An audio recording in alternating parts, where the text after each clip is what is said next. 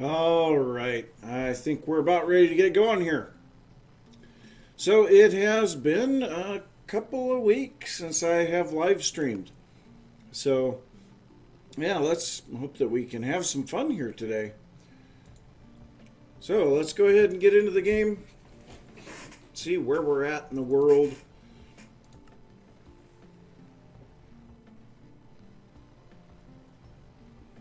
Got the creeper mug today, so I can pick up my cup and see through it. I always think that's cool.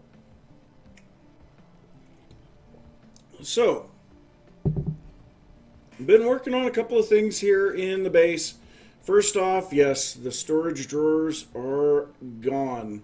I actually removed those last night and dumped everything into the applied energistic storage system. And just a second. All right, there we go. Everything was feeling a little bit choppy there, so I changed settings just a little bit. But because of that, I needed to run this dense cable down through here. Now you can see we're using 5 of 32 channels currently in that, but it gives us a lot more ability to do things. Now that dense cable is only running our auto crafting over here, and this guy over here, this storage or interface that's going for our gravel and sand grinding area, and this main storage here, and the interface and the crafting terminal and all of that, and there's still a storage bus on here so that we have access to the redstone blocks, but all of this is on the original channel that's running through the Ender.io AE conduit. So yeah, we haven't quite gotten everything figured out here. I wish there was a way to have the dense cable in the ME conduit. There probably is if we use like a P2P tunnel. Let's just take a look at that real quick. If we go to Applied Energistics, so we have these guys here. We have, well, that's a light. That's, okay, so that's ME. So that would be the one that we would want. So we would take a dense cable, run it into this P2P tunnel, and then it would take one channel to transmit 32 channels to the other end, and then we can come back out the other side. But I mean, these are pretty neat. So the EU tunnel, I guess we can move power, we can move fluids, items, light, the ME cables, redstone. Yeah, there's a little bit of options there. I also made by accident a stack of these smart cables. I don't know for sure what the purpose of the smart cables is, because I mean, you have the covered cable. I guess maybe the smart cable shows you how many channels are being used. It's about the only thing that I can think. But yeah, so I want to try to get a little bit more of this cleaned up and sorted. I guess I still don't have the coal in the system. Okay, well, we have wireless crafting. I guess we don't even have to use wireless crafting. We have a terminal down here. So let's go ahead and applied. Let's see here. We should have some storage buses in here. I thought we had some storage buses in here. Really?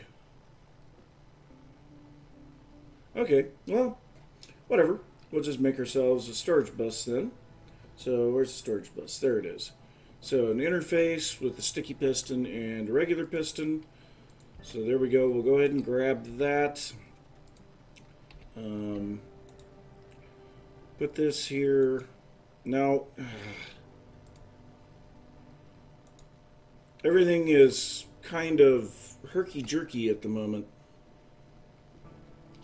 And I don't understand why. So let's see here. Drawers. Is there any way that we can move the drawers? I think that there's like box tape or something. Let's look at storage drawers. Yeah, this here, packing tape. So how do we make you? It's just paper and sticky stuff. Okay, so let's go ahead and make a bit of packing tape. And if we put this on here, yeah, now we should, and that has durability. That's nice. Okay, so now we should be able to break this. It stores its items. We can place it back down, and now we're good. Okay, so now we have our coal back accessible to the system, because that had been removed. And in all actuality, I think, so I need to set the priority on these storage buses overly high so that it will not try to put things into them. So let's go ahead and set our priority here to 1,000, and oh, that one's on the back. Okay, well, I want to grab my ME tool, my wrench, whatever it is. Where on earth did I put it? I don't know. We got dense energy cells. We got... Wow, we have a few things here that I need to try to figure... Oh, there's all my speed upgrades. I was looking for those. Not in there. There's a little bit of cleanup that still needs to be done around here. I have 2 of these crescent hammers now. Okay, well, let's check in this here. So, wrench. Nope. No wrench. Well, I know that I've made the quartz wrench at some point or another.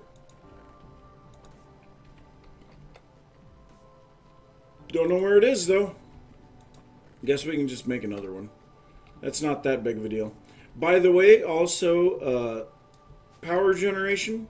I added, I think, 3 more generators. We're up to 12 generators now.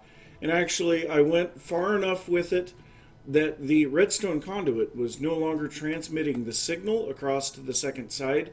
So I had to reconnect it over here again. So... yeah, this generator system is getting pretty big. It currently can produce almost 5,000 RF a tick, and the oil production is having no trouble whatsoever. So, oh yeah, that's right. I have my magnetic ring is no longer in my inventory. I'm relying solely on the magnet card in my wireless crafting terminal. But yeah, if we look over here, almost 160,000 canola. And at last check, we had about 12,000 seeds down here. And my gosh, I'm getting a frame rate. 15,000 seeds plus. And I'm thinking we may want to cut this down a little because this is, I feel like it's contributing quite a bit to the frame issues here. But let's see here. Quartz wrench. That's what I'm looking for. So, maybe in here. Nope. Okay, well, let's just go ahead and make ourselves a quartz wrench. Applied energistics. I know that I have one somewhere. But anyway, let's go ahead and get down here, and then we can pull this storage bus off of the back of there. Oh, and yeah, I didn't put my magnet card back in. Thankfully, it picked it up anyway. But then we can place this onto the bottom of there, set its priority to 1,000 again, and yeah, so now we should be able to have these just, that would be where all of our coal and redstone is going to end up. And we're going to need to make some cable facade, or not cable facades. Are those cable facades? I don't remember. But we're going to need to make something to make these, all these cables kind of disappear. I don't know. Maybe we'll rearrange some stuff here. Not entirely sure. So let's see. What do we got? We got that. So as long as now we have the coal and redstone set at high priority, what I'm going to do is come up here, and I made an MEIO port, which is basically a disk defragmenter. And so what I'm going to do, I'm going to pull out these disks. Okay, these two didn't have anything on them, so I'll move them up to the top. And then we just start throwing our disks in here. And it will run the items out of the disk back into the applied energistics system and put it into whatever available storage it is, following the priorities and everything like that. But it's a good way to save a lot of space, because a lot of times you have items that are periodically dumped onto a different drive, and you know, of course, types is a big deal in applied energistics. So we have to be really careful that we don't end up with too many types on a drive. Love my coffee.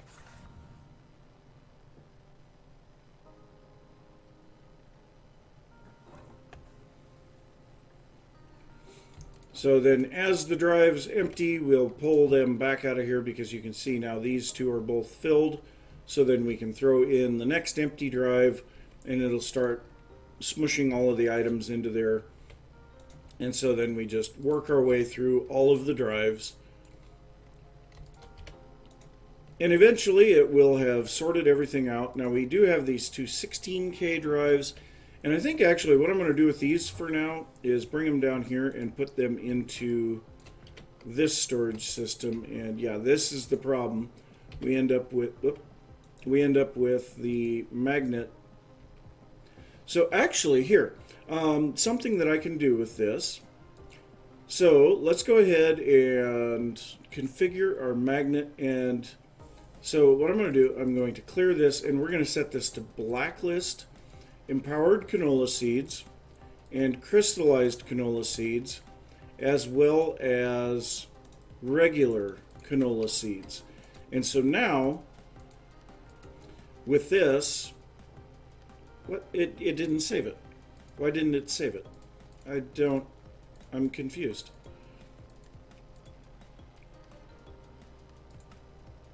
Okay, so we'll see if that saves.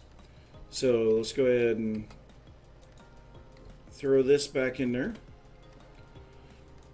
Make sure that it actually saved. Okay, yes, it did save the configuration. So now at this point, I can come in here with my magnet on, and it won't try to pick this stuff up. So, nope, it's still trying to pick it up. Why? Why? Why is this? You're not supposed to try to pick this stuff up.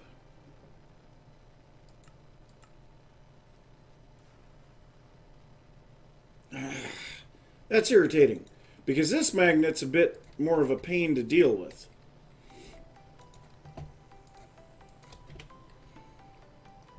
Yeah, whatever. But anyway, so we've dropped those discs off down there, so that'll give plenty more storage down below.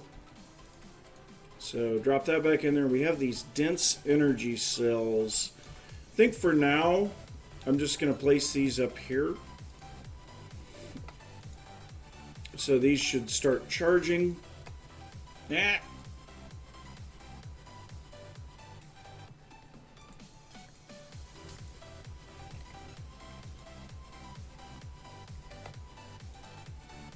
Okay, so both of those are charged. I want to see. Okay, so yeah, it is still charging. So I want to see what this is doing to our power consumption. Woo! Yeah. So yeah, there's maximum power input at about 4,200. And we're running pretty much maximum power output at the moment at around 20,000. So that just dropped back down. But you can see now if we look... Oh, I didn't put those back in. But we could have looked at our power monitors and seen that power level dip. But, yeah. So, cabling. We need to get some stuff taken care of here. Oh, and by the way, I put in a sound muffler here because these grinders were just... Oh, they were giving me a headache. We are going to have to put in a lot more grinders, though, or crushers, because... I'm not keeping up at all with the... So if we take a look at, let's say, we'll just look up ores. So if we look here at the ores, and let's sort by mod, that would be the best way to do it. So you can see we've got thousands of the powder ores, which are fine. We can just auto-craft those. And we'll probably set up an auto-crafting system. But then we have thousands of the crushed variants. The only ones that I don't have a lot of are iron and lead. And my gosh, this song feels really loud. Let me see here. Now let me toy with the volume mixer here.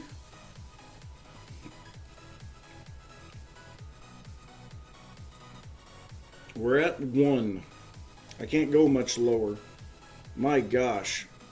Okay, well, let me just turn down the overall volume for the desktop then. Hopefully that helps, because, yeah, that song feels really loud. But anyway, you can see looking at it here, can we not store these items? What is going on? That's something's wrong with the system. But anyway, you can see we've got thousands of the ores, thousands of the broken ones. Some of them are a bit lower than others, but yeah, we've got a lot of ores. So, well, and we are making iron right now. So one really nice thing having all of the crafting now together, I can tell it to make iron ingots, and it will craft everything from broken ore all the way down to dust, and then cook it. So yes, that is really nice. Let's see here. So yep, there's the problem. I have not moved all of my drives over yet. Got interrupted. And the energy cells, I think I'm just going to leave them here for now. Just out of curiosity. Okay, yes, so if I pick it up with a wrench, it stays charged. Okay, so I'm just going to pick those up since they're all charged. Well, that one has a little bit that it's not charged. Okay, there we go. All 4 of them are charged, and I'm going to drop those in here. So basically that is some emergency applied energistics power if we should happen to lose power for whatever reason. So I like the idea of having that. There's my wrench. Oh well, they're a cheap wrench. I'm not going to complain too much. So we need to get a lot of this stuff a bit more organized. I would also kind of like to get this stuff automated today as well, because yeah, I actually ran out of one of the processors. I can't remember which one it was. I think it was the engineering processors, but you can see I have to manually go through and do all of this. That's not overly fun. So I'd like to get some level emitters on that and get some of that stuff to where it's working properly. Now we've got the 16K storage here. I think we've got a bunch of more stuff in here. Yes, we do. Okay, so we've got some 1K storages here. Oh, and my phone is going off. Okay. But so yeah, here's all of the stuff from the storage drawers. We had 18 of the drawers themselves, 31 level 5 upgrades that got pulled out of there. And okay, there's the storage buses, but there's the drawer controller and the drawer key. I had also made an extra ME drive because I was thinking about making the system down below independent of this one up above, for the storage at least. And I couldn't figure out how to get the contents of the drive to show up on the other system. I know there's a way to do it. I have done it in the past. I have watched people do it. I just can't think of it. I know that it is something to do with an interface and a storage bus or something. And wow, my phone just keeps going. Okay, just a second.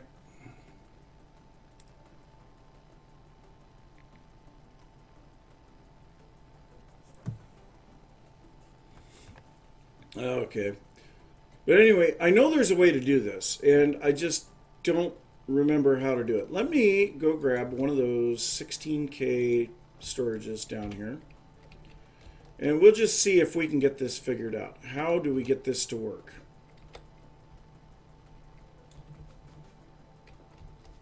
Oop.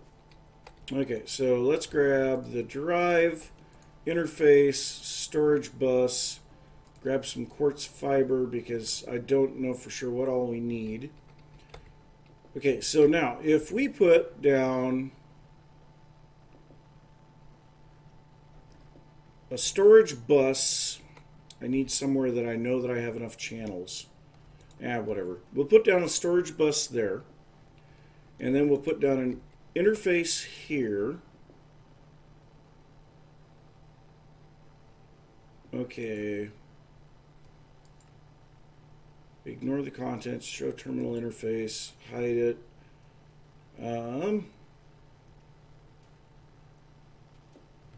Because I believe if we take this and then put the drive down next to it and put this in it, it will recognize the drive as, you know, it'll show the disk, not the contents of the disk.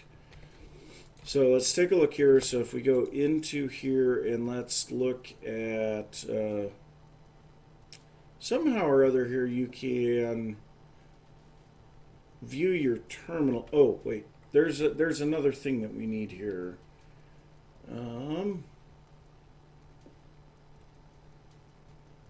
Terminal interface, yes. Okay, so we need to make one of those.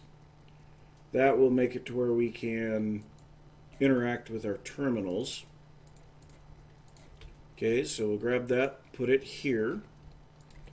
So now we can see these are all of the terminals around the base that are hooked up. And this one here says nothing. Oh wait, that's terminals, not storage.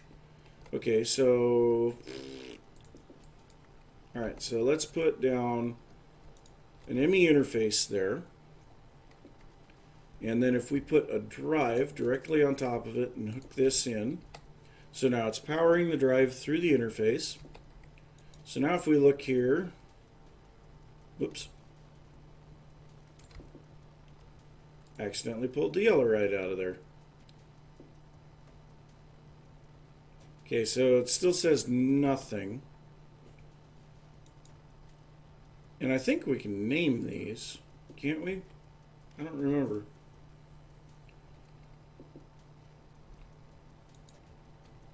Okay, so I think I've got some more terminals. Yeah, I've got a terminal. So grab one of these. So if we put this right here,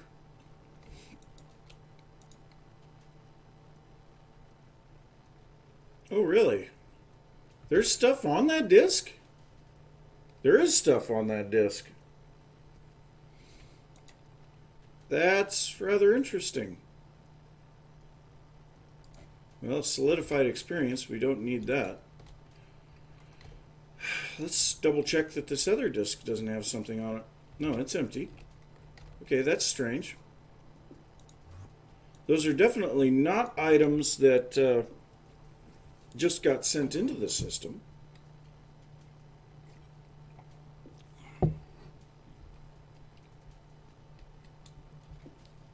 So, all right, we have 44 wood casings. Let's see. Let's go with tin cable. So let's check and see now. Tin cable. Okay, so it shows that I have 124. Let me pull all of that tin cable out of there. It pulled it out. Okay. So that actually works. But it's not, I don't think that it's bi-directional. That only, so the main storage system can see what's on this disk, but this storage system can't see what's on the rest of the network. And that's fine. I am fine with that. So that is what we want to do. We want to set up a system down below that keeps all of the orbits, that keeps all of the orbits off of our main drives, because you can see our main drives are full. That's not exactly a good thing. So there we go. That has been emptied. Now if we put this back in there, so let's try something. So if I change this storage bus, oh, we're going to need to add some capacity cards to that, but we can worry about that later. So let's change the priority to 1,000 on this. So our priority is at 1,000, yep. And what I want to do is we'll take, I don't know, let's say sand.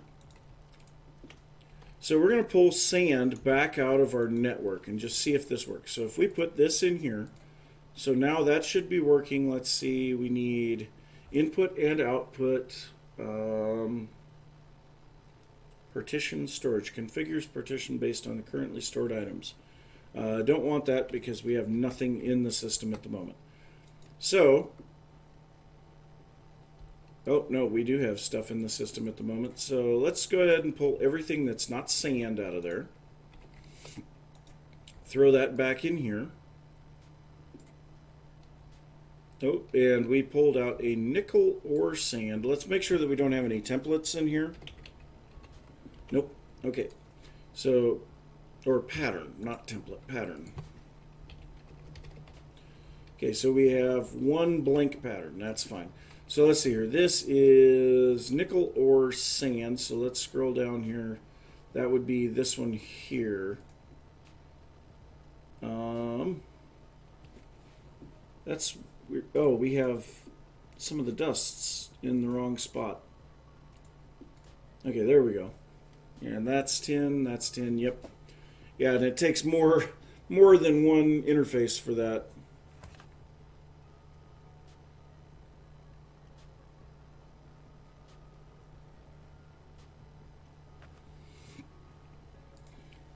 Oh, and we still have this tin cable in our inventory. There we go.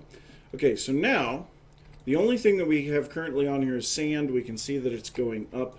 So now let's repartition our drives. Run these back through and clean up the drive system again.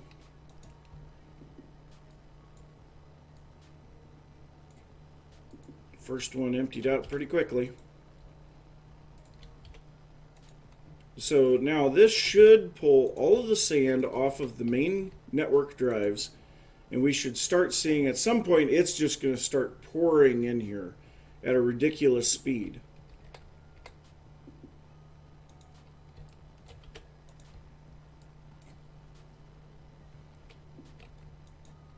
Yeah, see, there it goes. So it's just pouring in stupidly fast. Now, we can actually put some acceleration cards in here. Let's do that. Let's grab some acceleration cards. So let's craft up, I don't know, 10 of those because we... Oh! Our diamonds aren't into the system. We're missing some stuff because of the partitioning or the disk defragmenting. So for the moment, I think I'll pull these 3 acceleration cards, throw them in here. So now this will go a lot faster when I need to run the disks through. But so now we have 59,000 sand off in this secondary system, and we're keeping that off of the main drive. So that's what I need to do right there. And we can set up some drives specific for the ore processing system. So I just need to figure out how we're going to go about doing that. But yeah, that definitely works. Because now we have 59,000 sand in this single drive. And you can see 59,000 items doesn't take a lot of space when it's one type. So that's what we got there. But that 59,000 sand is also available here on the main storage system. And I guess we can turn our dirt crafting system back on, and yeah, we're up to 350,000 dirt. So we're over a third of the way there on the 1 million dirt. It's going to be kind of nice once we get it to the point where we can shut down the dirt processing. But I still have yet to figure out how to manually complete the quests. And I know you guys have told me repeatedly how to do it, and I've tried it, and it just doesn't seem to work for me. I don't know why. But anyway, so that will start exporting gravel back out of the system. Currently, we're getting gravel faster than we're using it. Oh, geez. We're not... Why? What? Why are you not exporting? Okay, you are set to active with a signal. Oh. Was it on? Apparently it must have been on, and we're actually making gravel faster than we're using it. It's about the only thing that I can think. but I could have sworn that we were using gravel faster, or using it faster than we were getting it. Let's go ahead and grab some of these speed upgrades. See if we can push the speed on that a bit more.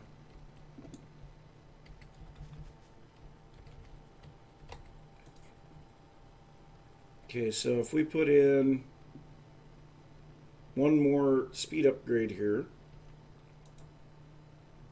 So now we're bringing in coarse dirt a little bit faster than this crafter can craft it, which should mean that these guys are staying completely filled.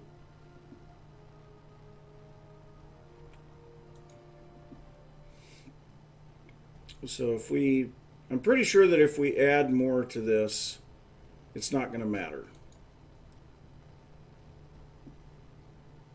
Yeah, see, that's not going any faster. How many speed upgrades do we have in here? Just 5. All right, well, let's make some more item conduit speed upgrades.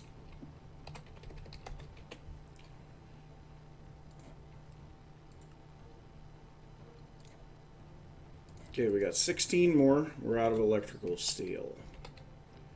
So let's try bumping this up to 10. Yes, now we're moving items quite a bit faster than we're making them. Okay, so now the dirt is not keeping up. So let's add more to that.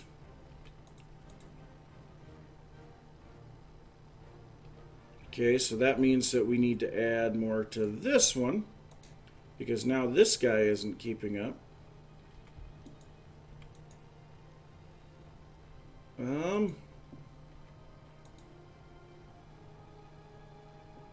Wow. Yeah, we're crafting rather quickly here. Okay, so now this guy isn't keeping up, and he's got 10. So let's go ahead and up this to 15, which is maximum speed.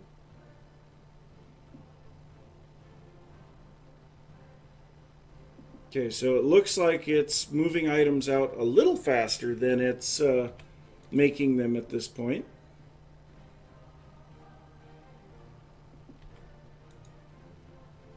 And it's trying desperately to keep up, and it can't. Poor thing. It's absolutely insane how fast this works. Okay, so let's try upping the speed on this one, see if that makes any difference. Pretty sure that it doesn't matter once you go past 17. I think it actually is detrimental, and it ends up going slower. Okay, so we're at least keeping a steady amount of dirt in this first autocrafter. Yeah, everything is just kind of maxed out. We're making slabs ever so slightly faster than we are able to craft them. So let's go ahead and up this a little. So yeah, our outputs aren't even showing anything. I think we are maxed.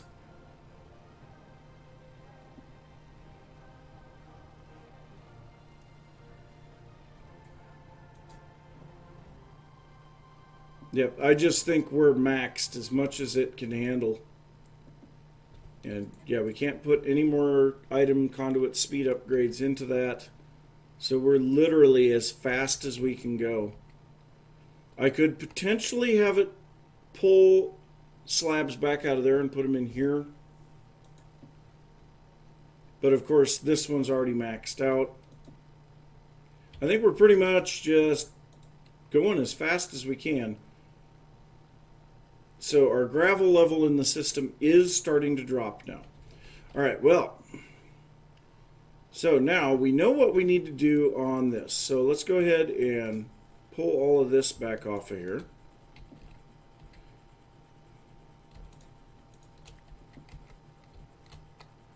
Okay, and this drive we will just go ahead and repartition back out. Throw the sand back into the system. Look at how fast it moved those 59,000 items. Okay, so we'll grab this stuff, because that's what we're going to need down there. Let's go ahead and throw these speed upgrades in there, because we're not going to need them right now. Let's see here.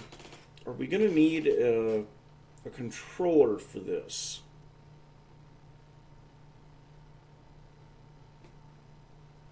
No, we shouldn't need a controller, because all that this is going to be is a storage and an interface. So we need a, well, no, we don't even need an energy acceptor. We can pull the power from the regular applied energistic system. Okay, so let's head down here. So we have our compacting drawers, which will probably be making a few more of those. And I think I'm going to keep these terminals here. So we have our crafting terminal that is accessing the main system.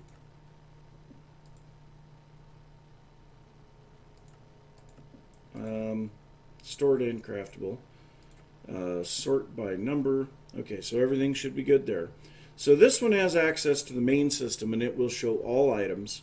And then what I want is a second system, or a second terminal, that is only going to show the contents of this drive. Which I don't want that drive right there, because I don't want it connecting to that. And I guess that would be, okay, let's, that would be a place that we could put our terminal, or our storage bus. So if we place this here, set the priority to 1,000, and then we need to start setting our other stuff. So let's get back to Applied Energistics. Hey, Twitch boy. How's it going? Okay, well, we can empty that now. So now what we need is capacity card, not fuzzy, acceleration with capacity cards. Okay, so that's just a basic card and a Certus. Okay, and we need 5 of these? Oh, we don't have the basic cards. Okay. So we'll make a few more of those. Okay, so there's 4 capacity cards. Good, or 5 capacity cards. We put those in there, and that maxes out the capacity of this. Oh, I am doing great. So I'm just trying to replace the storage drawers system that we had in this area with an applied energistic system. And I think I've got it figured out. Okay, I can't put that there, though. This has to go to the interface. And then the interface can connect with the drive. So if we're going to do that, I need to go like that. And so now that should power the interface.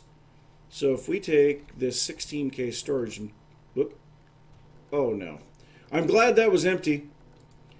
I would have lost all the items on there. So if we put this in here, yeah, we have power in that.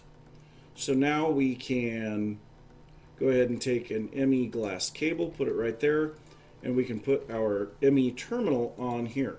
Now I'm only going to put a terminal on here. I'm not going to put a crafting terminal, because we should be able to do any crafting from the other system. Okay, so now we can see there's a lot of junk already going onto this drive. So now we need to start setting our filters. So some of this stuff is already going to be on there. So let's go ahead and start out by setting the partition to what it actually has on it. And we're going to remove the gravel. We'll keep the flint, all this other stuff. So that is currently what we have on the drive. And we need to pull the flint and the gravel and the sand back off of there. And we'll throw these into our main storage system. Go ahead and throw that in there as well. And this packing tape, I'm going to throw it in. Alright, so now we have, this is now taking some of the items that are coming into the main system. You can see the crushed copper is one of them, and that is actually running through these guys at the moment. All right, so now what we need to do is go through the ores. And copper should be on it. Yes, the void ore miner does need power, and it needs a fair amount of it. But the higher tiers actually take less power. So I'm powering my void ore miner with just a straight up dimensional transceiver.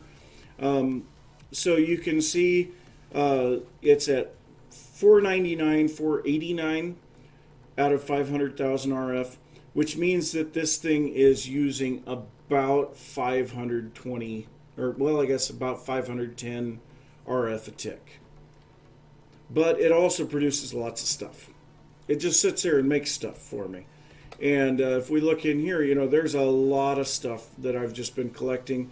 Now, coal, lapis, and redstone I typically don't put in here, but like, look at all these diamond ore that are just sitting here waiting for me to do something with them. Also set up the void resource miner for a little while, and I got all of this. So I might set up the void resource miner again and see if we can get any of that. Now, one thing, glowstone. Glowstone is something that I have been struggling for. So let's take a look at the recipes on here. What color? So we would need a yellow lens. So I could make a yellow lens and let that go. Let's see here. What does this give for the ore miner? So it gives gold, glowstone, and sulfur. Well, the gold, we could use that. We've been using a lot of gold here lately. Yeah, it will use a huge amount of power at lower levels. So I'm at tier 2 right now. And with each additional level, it actually uses less. So if we go and look at the manual for this, for environmental tech, we can see, I think we need to just go to the void ore miner. So if we look here, so yeah, the tier 1 uses 320,000 RF per duration, which the duration is 400 ticks. So you can run the math out backwards there. So that's going to be 800 RF a tick on the tier 1. So if we go to tier 2, it's still 400 ticks, but it's only using 1600 RF per duration. So that's only 400 RF a tick. And so then if we go up to the tier 3, it's 300 ticks with 80,000 RF per duration. And that's kind of ugly math right there. But if it was 90,000 RF, which makes a little bit easier math, then it would only be, that can't be right, 30 RF a tick? There's no possible way. It's only 30 RF a tick at that point. Feels like it's got to be 300. Oh yeah, it is. Yeah, it's 300. So it's a little less than 300 RF a tick here on the tier 3. So it might be worth upgrading to tier 3 for me. But it does take more blocks as well. And then when we get to the tier 4, you can see 200 ticks at 40,000 RF per duration. And so that's down to 200 RF a tick. So yeah, the tier 4 uses a quarter of the power per tick and produces twice as many items. So it's 8 times as good, but it does take a lot more stuff. But yeah. Yeah, and the lenses, so if we look at the lenses, somewhere or other, I thought it talked about lenses in here. It doesn't look like it. But if we look at the lenses, and by the way, these are some good lenses too for the atomic reconstructor. But so like the orange lens will give you copper and ardite, and the magenta will give you, whoops, that's the magenta will only give you magenta hardened clay. Now, of course, all of them will, to a certain degree, give you every block. It just it's preferential for what it says it's supposed to be. So about 3.38% of the time, you should get a magenta hardened clay with a magenta lens on the void resource miner. It's pretty simple.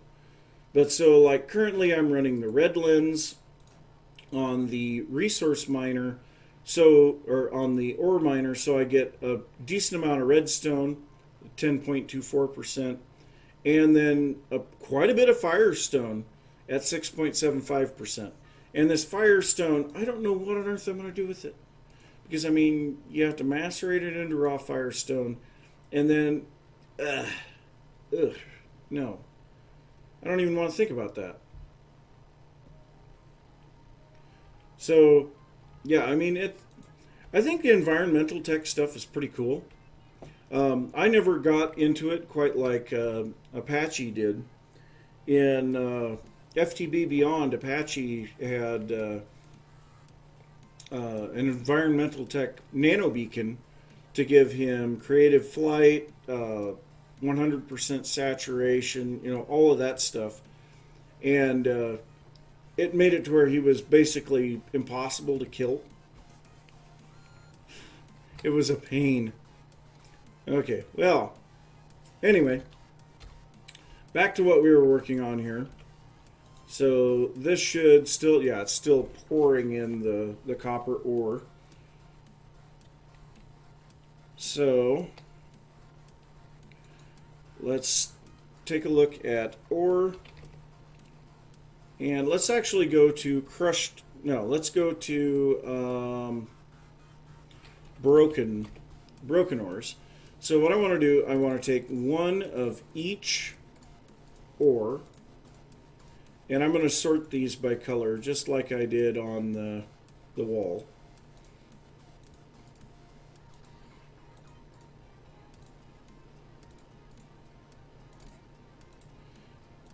So we'll grab one of each ore, and we'll set these into the storage bus here.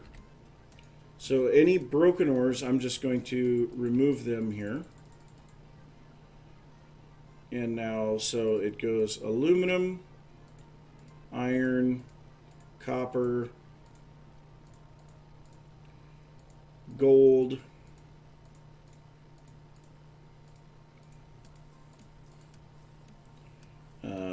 nickel,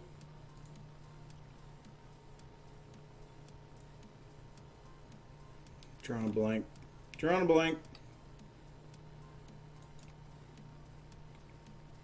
So after the nickel, I think I went with yellowite. Actually, I think I may have those backwards. Tin, uranium. Actually, I think uranium was the very last one. Silver, platinum, and lead. So that should cover all of those. So now if we take this, oh, absolutely. Information is pretty important. I just realized something here. So we need to take this drive out momentarily because this is only a 16K drive. So what I want to do, we're going to try to get into extra cells here. So we've emptied out the 16K drive. So let's pull out our 16K storage component and drop it into the system along with the housing.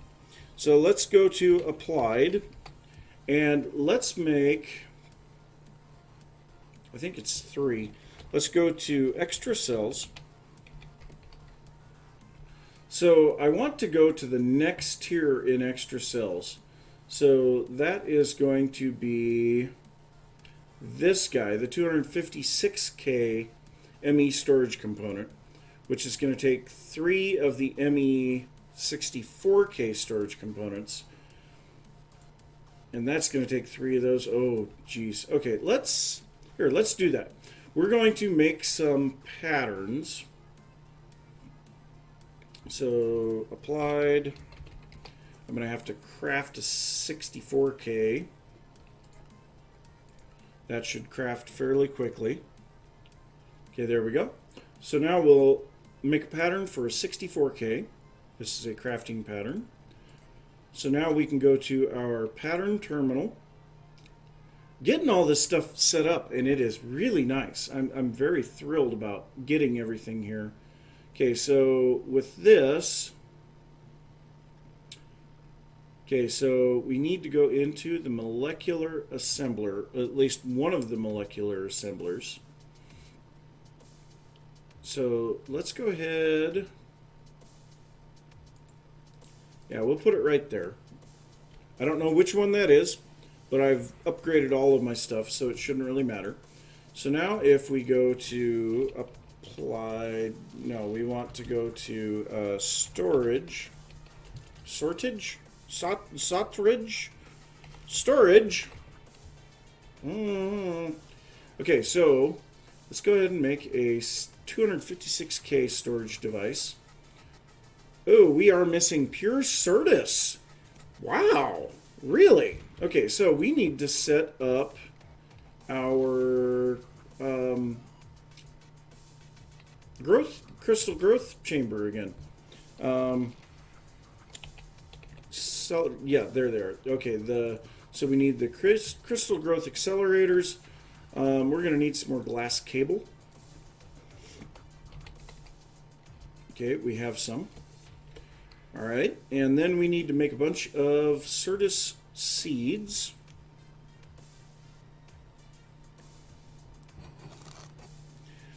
I appreciate it.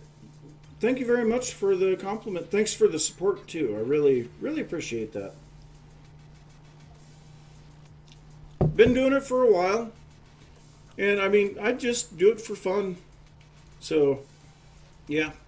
So let's go ahead and grab a whole bunch of these Certus quartz seeds.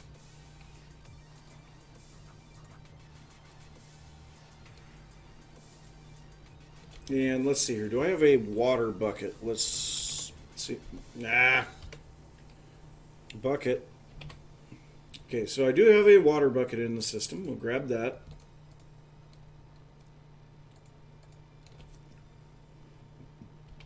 Okay, that should be good enough. And I'm actually going to pull off of here for the moment.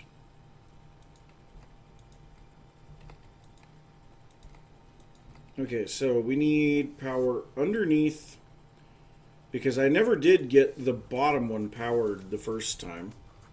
And then we need, okay, so this one will go underneath, powering there. Then we need one here. Do they need to be facing in? I think that's fine. Okay, so then we'll wrap this around on each side. And we'll bring this one up from underneath. All right, so place these all in here. Creative flight now. That is actually rather handy. So we need to turn our magnet card off. Grab our water bucket, fill that back in, and now let's actually do it this way. I'm going to break the concrete from above it, and we'll just drop the stuff down through the hole from the floor above. So let's throw out all of these stacks of Certus seeds. Oh, a bunch of them didn't land right.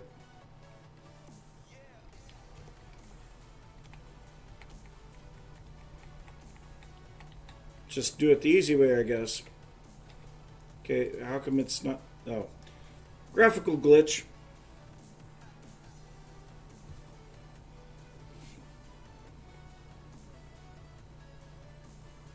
Yeah, it kind of happens. Now, granted, this computer here is pushing over 6 years old already, but when I bought it, it was top of the line. And so that's why it's still going pretty strong. You know, the timing thing is not quite as big of a deal as you would think. It's more about having fun. You know, the one thing that I found with the various mod packs and everything that I've played, and the various series that I've done over the years is that people will watch if you are having fun. It may not be a big group of people, but if you're having fun, people will watch. And that's the main thing. You know, I do it for myself because I find it fun. You know, the fact that I have some people that enjoy watching it as well, bonus. That is, to me, that is just a bonus. So, you know, that's probably the biggest bit of advice that I can give anyone that's thinking about starting YouTube or live streaming or anything like that. Don't think that you're going to make it big.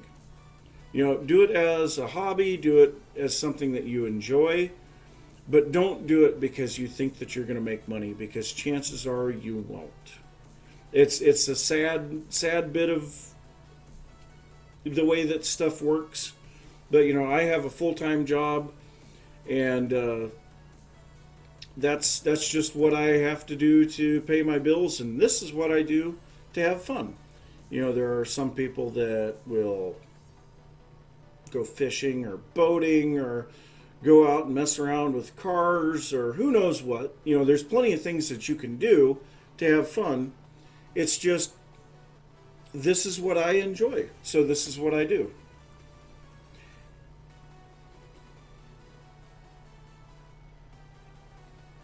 Yeah, exactly. If you're not having fun, nobody's having fun.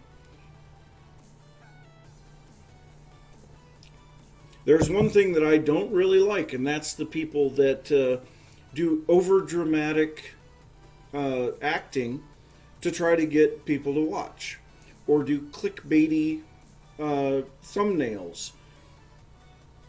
You know, that's the type of stuff I don't like. That I would personally rather have it to where I'm having fun and I am very candid with the people that watch. You know, I let them know 100% what is going on. I'm not going to sit there. Granted, I could sit there. Oh my God, that's you know, that's not the type of person that I am. You know, if you see that type of a reaction in one of my videos, it's because it was a genuine reaction. I'm not planning that out or anything like that. So, whoops, I'm still standing on the elevator. So, kind of looks like these are already grown. Yes. Wow. That's good. So, we now have all of our crystals here. And I think I may make a few more, because we are going to be needing quite a bit of this pure Certus.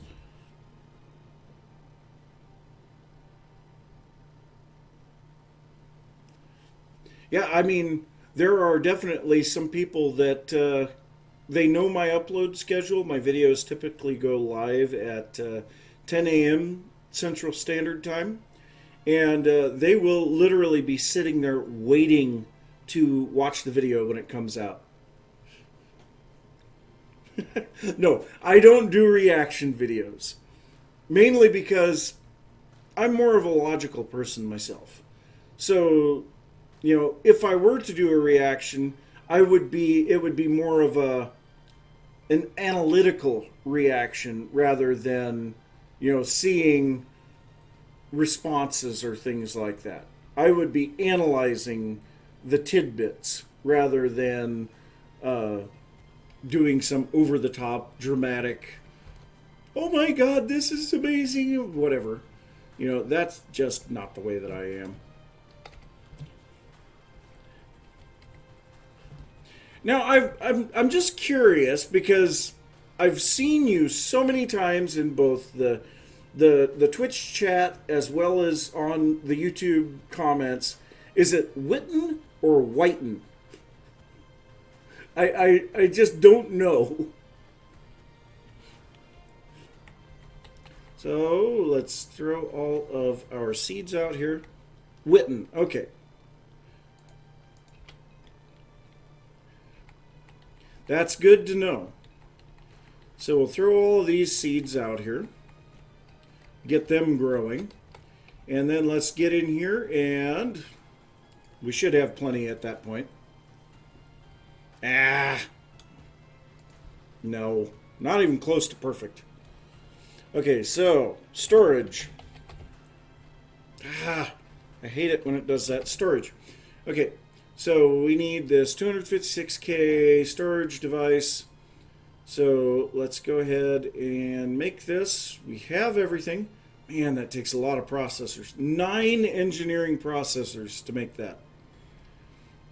Almost a stack of logic processors. And we already have one of the 64K storage components made.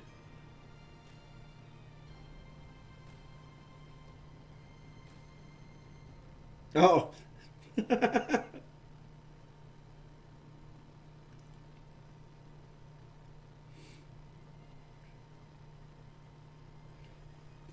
Okay, so let's go ahead and start that. And I actually want. Did it not?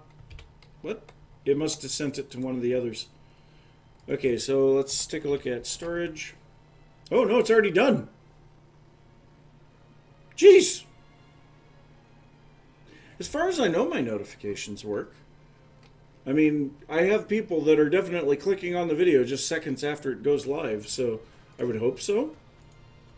So at the moment, I'm going to leave it at a 256K storage. No, you know what? We're going to take it up another level. We're going to go to this guy here, the 1024K storage. Oh, geez, that is going to take a lot of stuff. Well, let's do it.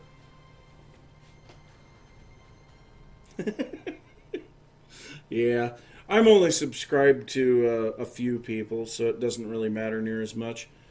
Some of the stuff that I'm subscribed to, they put out videos maybe once every couple of weeks or once a month. And then I'm subscribed to a whole bunch of the hermits.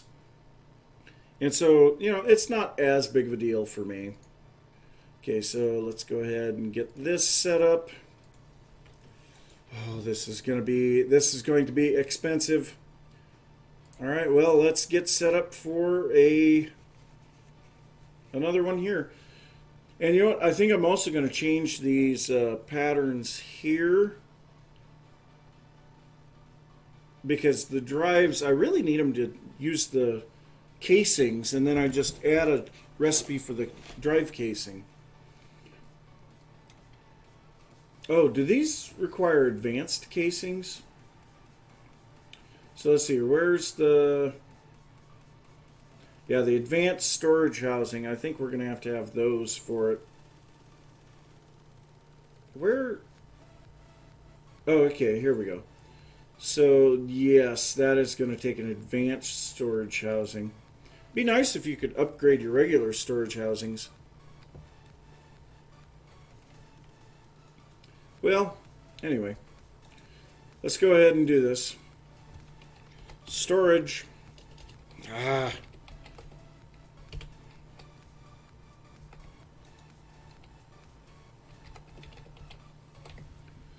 Okay, here we go.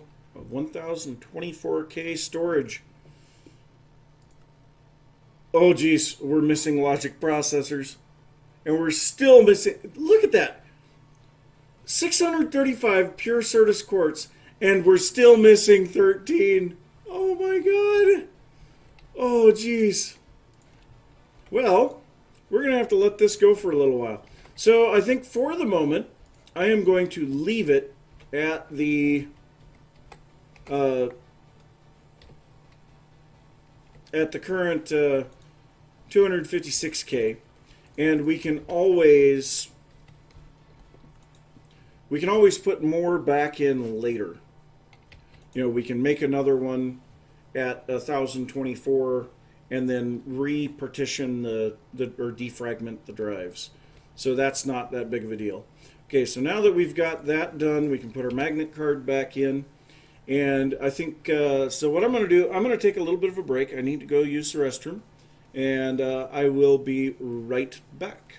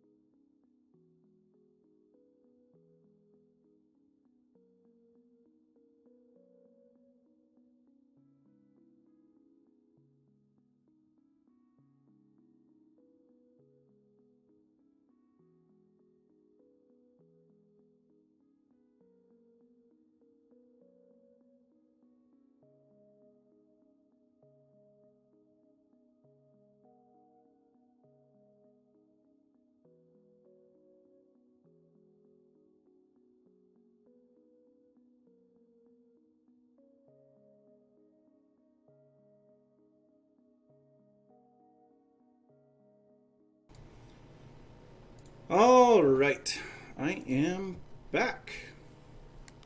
There we go. Game's back up. All right, so let's continue on with getting this all set up. So we need to make an advanced storage housing. Gosh, diamonds. Oh, we are out of quartz glass. Okay, quartz glass, I believe, is a crafting recipe. Yes. So let's make a few stacks of quartz glass. Probably use tons for those storage things. So now let's go ahead and get our advanced storage in here.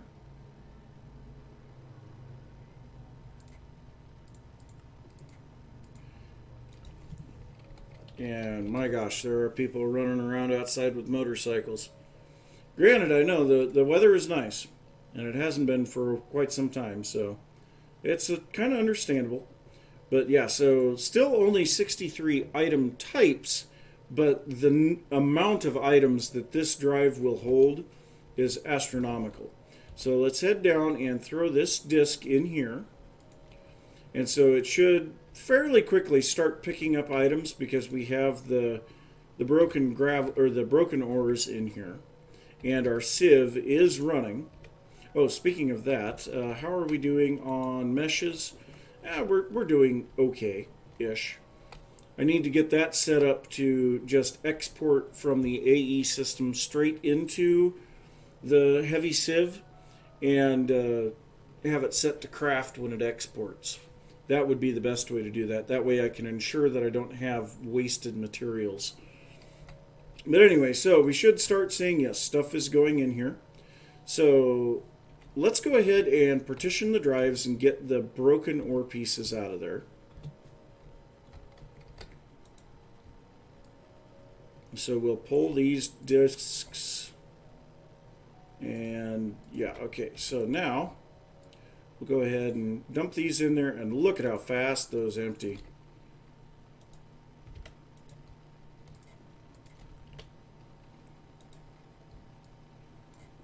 So now when I get back down to the bottom, we should see a whole bunch of broken ore in that secondary storage system.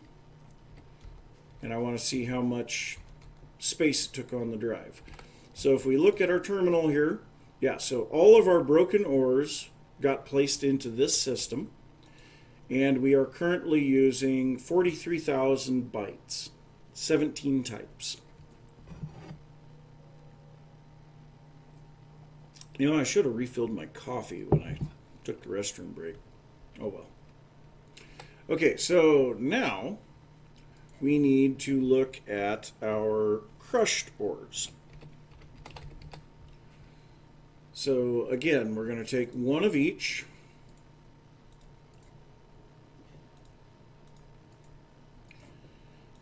And we'll set it up in the partition of the drive.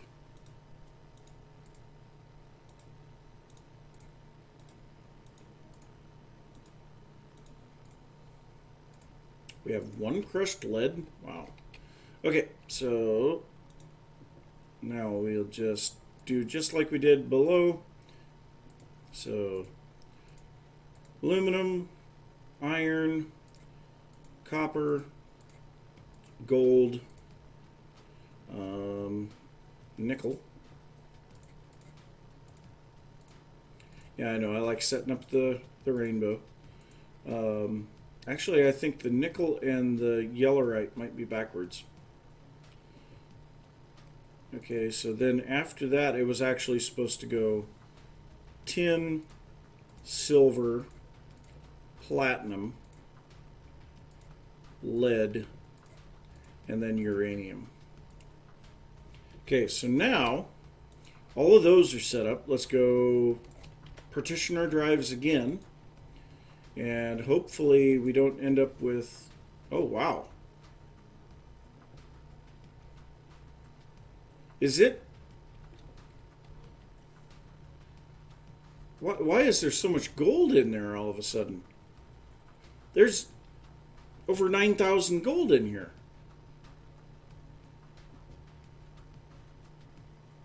Say, it wouldn't be exporting it. Where on earth did all that gold come from?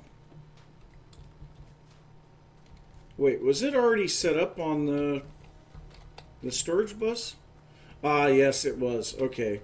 So when I defragmented the system just a bit ago, it was already pulling that stuff out. Okay, so those two drives are empty. So we'll go ahead and pull these, put those in there. All right. So now, very quick defragmenting. That actually should be enough to completely defragment the system. Nope, not quite. Okay, there we go. System is defragmented again. We now have 3 empty disks. And let's see how we're doing on our secondary storage system again. So, we now have 26 item types in here, using 65,000 of the 262,000 bytes. And if we look at our quantities, beautiful. All right, so next up, we need the powdered.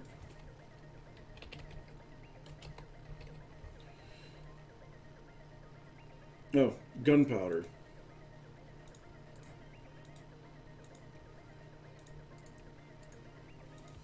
So grab one of each of these.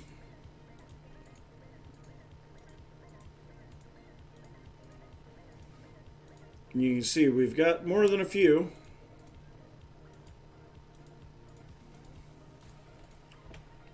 Oh, and I just realized we still need to do the gravels, the sands, and the dusts in here as well. And yes, I said sand, sands, not sands. Not Undertale.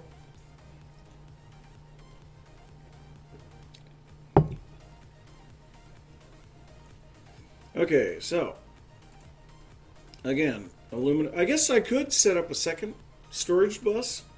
That'd allow me to have room for it. And that's probably what I'll do. Copper, gold, and yeah, I think it's supposed to be, yes. That's the way that it's supposed to be.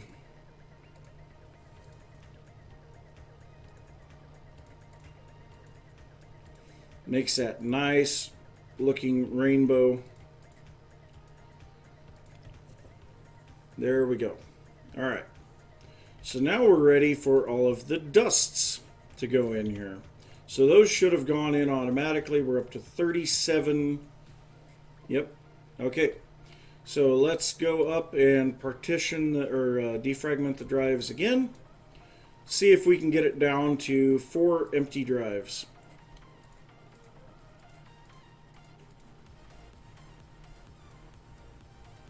Okay, both of those are good.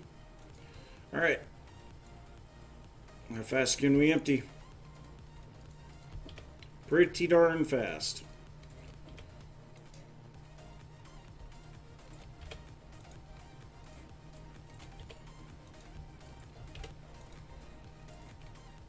Okay, well, we're only 33 types on that drive, so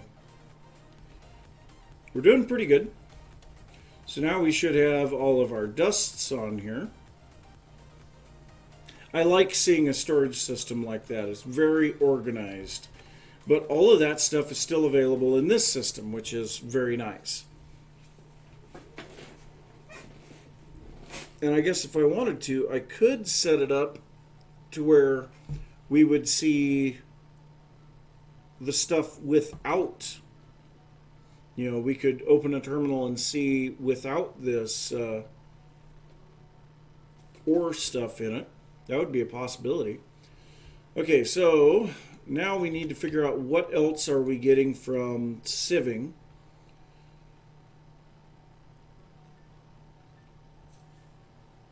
So we have not put any diamonds in there, I know that. Okay, so let's go through the line here. stuff that we get from sieving. So we know that we get lapis. Redstone has its own spot. Certus quartz dust is something that we get. Flint is. Basically, it's this stuff that we have a lot of. The dilithium dust and the titanium aluminide dust, we'll need to put that in there as well. Apatite is something. Certus quartz. Skystone dust. Bone meal. Bone meal I'm not going to put into there. Charged Certus. Industrial hemp. No, we're not going to put... So, yeah, I just want it to be ore-related things. You know what? We're not even going to bother putting any of that other stuff in there. So we're going to remove all of those. We're only going to put the ores. Oh, Jesus, we've got... Okay, so now what I'm going to need to do is go and defragment this drive. So this will throw all of its contents into the other drives.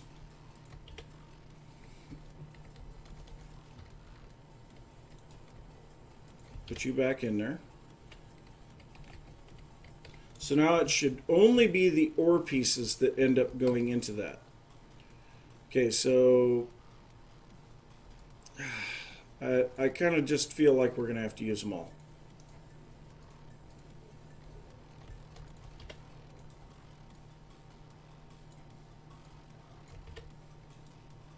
Whoops, that is not the drive.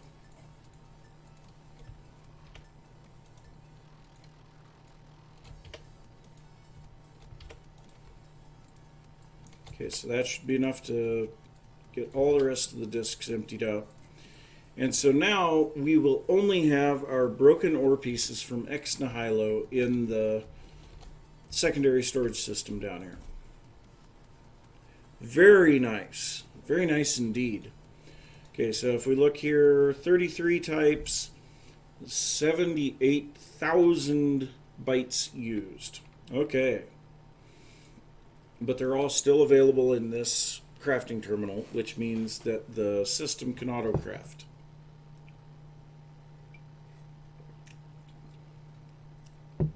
So then the next thing would be storage of our dusts, sands, and gravels. So let's see, we do not have enough room in this terminal to show them all. So what we're going to have to do, or in that storage bus, so what we're going to have to do is set up another storage bus right here. We're going to I think what I'm actually going to do is just set this with that for the moment. Okay, set the priority to 1,000 and hook it up to the network momentarily. Let's grab some black concrete.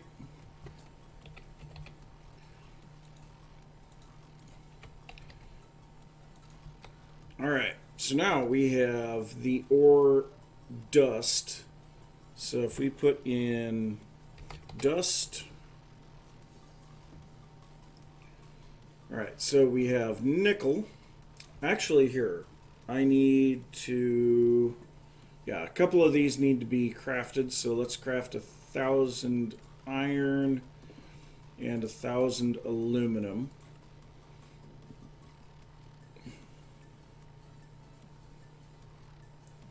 And we have regular dust here. That's surprising. Didn't even think that we had any of that. Okay, so we'll grab our nickel, lead, tin, copper, silver, gold, iron, yellowite, platinum, uranium, and aluminum. Okay, that's all 11 ores. Oh, and we need some capacity upgrades here.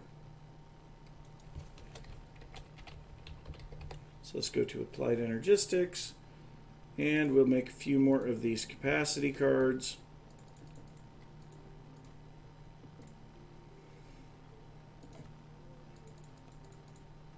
And I actually only need 4.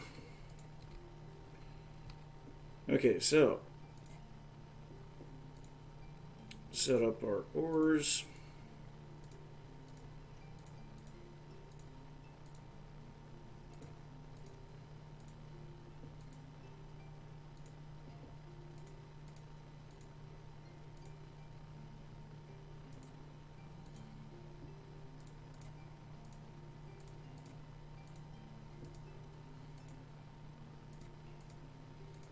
Okay, there's that.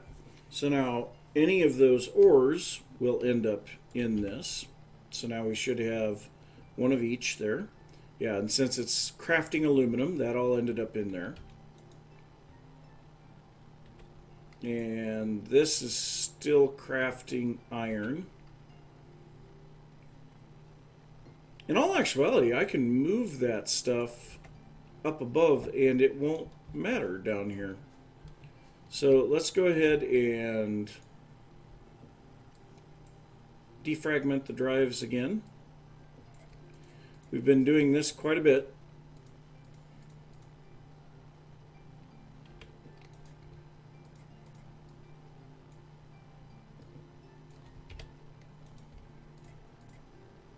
But we are getting our drives cleaned up. That's the main thing. So now all of the ore dust blocks should have been pushed off of the drives. Yep, we're down to 26 types in the last drive now. So now all of our ore dust blocks should have ended up over here. And you know what? We're going to sort these a little different.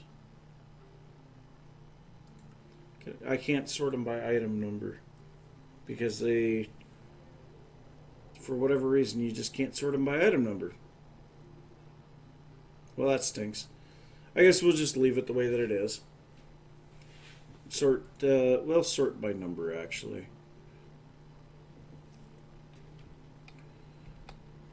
So then the next thing... it's weird. We're finally caught up. Amazing! Wow! That only took it like about 5 or 6 hours to catch back up.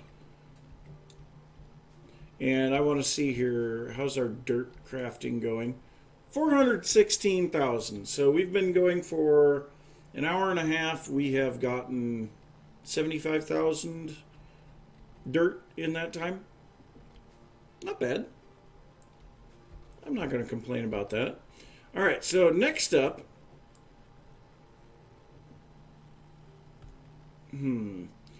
okay, so we need to get our sands in here next. Do we have enough available types still? So let's think about this. No, we don't have enough available types. Because I'd say we've got 11 of each type, or of each ore. Or 11 ores, you know. So we have 11 different things here.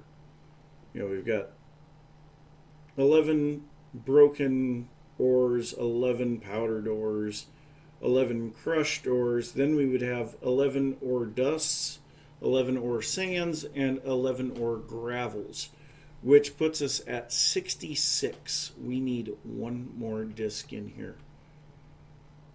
So I think I'm just going to make a 64K to put in there. Oh, excuse me. Okay. Crafting. Let's go applied.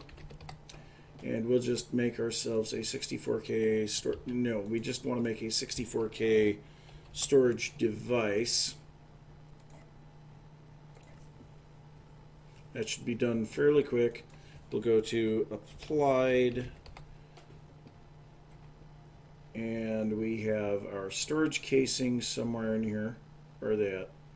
There they are. So we'll grab our storage casing and a 64K storage and add that. Okay. So that will allow us to hold the additional items. And now we can start making our sands. So let's go to crushed. Oh, we're lead. That's a little bit of a problem. I should. Let's get lead. We need to make a little bit of lead.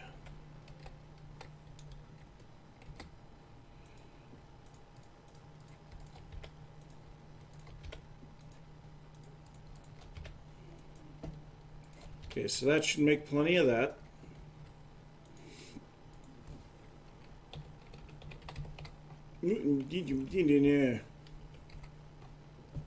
Crushes? Crushed. Okay, so copper.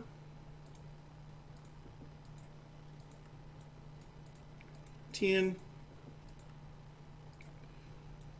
Gold. And yeah, we'll just go down the line.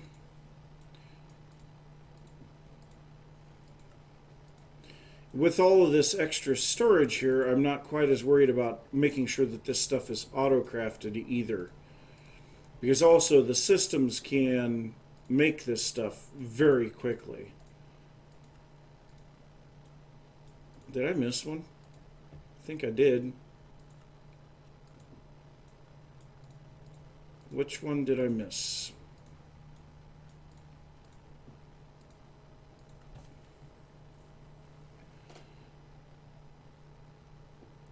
Gold, silver, platinum. Missed platinum. Okay. So now in this one here,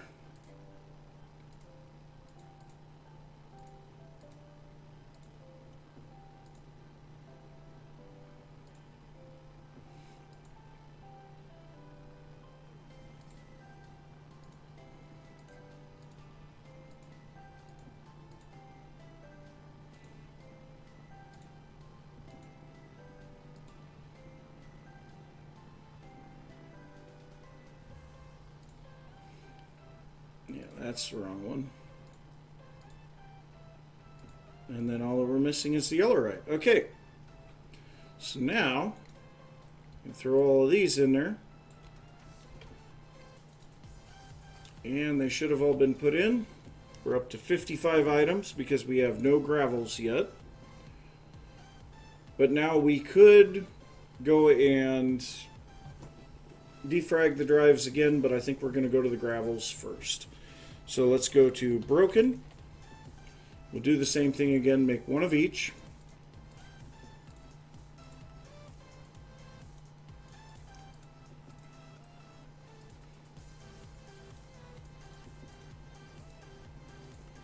Man, the wind is starting to blow like crazy outside.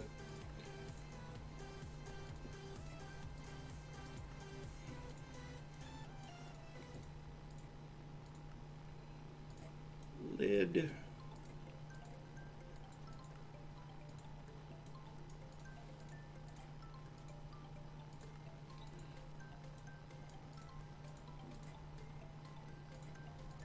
And so this way I can literally craft any of these and they will stay in the appropriate storage area. Okay. So let's go ahead and get this. So aluminum, iron, copper. You silver or tin? You're tin. Lead.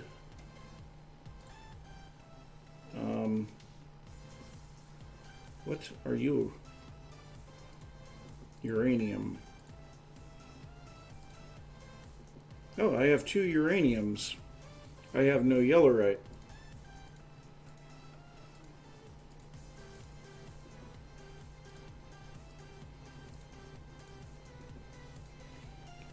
Okay, well, let's grab some yellow. No clue how that one worked.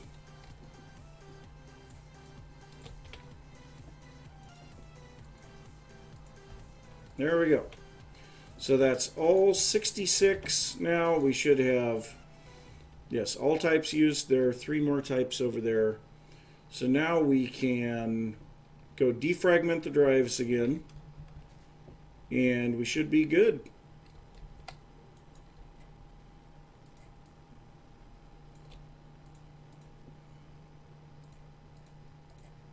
We should finally be to a point now where no ores are left on our drives, or at least none of the ex nihilo ores are left on our drives.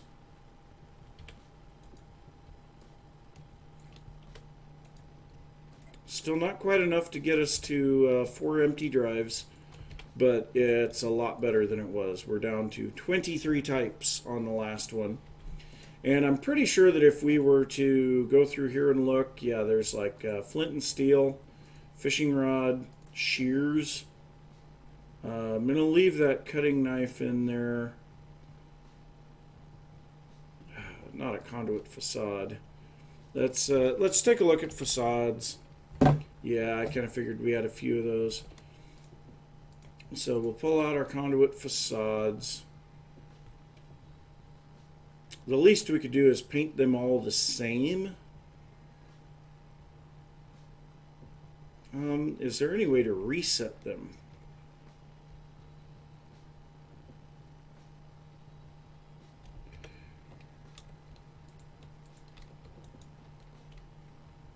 Well, that obviously doesn't do it. Nope, doesn't look like it.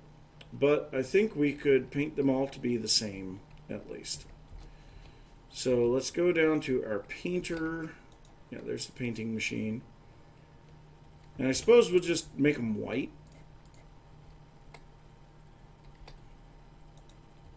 At least that'll make it to where they're all the same.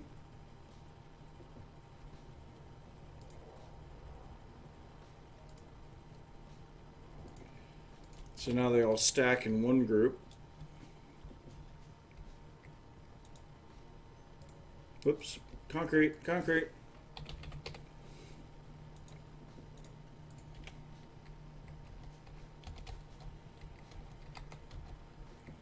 Whoop, too far down. Alright, so now some of this stuff we need to... I'm just going to combine these together. So I actually have a sheep spawner now, and I was shearing sheep and then killing them. So I've got tons of mutton. I don't know what I'm going to do with this mutton. So I've got quite a bit of cooked mutton, quite a bit of raw mutton. Not a lot of uses for this stuff. I suppose we could theoretically make shepherd's pies and put them into the sieving layout. Same with the dim sum. Oh, I just picked up a cactus. Well, that's something that we can think about in the future. Speaking of cactus, I have not done anything with my cactus farm for a while. So let's see how... Oh, man. Lots of cactus. So let's get up here and throw all this... Oh, I'm a level too high. Throw all of this cactus in there. What I need to do is get this changed to be a cache. Or have it automatically transporting all of the cactus up here. But yeah, we're definitely making cactus a lot faster than we're using it. Alright, Twitch boy, hey, thanks for stopping by. I will see you later.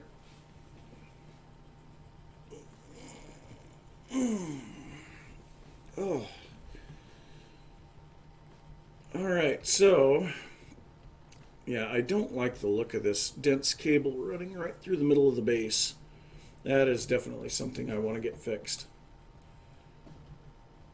But, so let's take a look here. All of these have shut down. and we're up to a little over half of the storage space used on that disk. Now, of course, a lot of that is taken by types, not by actual storage.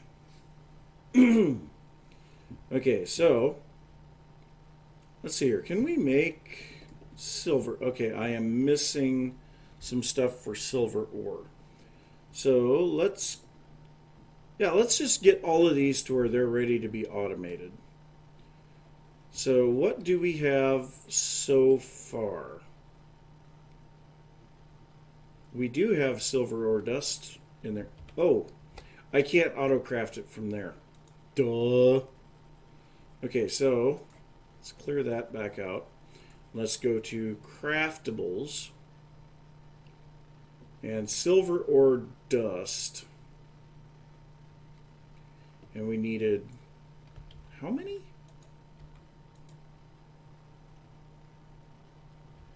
997.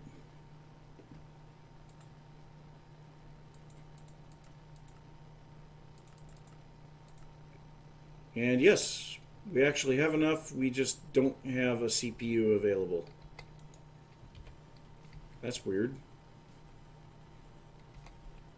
Oh, is this CPU no longer hooked up? Did we use up too many channels down here? Well, if that's the case, then I'm going to remove this pattern terminal. No, I don't want to remove the pattern terminal.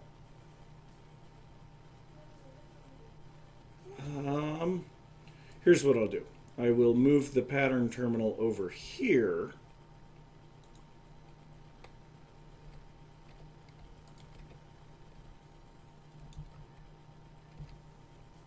Okay, we're...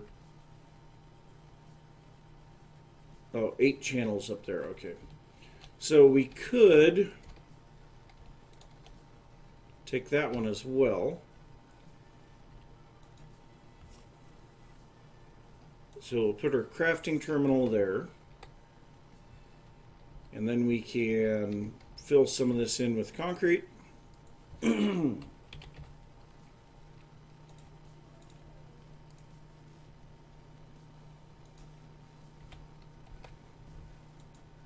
right. So now we should be able to... Why is this sorted so weird? Number of items. There we go. Now we'll change it to craftables. And let's go to 997. Still says that there's no CPUs available.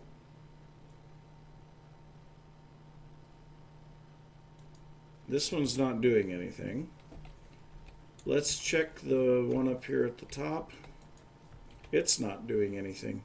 Why are there no CPUs available?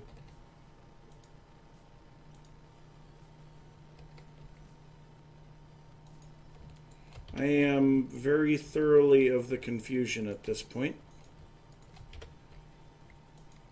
I do not understand.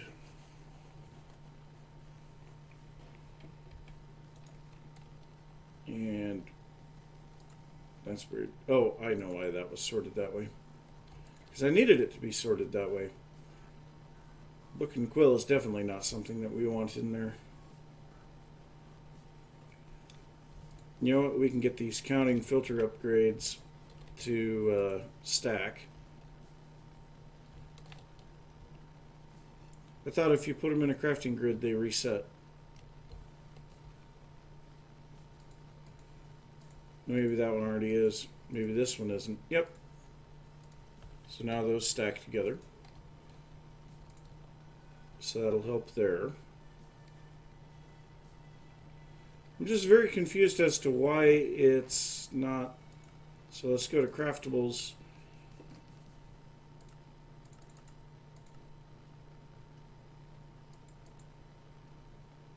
Why do I not have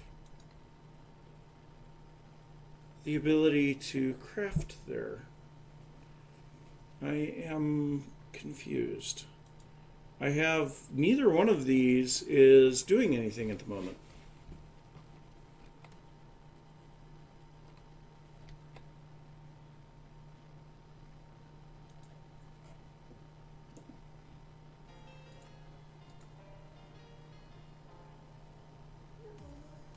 It'll craft on that one.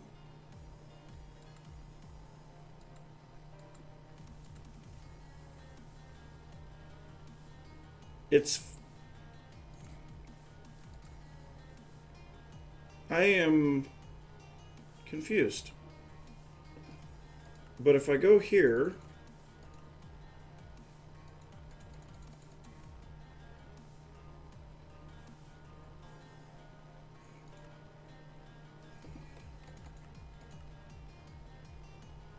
now it's fine here. Well, let's go with this one with the 6 coprocessors. Should be done very, very quickly. And then what I'll do is put this back to the correct direction. Let's go to silver. So it's got 1203. Has no problem doing 300.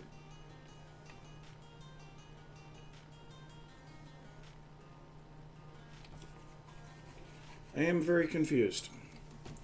Okay, so let's try going to 400. Okay, now it says it's missing pulverized silver. So let's make another 300. And then I need to, or powdered silver. So now I need to go and get the stuff set up so that it can craft like the gravels, sands, crushed, and yeah. Why did it not craft? Did I cancel?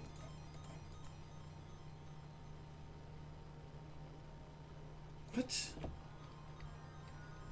Something is goofy with my system here. Nobody's crafting anything.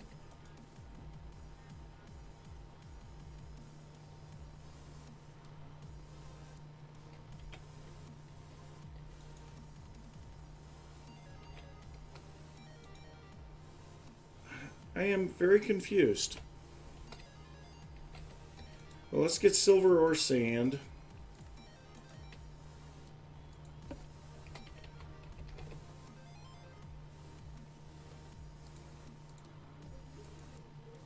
Get that crafted up.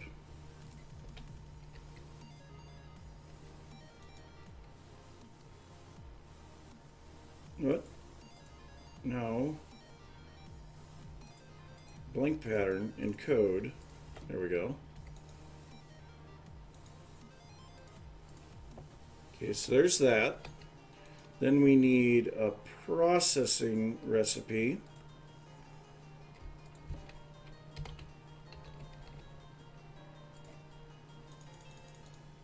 Five of those from one of these.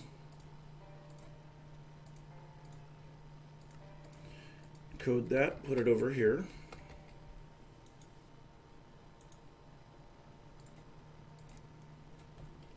Yeah, we're going to need more interfaces for those, that's for sure. Okay. I am still very confused why it's not crafting.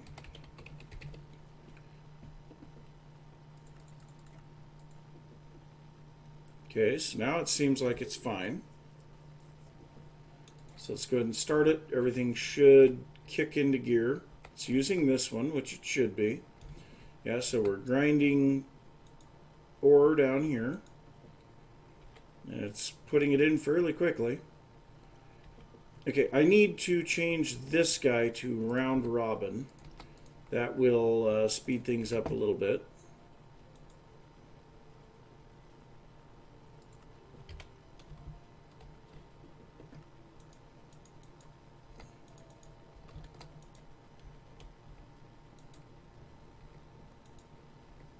Or at least it should. So here's what I'm going to do. I'm going to pull some of this back out. Throw it in there.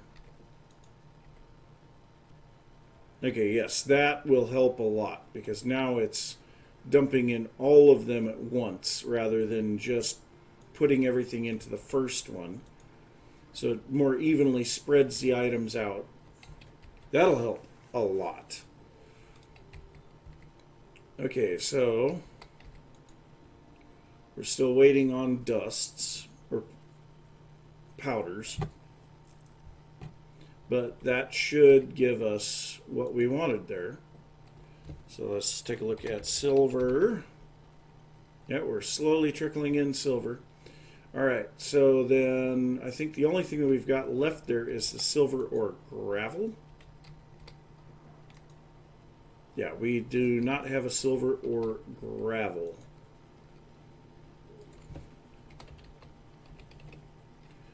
So we need to get a processing in here. So we need 1 gravel turns into 5 crushed. Encode that. And then we need a crafting pattern that 4 broken turns into 1 gravel. So now we can put this in here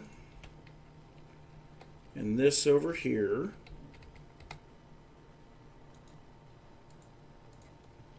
There we go. So now the silver should be 100% set up and ready to go. We're waiting on just a minor amount of powder, but we should be able to now search for silver, and we just need to go with 97 more, and it should kick all of the equipment into action, very quickly craft up all of this stuff.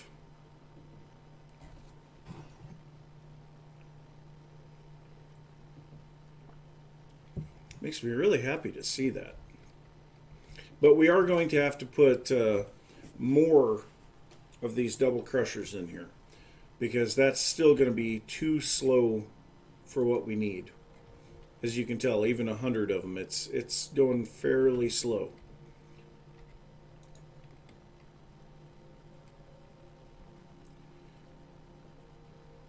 Man, look at all of that copper. So do we have the copper system completely set up? I don't think so, because we didn't have, we don't have copper or gravel. So yeah, let's get our copper system up and running next. So we have the copper powder, copper sand. We don't have the gravel. Now over here we have the powder. We do not have the crushed. So we need the gravel and the crushed. So let's go to copper. Okay. Crafting pattern. These turn into that.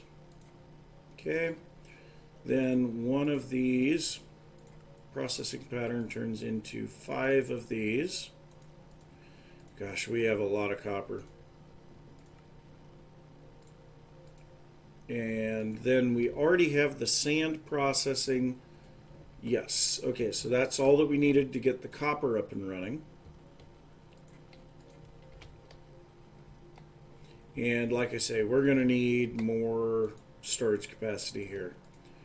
So now at this point, I should be able to craft as much copper as I want. So let's go here, copper. Let's see if we can make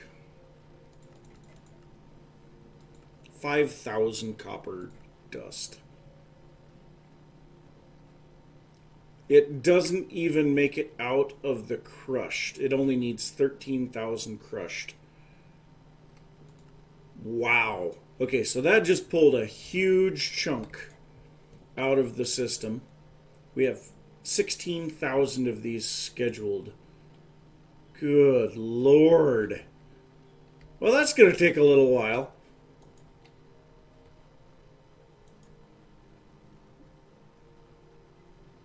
Well, that's perfect. And then the fact that it's evenly spreading the stuff out in the double crushers, that's helpful too.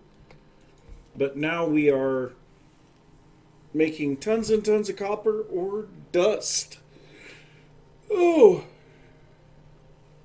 So the only thing that I could add to that is to be able to automatically smelt it so that I could say I want to make 5,000 copper ingots, and it would go through this entire process, but then also smelt the dust when it gets to the end. But yeah, we're getting it figured out. We are definitely getting this figured out. It's actually going fairly quick. It still has stored copper in it. We must add a lot of copper ore dust.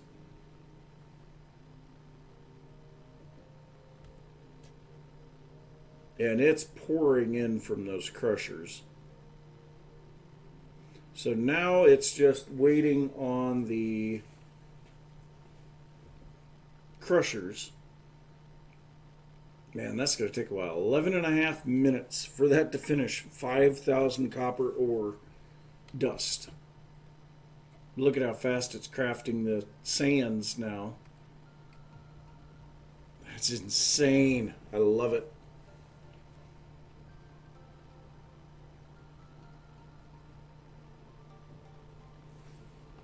I don't even think it can output that as fast as it needs to. Jeez, look at how fast it's outputting that into this crate, though. That's insane. So all of these should be pretty much maxed out. We're running as fast as we can. Still got another 1,000 of the sands scheduled. Jeez.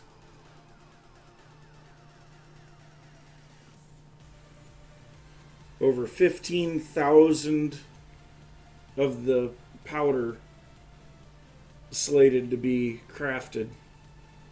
It's insane.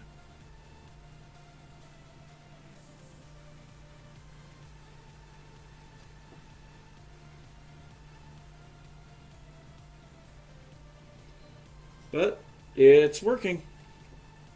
That makes me really happy. All right, so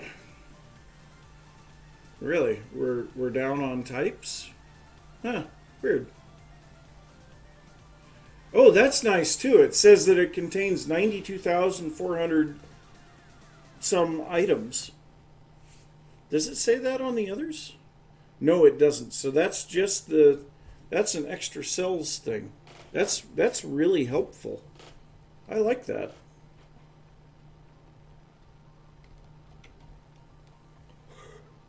Oh, that's interesting. Oh. Excuse me. So all of that stuff is stored in the NBT data of the item.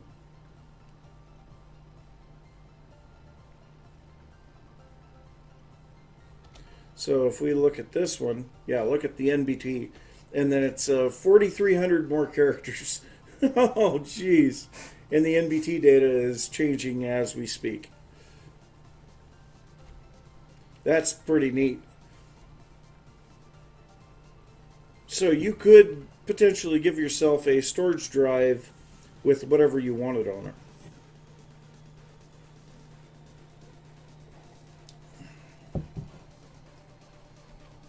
Well, anyway, so at this point we're just waiting on 14,000, almost 15,000 powdered copper ore.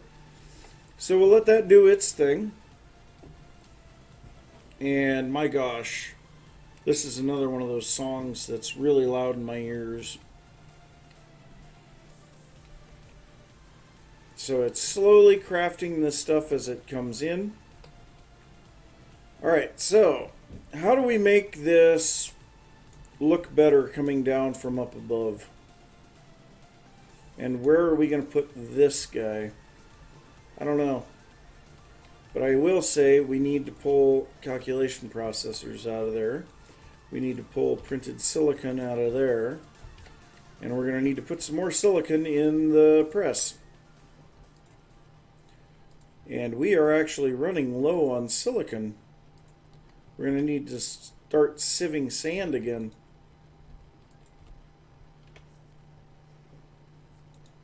Oh, and we need to make 3 more acceleration cards for that.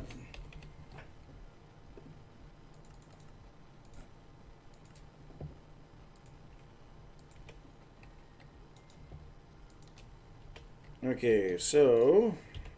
Oh, we're going to need to throw in some redstone.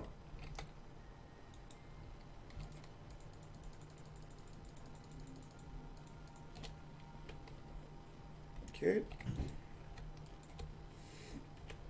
Just using so much stuff. I am very glad that we're able to get some of this stuff automated. How's our dirt coming along? We're back down below on the gravel. Almost 500,000. We're almost halfway there. We'll be halfway there here before 1 o'clock. Before 1 o'clock? Maybe a little after 1 o'clock.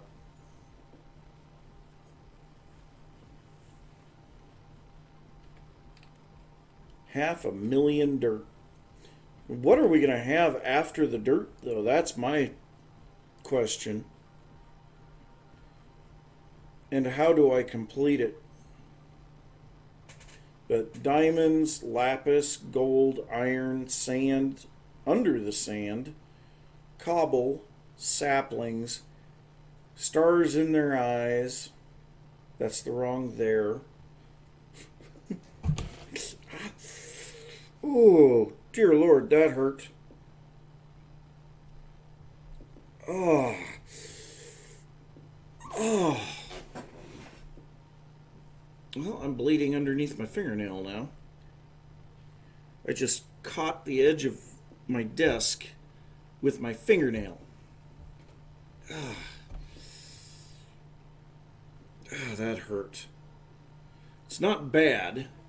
Yeah, it's got just a little bit there in the corner, but jeez, that hurts. Yeah, it's like stubbing a toe.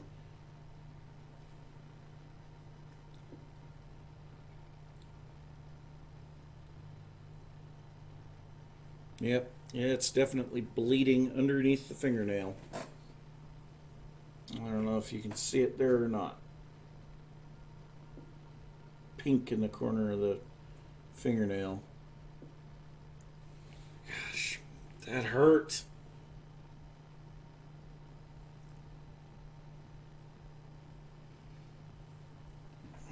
How on earth did I manage to do that?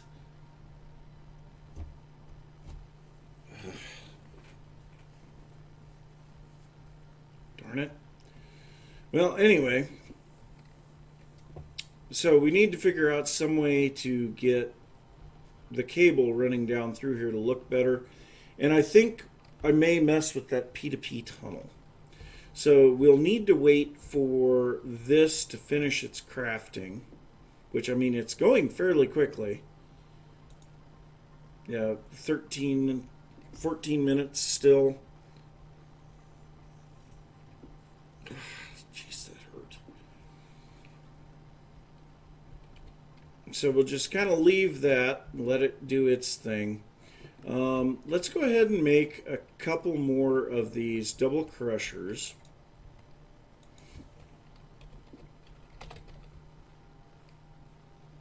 Okay, so for that we need regular crushers. We're going to need some iron casings. Let's make a few of them. And I'm pretty sure we don't have any of the basic coils. Nope.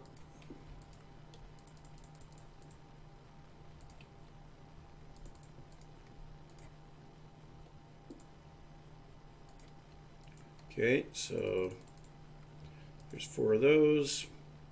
Then we need some advanced coils.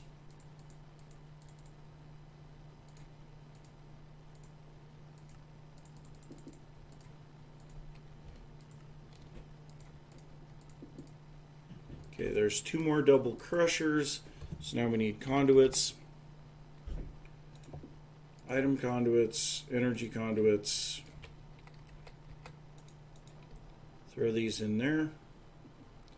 That anchor is going to become blocked, which I guess is okay.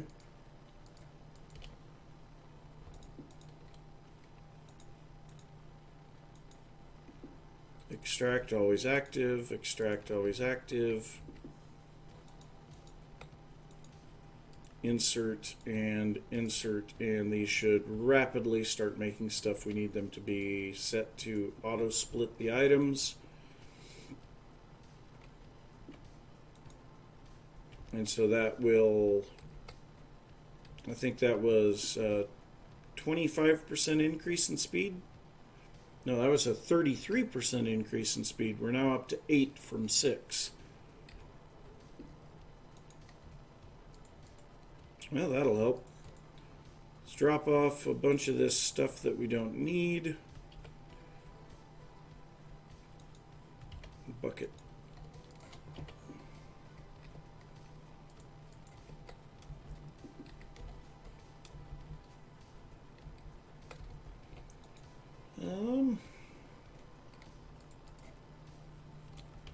Actually, the book and quills are in here, and I've got a bunch of looting stuff. It didn't work out. Can't enchant the diamond spikes. It actually makes me kind of sad. So we actually have quite a bit of flint and steel there. Got to remember that those are in there whenever I need flint and steel. Oh, and we need to eat. Wow. Let's go ahead and swap our food out here. And I don't know why it does that. It does not stack the stuff back together. But yeah, I have a feeling all of these... You know what? Let's go ahead and do that. Now that we've got that set up, so let's remove all of these that are not full 27 or 29s. Okay.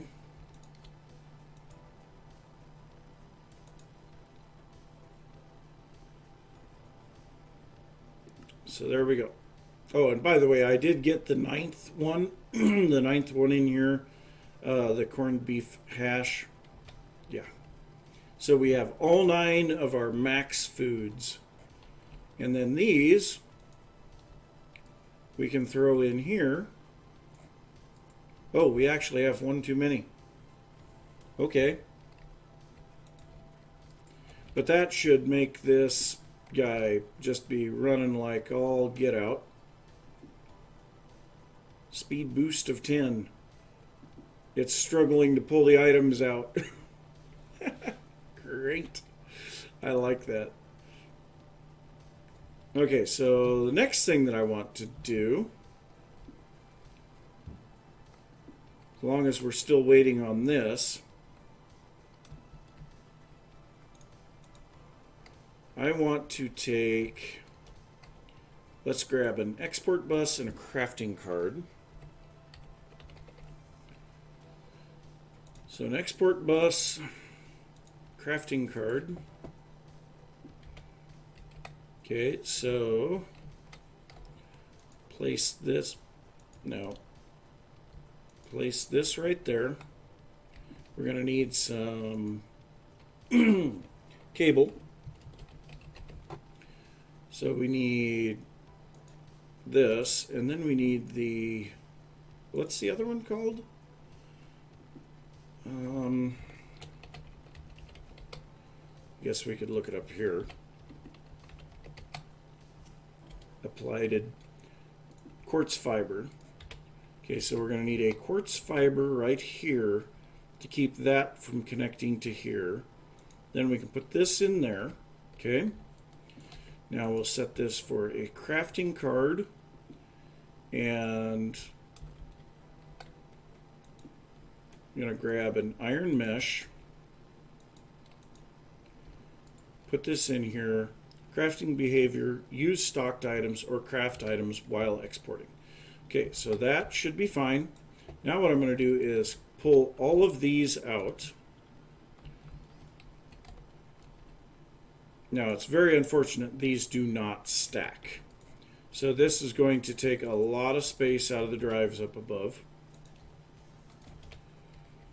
But once it uses them all up, then it'll be making it as it goes.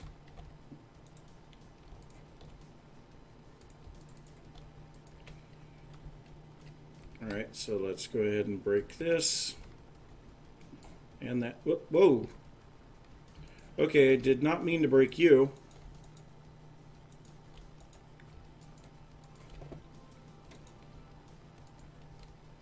Okay, so that'll take care of all of that. We still have our silk mesh in here, which I think we may set up the regular sieve again for a little while with dusts. Because there are some things that we only get from dusts, some things that we only get from gravels, some things that we only get from sands. So, I don't know, but we have this small storage crate. Get the powdered stuff in there. So that should take care of all of that. Okay, this small crate. For now, this small crate I'm going to set over here. And then this medium crate, I'm going to move it as well.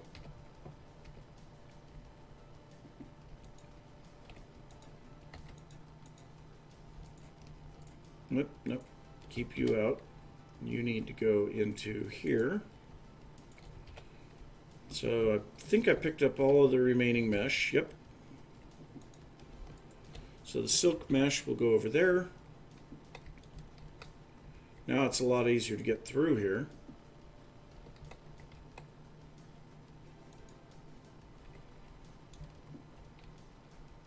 Okay. Getting a little herky-jerkiness in the game right now. Now, to be fair, I have had the game loaded since about 8 o'clock, 7 o'clock last night, something like that.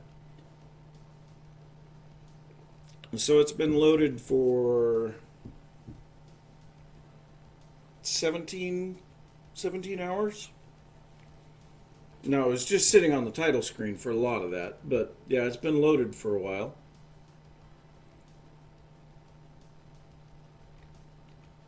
Well, we're down to just under 1,600 copper ore dust left to be crafted. This guy is running like a little crazy man. Oh, speaking of that, I want to change the person in here. So, anyone that is in chat, let's see. So there aren't a lot of people, but anyone that's in chat that would like me to name the little man in the heavy sieve for their Minecraft character, go ahead and let me know. And I'm actually going to take this around to the back side. No. I guess I can put it right here. So we'll place our mechanical user right there. That way we can see this guy a little better. And then we want to activate the block with the item. We'll throw all the food back in there. Oh, one of them's giving a 13 times speed boost. One of them's a much better food than the others. I guess the foot-long pork lo mein. Oh, it's probably the chicken gumbo with 8 and 26. The chicken gumbo, the foot-longs, and the pork lo mein look like the best out of these. So the footlongs, can we use mutton to make that? No, it's steak, chicken, or pork. We can't use mutton. Well, that sucks.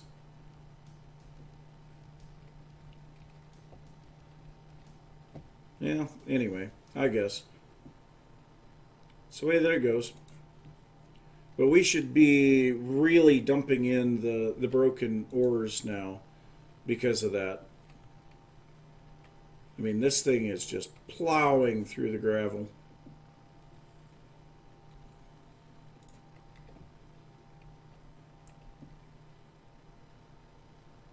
So one of them is giving 11.5.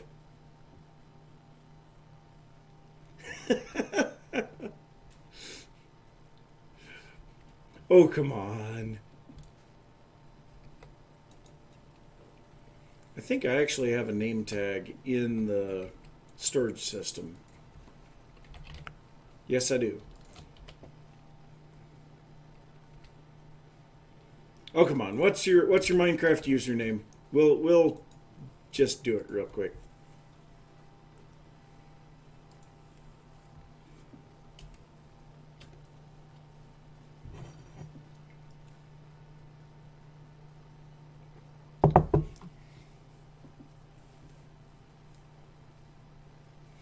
If not, I'm going to have to go with like Wandering One or Dwaz 27 or Chicken Plays 82, I think.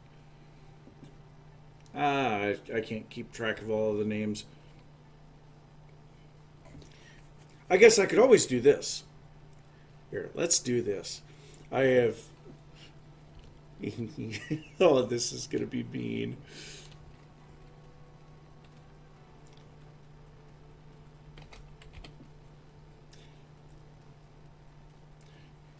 Are you sure? I mean, it's either going to be you or Zuma. Which... I guess... Actually... Yeah. Yeah, we'll go ahead.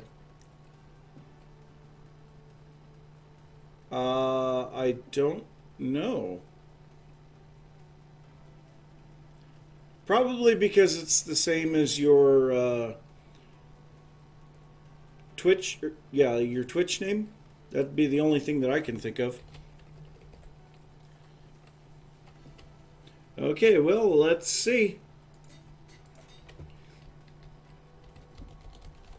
One thing about it is these are cheap. There you are.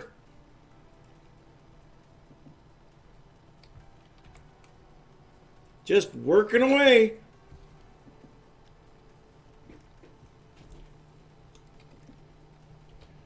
Okay, so now I think the next thing that we need to do, I want to set up the other sieve, like I was saying, for the dusts and sands. So I don't remember where I even put it anymore. I think it's down on this floor in this crate. Yeah, there it is. Okay, the auto Steve in a box. So grab that. And then we need some power. We're going to need some emeralds. Let's get over here and we'll get another name tag out of our... You know what? We're going to move this guy. We'll take him up and put him in the kitchen.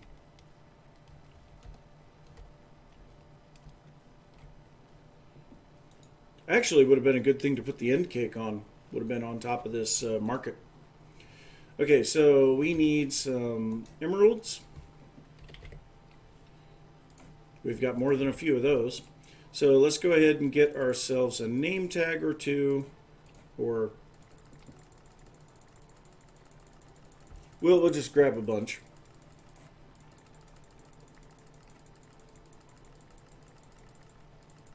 Okay.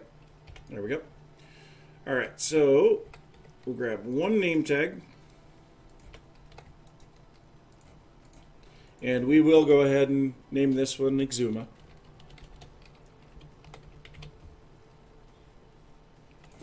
All right, so we got that, we got this.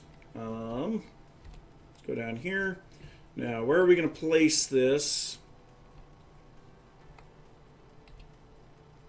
I think we're actually going to place... Nope. We have to be standing this way. Okay. So now we can name this. Oh, and he's the bee right now. Oh, that is so cute. The little Exuma bee. Okay, so we've got that. Let's get down below so that we can set up all of our configurations correctly. This one needs to be item extract always active. Okay.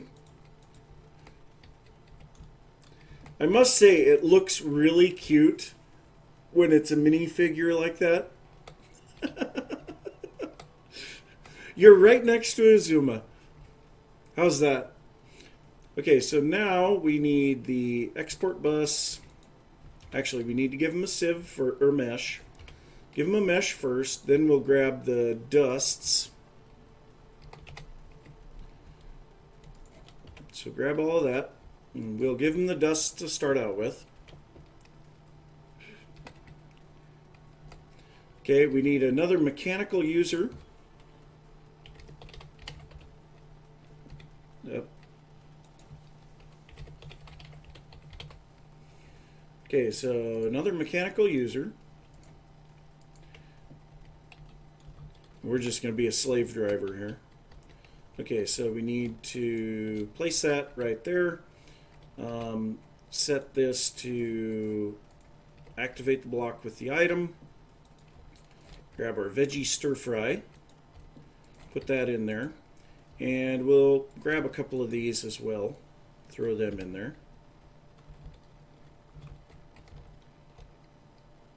And he's already used everything up. For whatever reason, it's not extracting.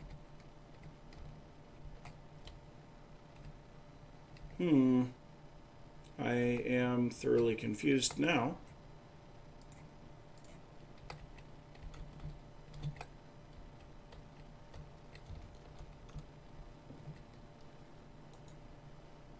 Extract. Oh, it wasn't set to always active. There we go. Okay, now do we have item speed up? Yeah, we've got conduit speed upgrades in there. So we will need to grab some speed upgrades.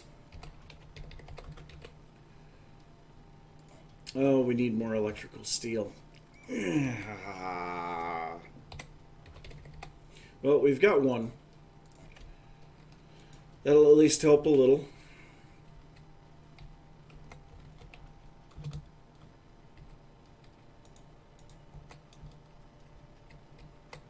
Let me out.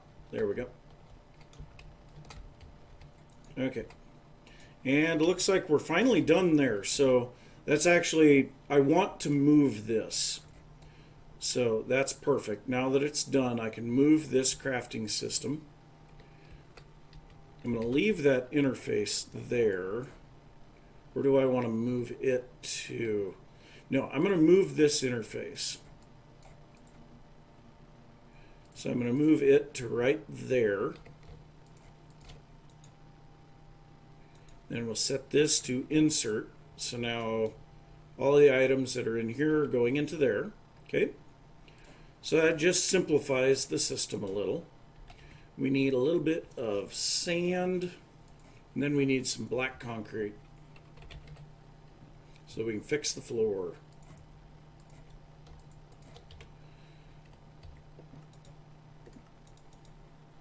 There we go. All right, so now the big crafting unit.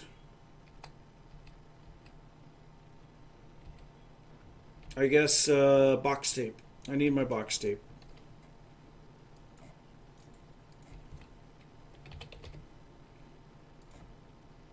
Packing tape, whatever. Okay, so we're going to go ahead and do that here. Grab this guy.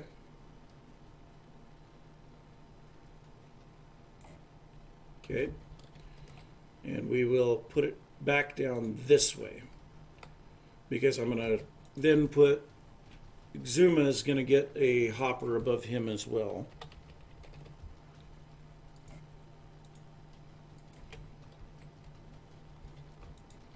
Okay, now we need some storage drawer stuff. One basic storage drawer.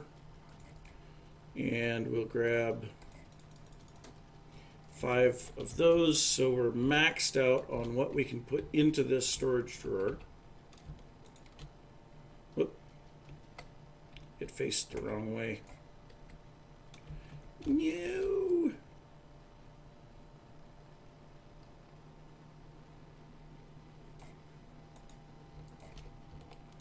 Okay, there we go. So then we'll put in our 5 upgrades. And I'm going to just get an export bus for the moment. And let's go ahead and make a few more acceleration cards. And then we need some cable. Wait, I have cable. Alright, so we'll put this here. Export bus on the bottom, acceleration cards in it, and we're going to have that thing start exporting sand.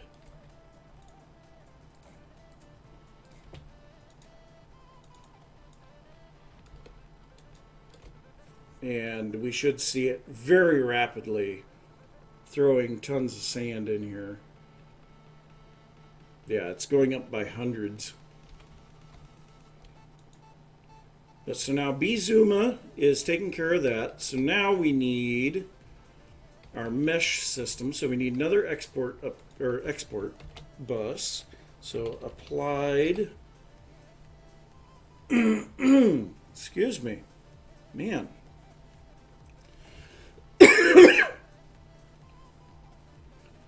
All right, so we need another export bus. What? We don't have any pistons? Oh, let's make a stack of pistons.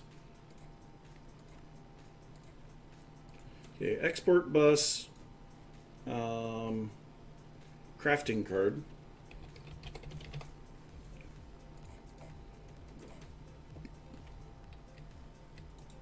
Grab our silk meshes, put them into the system. Our packing tape in there as well.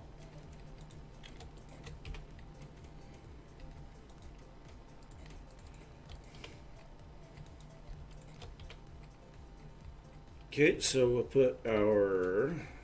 Oh, I dumped the cable. So we need some cable.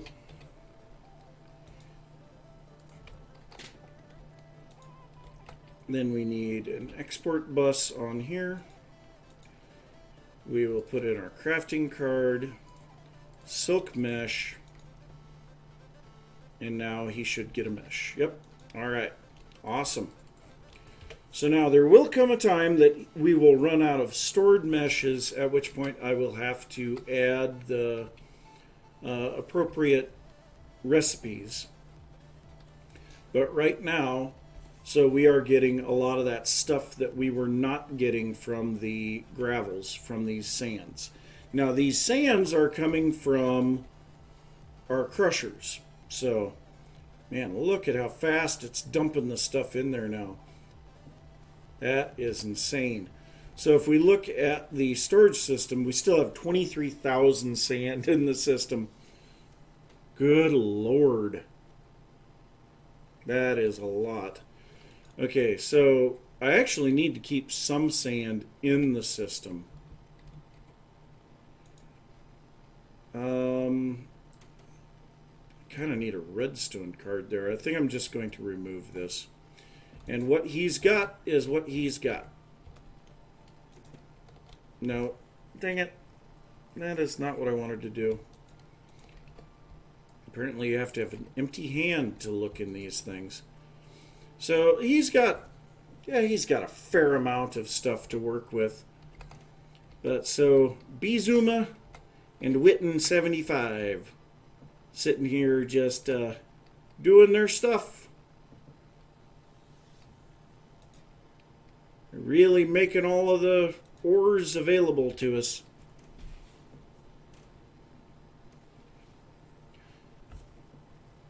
Now that we're starting to get this system set up better, I may have to work at...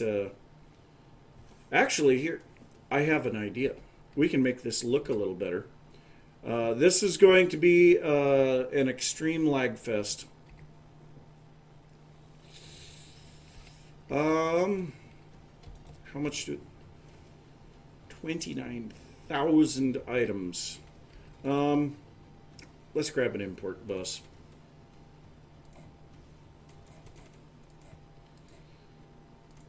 Okay.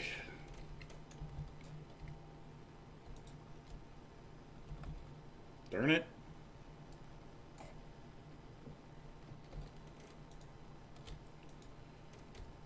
Throw in the acceleration cards. We should see this start emptying out now. Yep, okay, so it's pulling it out, and it should start pulling out at a very high rate of speed. What I'm going to do is I'm going to set this up with the export bus. So the export bus will be able to export the mesh or the gravel. And so I think that will work a little bit better. So we'll let it empty the storage drawer out. We'll remove the storage drawer, remove the item hopper, and then we'll put our export bus on top. That way, the people inside are more easily visible. And then we also don't have these monstrous storage areas either. So, yeah.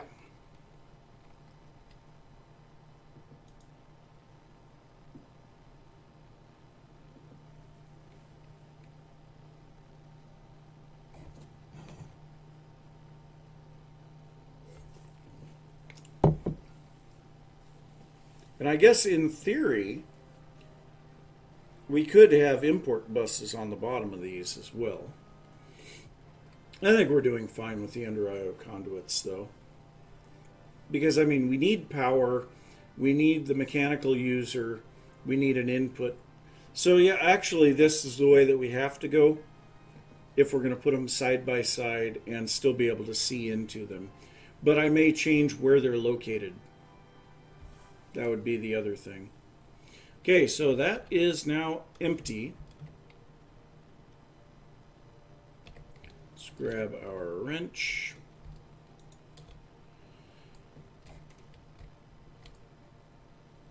Go ahead and punch down the drawer. Storage drawers were good at first. We've kind of outgrown them. So now that will use up the items there. And look, we have 29,000 compressed gravel in here at the moment. Okay, so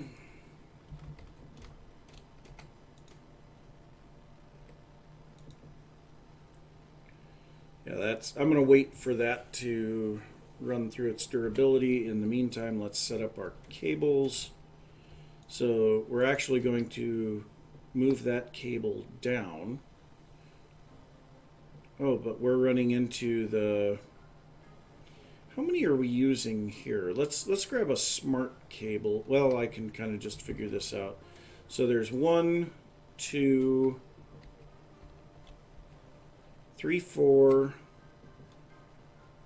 5, 6. So currently we would be using 6 channels. So we should be fine to just connect. Well, I don't want to connect it there though. I want to connect it here, if anything. So that means that I can then remove these.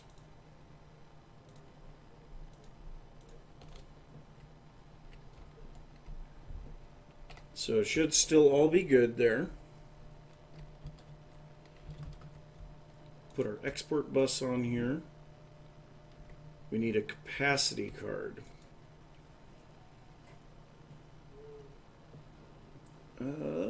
Capacity card. Grab a couple of those because we're going to need one for Exuma's machine as well. So we'll throw in 1 capacity card, 1 crafting card. Okay, so we've got room for 5 things. Let's go ahead and grab... We'll need the rest of them will need to be acceleration cards, I think, but maybe not. So actually we shouldn't, but so we'll put that as one of the things. We'll go ahead and put in 2 acceleration cards. Why not? So now, yeah, you can see it's refilling that stuff. So now the next thing that we need to put in there is the mesh. So let's grab the iron mesh. Put that as something that it will export. And of course it can craft it then. And now this can go away. And when the mesh runs out, it will place a new mesh in. And so now we need to do the same thing here on this one. And import all of that sand back into the system. Let's grab a couple more acceleration cards.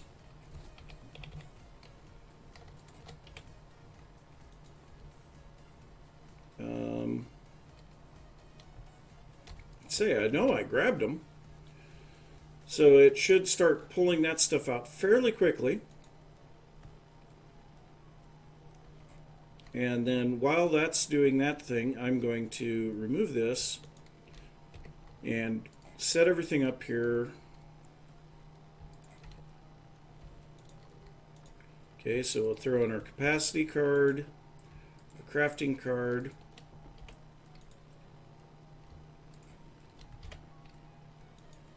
and then we'll grab, didn't mean to throw those in there, but that's fine.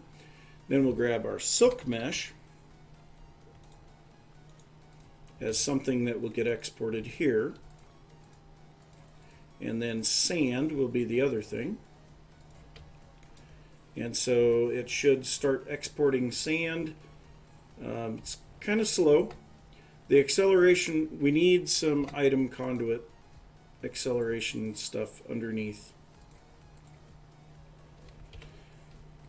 But we should be able to now just completely remove these. That means we can get rid of that one as well. And now we can see the people that are sieving a lot easier. Very nice.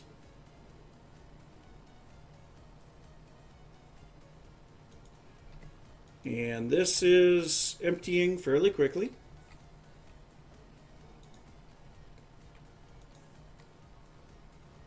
Oh geez, we're going to have so much ore now. But also we're getting tons of other stuff in here. Strangely enough, this is keeping up now.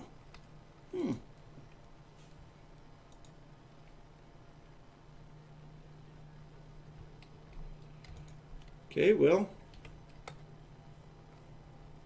we're almost empty on the storage drawer, and my frame rate is really tanking when I look up here. I mean, to be fair, we are moving a lot of items around the base at the moment.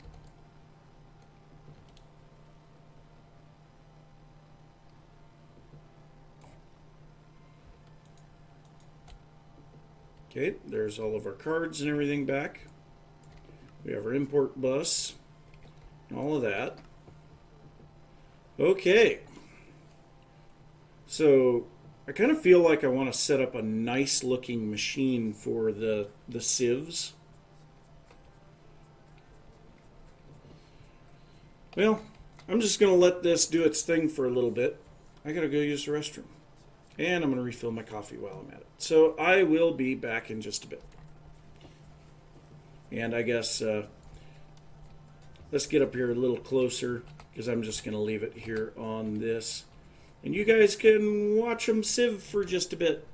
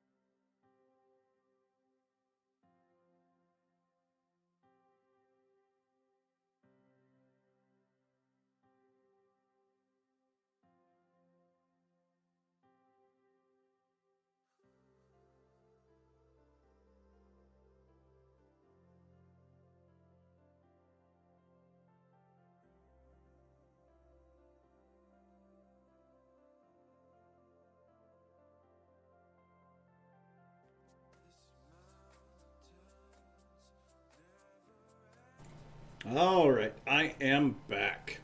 Yes, absolutely. Look at them go. They're just going to town.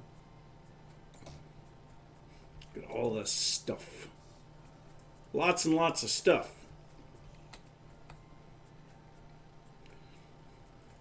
So, yeah, like I said, we could make some things to make the sieving look nice. I think that might actually be something that I look into here. See, how's our power system doing? Yeah, we're doing just fine there. Let's go ahead and go over and check on our oil. Wireless crafting terminal, take out the magnet. So yeah, 168,000 canola. So we are definitely keeping up just fine on the oil still.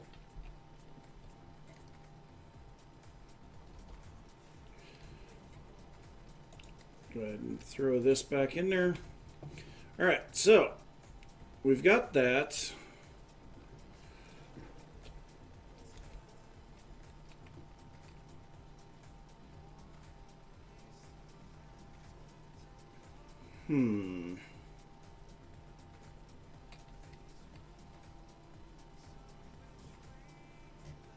So I kind of feel like what I want to do is set up the ME interface areas back here in the back of the room, or the molecular assembler stuff back here in the back of the room, and then have some of this other stuff that's a little bit more interesting to look at up here towards the front.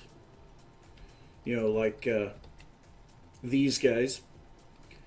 The crushers, I feel like I'm going to put them along this wall. And I'll probably have quite a few of them. Excuse me.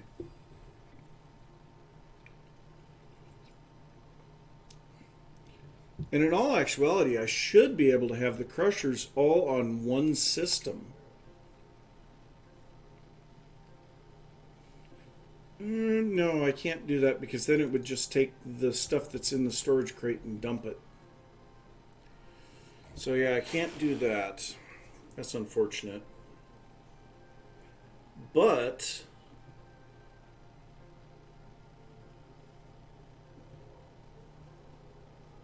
no, that just wouldn't work. I'm going to have two lines of conduits no matter how I do it. I have to have one to input and one to output on the double crushers. So let's go ahead and start setting up our crafting stuff back here in the back first. And let's see here. So we've got a full 32 channels coming down here. We're using 8 of them here. We've got 1, 2, 3, 4, 5, 6, 7, 8. Okay, yep, that's all 8 of them. On this one here, we are currently using 1, 2... Oh, we could technically set up a drawer controller for that and have it just be 1 instead of 2. 3, 4, 5... And we're going to need at least another interface, probably 2 more interfaces. That's only 27. We need 3 more interfaces to be able to... No, because we only need to be able to do gravels and sands. So we need 22 slots. They have 9 each, so yeah, we need 3 total exporting into this large storage crate. But that's going to be 3, 4, 5, 6, 7 channels down here. And I feel like I've got more stuff already connected to those channels up above. Ugh.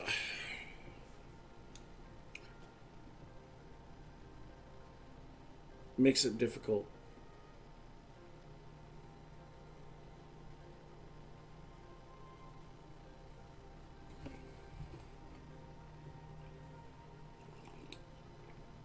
Oh, we were going to mess with the P2P tunnels. That's right. So we can actually just leave all of this set up the way that it is currently. Let's get our big crafter set back up here. This one that has 6 coprocessors.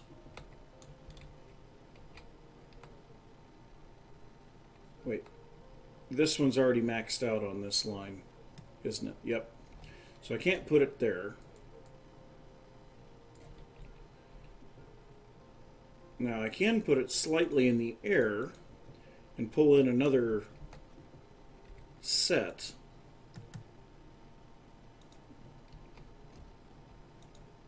Okay, so there's that. Let's go ahead and hook this up here. I'm actually going to change this to over on that side. And then we'll put the quartz fiber right there to keep them from connecting. Then we'll run this over there. So that one is currently activated. That should have taken us to 9 channels used here. Yep. So that's hooked back up. And we're all good there. And as long as we have that up and running, let's see, what do we have a lot of here? Tin. All right, well, let's go ahead and get a whole bunch of tin crafting then while we're working on this. So we've got 14,000 there. Let's make 5,000 tin. And yes, we do have enough. It's still not even dipping into the... actually, let's make 6,000. Take it to an even 10,000 tin. My God. Oh, we don't have a CPU big enough for that. What do you mean we don't have a CPU big enough for it? We should. It'll go with... I'm confused. It'll go with 4,000.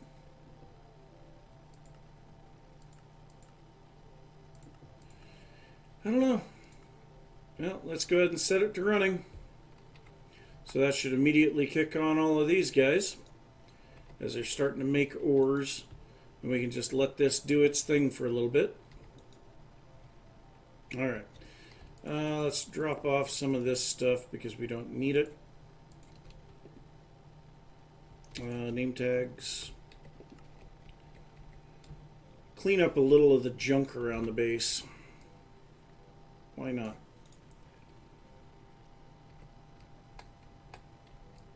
You know what? No. These caches, I think they're both empty. No, that one's got stuff in it. Oh, that was not the right button. Okay, so if we go up here, we'll throw these generators in there. Wait, no. I think I have them, yeah. Why are those not stacking together? Oh, because they save their NBT data, don't they? Yep, those two are full of energy. These two are not. Okay, so... Jesus. Destructive tool. Where did the last piece go? Oh, it's a weather deflector. Okay, so if we place these guys up here on the power line, it should start draining them out. I hope.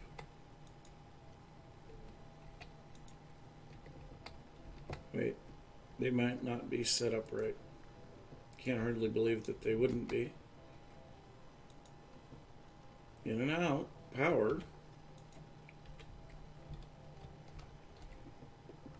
Should be fine.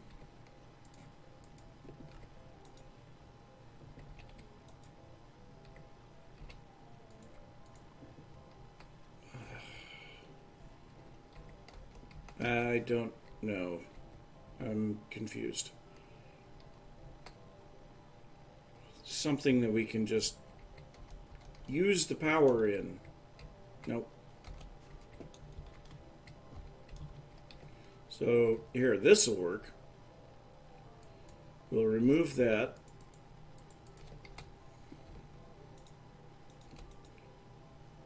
No? What?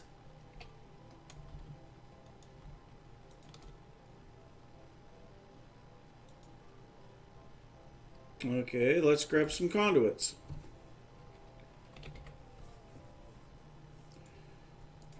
Ender energy conduits. Okay, well that quickly drained it.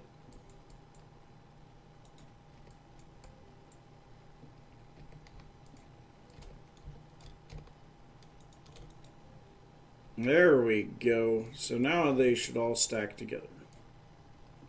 We place our tesseract dimensional transceiver back down here, and this guy be running again.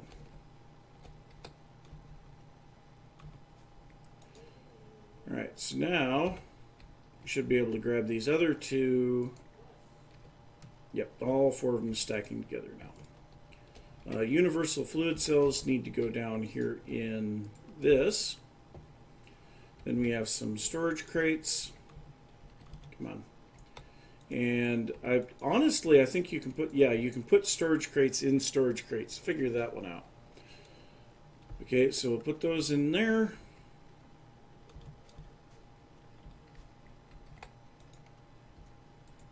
Drop off that stuff. There we go. Inventory's kind of cleaned up. What all do we have in here? Storage drawers, upgrades. The drawer key should not go in there. And then we have some crafting stuff. So let's set up some more crafters down below, just in case we need them.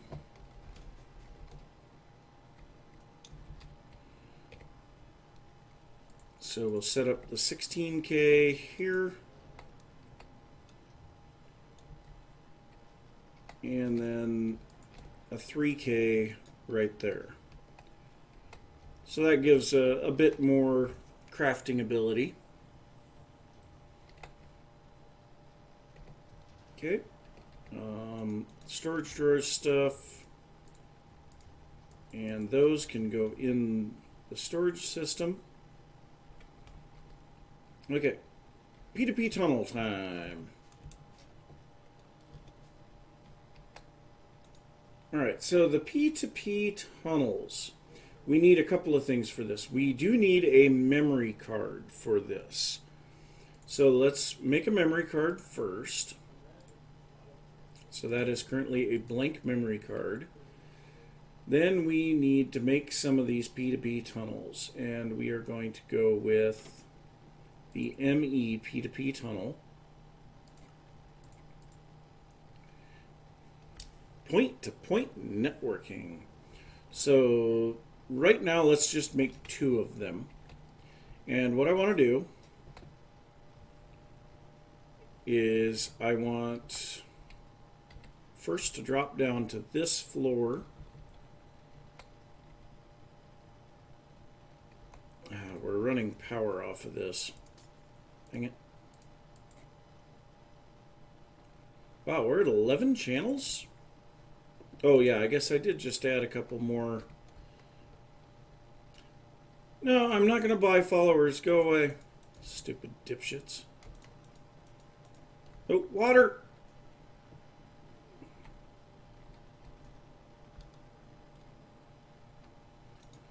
Whatever. I have plenty of water.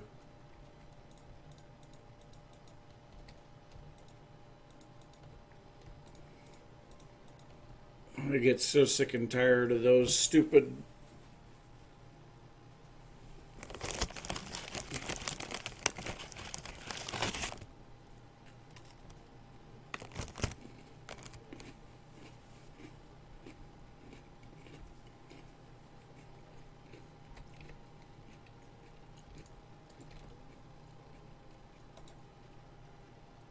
Got me some mint flavored Oreos.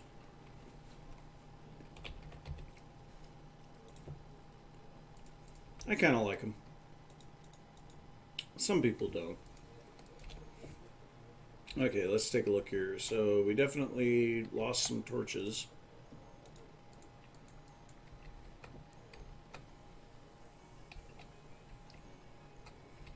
Alright, so, oh, yep, we're missing torches down below too.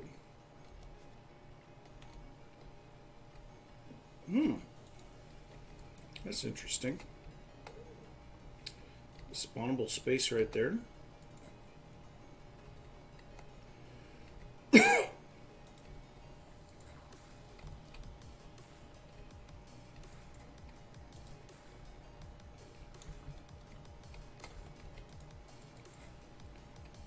Kind of move the torches around here a little. Yeah, and we definitely have some spots that are not properly illuminated down here. Now, thankfully, we don't actually have to worry about spawnable spaces because of our mega torch there. But, yeah.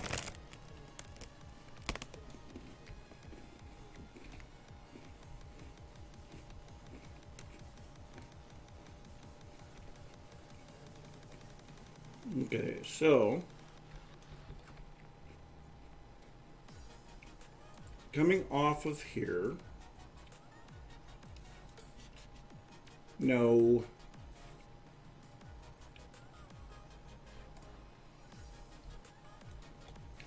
Okay, so we need this has got to change somehow. Okay, so we've got our P2P tunnel on there. Put this here. And then we need this to connect to that. So we need our Yetta wrench. Wrong box.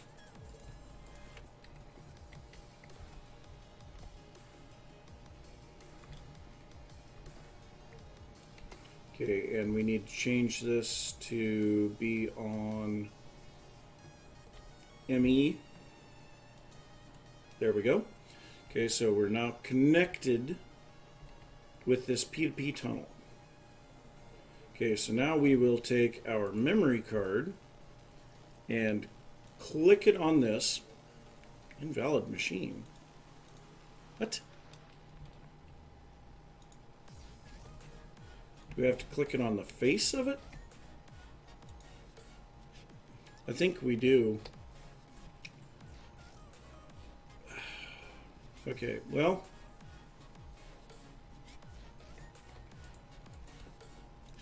Let's get these up a little higher.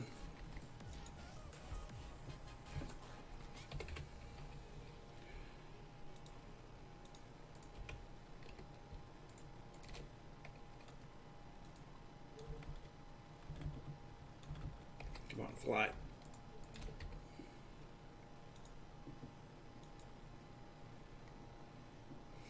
Okay, so now we can go here and remove both of those.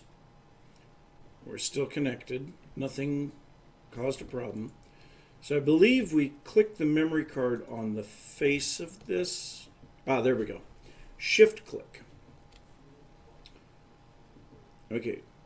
Device is online. Okay, so now we'll go up to the top.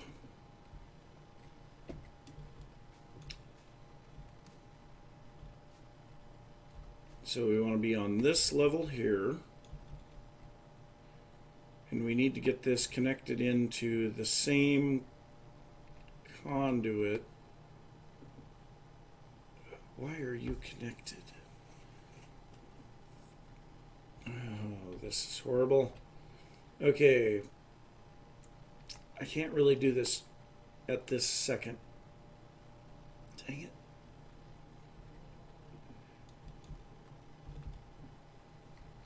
So, somewhere here, I need to get a spot coming out of the way. let's go ahead and remove a little bit of these guys. Okay, that's a little better.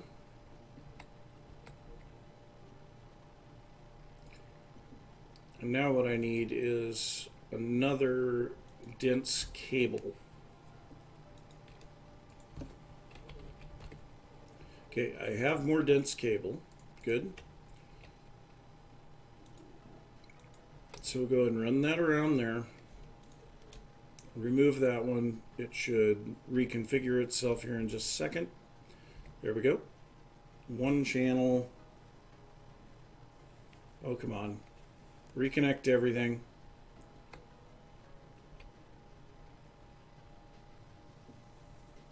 Why did it not reconnect everything?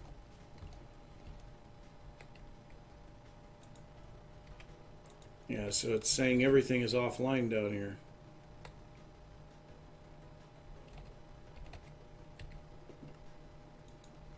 Let's update all of this.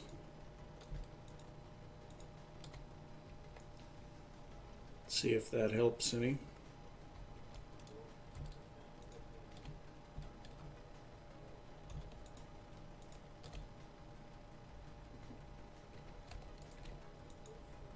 Still only registering one channel. I am confused. Okay, so let's come up here and we'll just break one of these out. So now it should go to 0 channels. Put this back in. 1. Why? Why only 1? I don't... Oh.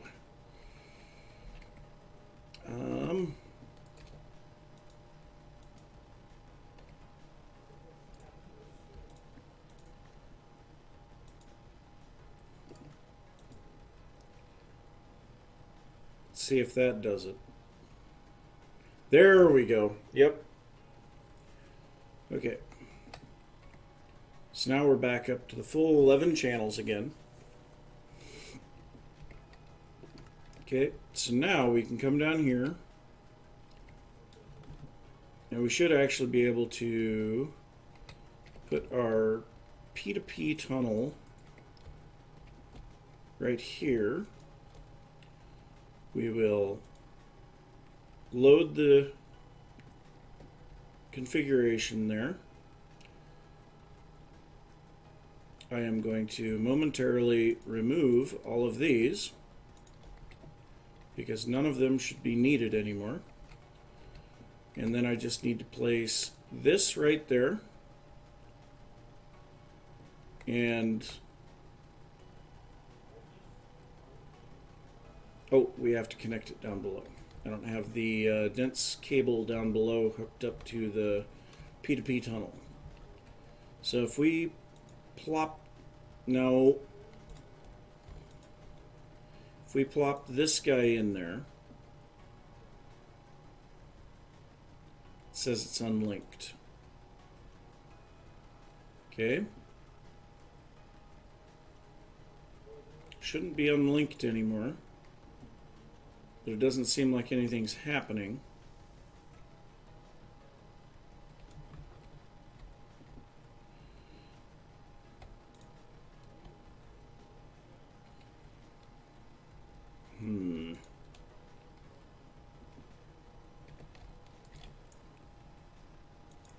Quartz fiber there.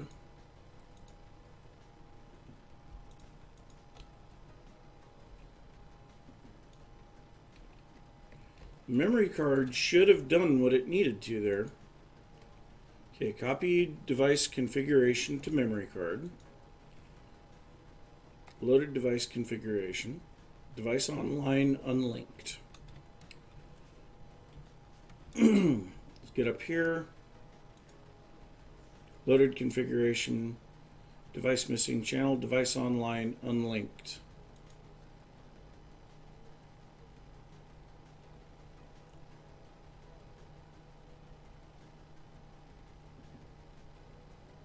Why is it unlinked? This I do not understand what is going on.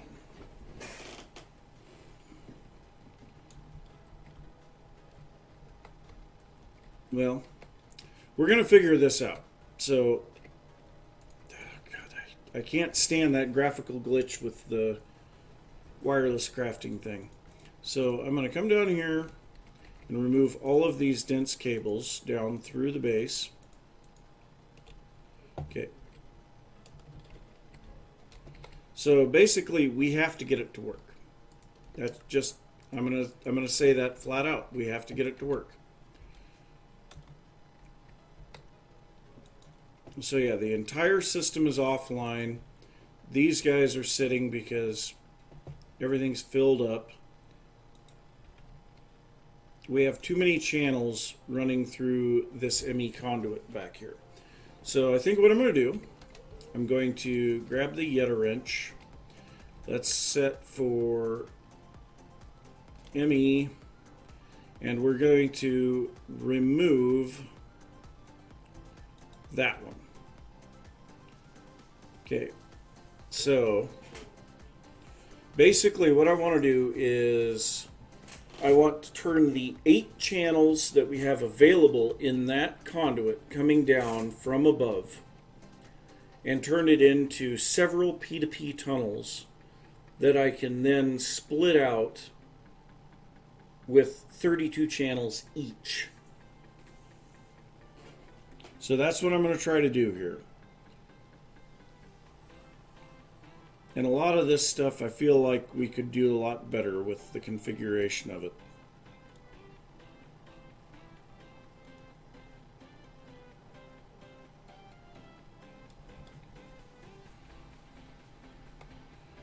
So this down here, we're going to need these guys to be split onto a P2P channel as well.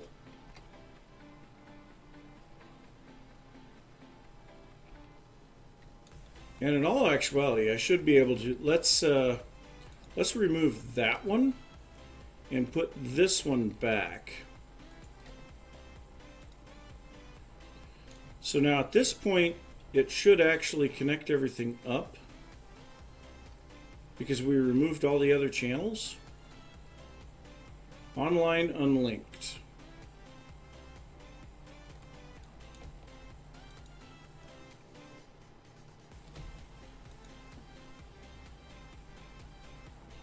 Device online unlinked. Okay. So now if we go back up to the top,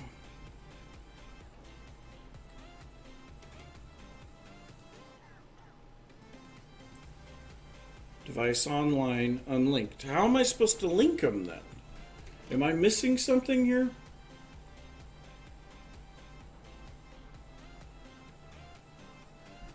No, I don't need the biometric card. I'm doing something wrong. I just don't know what it is. And maybe I have some things connected here that shouldn't be. Can I get to the back side of this and see? Okay, so my dense cable is not hooked to anything except this P2P tunnel. But it says that it's unlinked.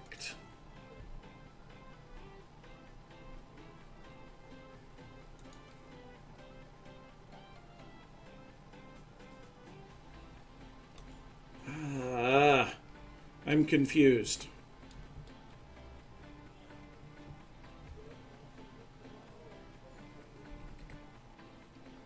Okay, let's remove a few things here.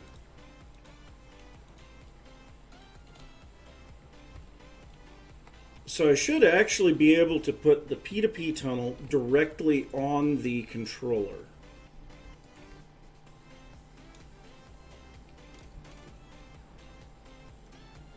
Am I using the right P2P tunnel, I guess? That would be the other thing.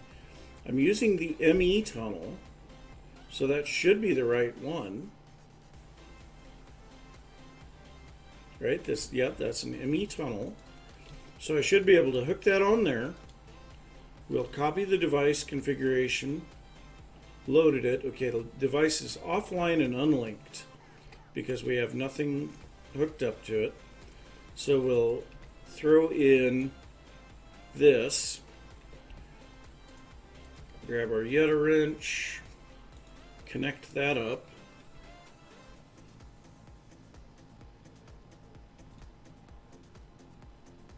And this guy is pulling its signal from that one over there. So that's no problem. So we're connected through here. Alright, so there we have 2 channels. Let's get a little smart cable in here so that we can see what's going on. Because the smart cable will show us where we're using all of our channels. So first off, let's go ahead and remove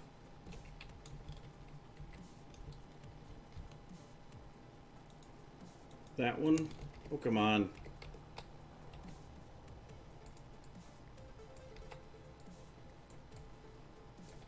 Okay, so if we remove this conduit here,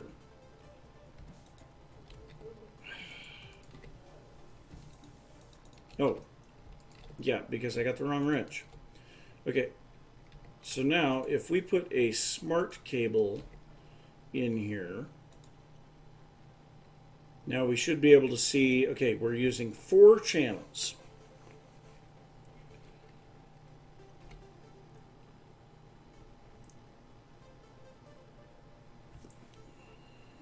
Four of 8. So we definitely have channels available. So there should be 1 for the P2P tunnel, 2, 3, and the 4th one should be down at the bottom. So I don't think that I'm using anything anywhere else along here for applied energistics. Whoa. So no connections down through here. No. No applied energistics connections there. This is the last one. So we're definitely not using all of our channels. So let's hook this up. Still says that it's unlinked. How do I link them?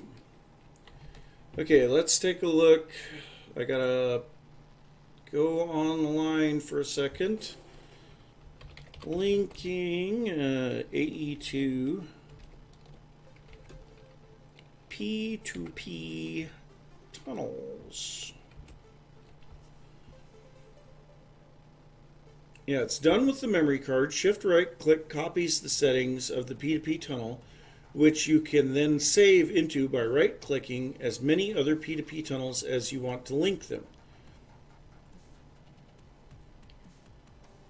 That's exactly what I'm doing. The only thing that the only thing that I can think that would be a problem is the fact that we are running through the ME conduit first. That'd be about the only thing that I could think that would be causing problems here.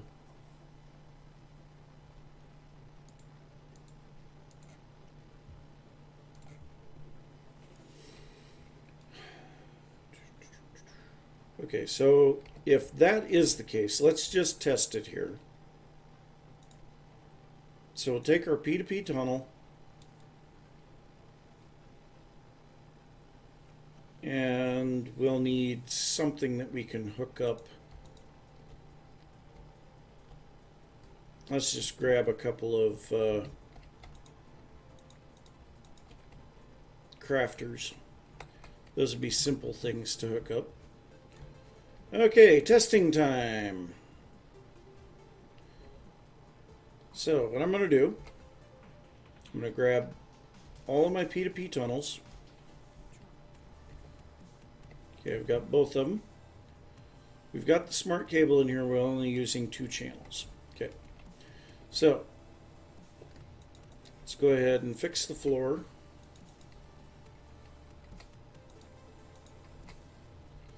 Alright, so what I want to do, I'm going to pull a dense cable off of the controller.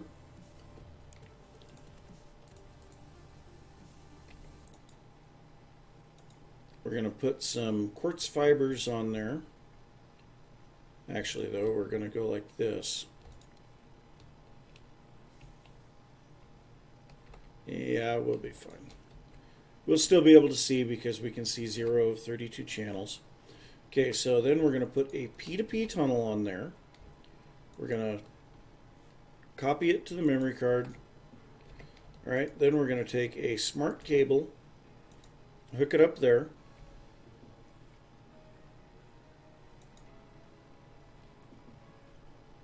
Device online. Then we'll come over here, put our other P2P tunnel, load that in. Still says that it's unlinked. We're using one channel. So if we put our dense cable back down here, split this into some smart cable, and then place down 1, 2, 3, and 4 things. Okay, it says we're using 4 channels. But here it says we're using 0. There we're using 2, which we should be.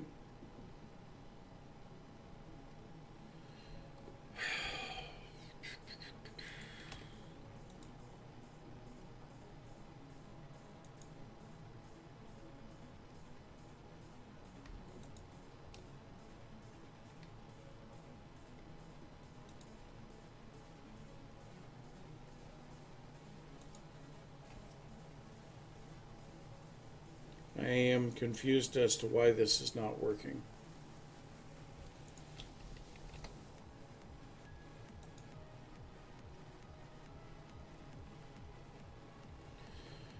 Oh, goody, goody, goody.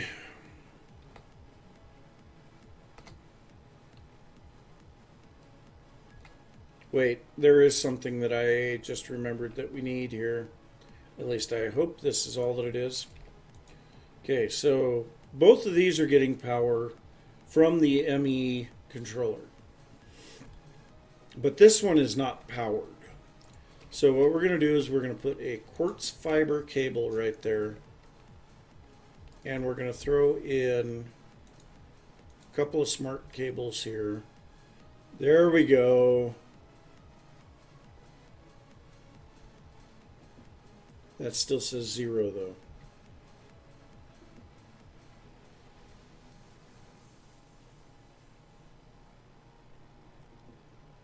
But now those are powered. That is something that I did forget to do. You have to have power going to the back side of it.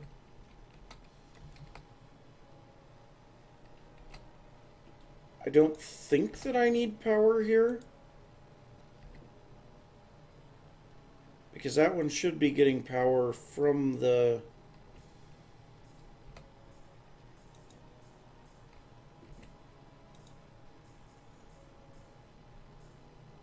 device online unlinked.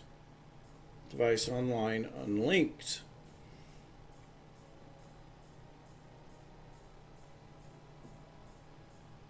How am I supposed to link them? What am I doing wrong? P2P tunnels, ME. Through your system without ever touching it and drop it out somewhere else. Alright, now we're going to start talking about the regular P2P tunnels. What these do is they transmit channels from one place to another. Now, on the surface, if you just take that statement for what it's worth and you don't know what they do, that sounds kind of stupid because that's what the dense cables do, and that's what the smart cables do. But they're far more powerful than that. So what I have here is I have a P2P tunnel ME. This is a plane. I have it on a controller, okay? And you already know, because you watch the other videos, that each facing of a controller can output a total of 32 channels. So what this P2P tunnel is essentially doing is it's taking or accessing the 32 channels of this thing and condensing it down to one channel, which is just basically the cost of the P2P tunnel itself. So I have this one attached here to this controller, it's going up into my quantum ring, and the quantum ring is actually transporting it over here. And this is the other link to my quantum ring. So you see all this junk in my system? That's the same junk that's in this system over here. Okay, and I can put even more in there. There's all sorts of junk now. And these things are linked. Now, the P2P tunnel output is right here. So here's an ME1, and here's a redstone one. One of the really neat things that you can do with P2P tunnels and quantum rings is that you can send a redstone signal wirelessly anywhere. So if I go ahead and flip this signal, it not only turns on that light, but the signal also travels wirelessly through my quantum ring and into here. So the possibilities with that are virtually endless there. But this P2P tunnel is essentially going wirelessly. It's taking 32 channels that are available from my single controller right here, pushing them through the wireless network and dropping them out right here. And you see that I have a dense cable attached directly onto that. And this P2P tunnel, the exit is essentially, just think of it as a face or one side of a controller. And now I can access all 32 channels, and I can do with those channels what I want. So that's just a little taste of the power of the P2P tunnel. Alright, so these things really shine when you set up your base, you've been playing for a while, and your controller is possibly, if you haven't built properly, possibly clogged up, inaccessible, unexpandable, and you've run into a problem where you have dense cables going everywhere, all over the place, and you've just basically run out of room to extend the range of your network. So what we can do is we can power all of this stuff through here, and we can send all of these channels, this is 32 channels worth of equipment, through a single smart cable. Now you will know that you can only transmit 8 channels through a smart cable. So again, the power of P2P tunnels comes into play here. So I have one attached to the system here, and I'm going to attach another one here. We just learned that this basically will act as a facing of the controller if you're using it in this manner.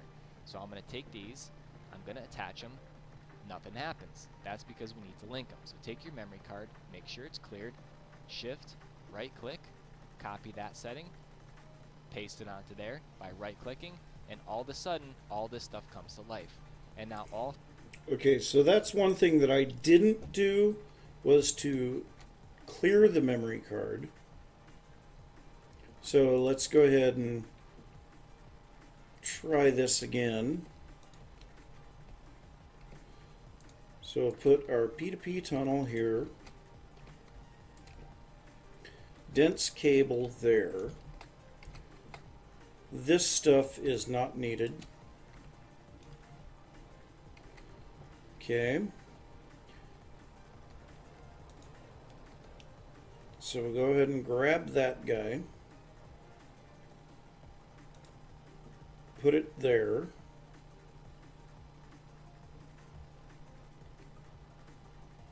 Still says it's unlinked.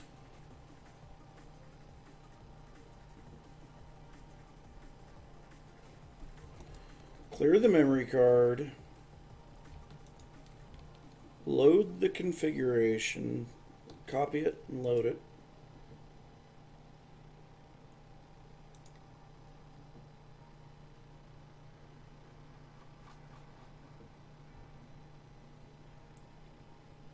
I don't understand what is going on here. I am totally confused.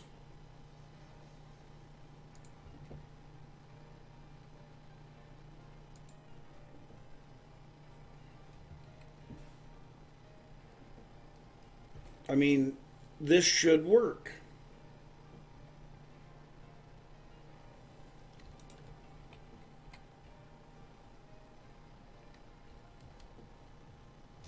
I mean, this is what these are for.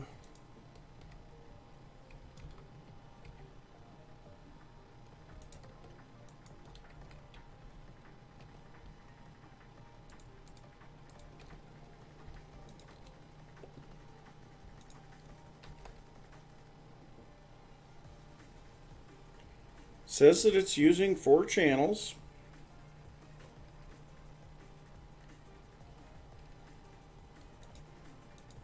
Memory card is cleared.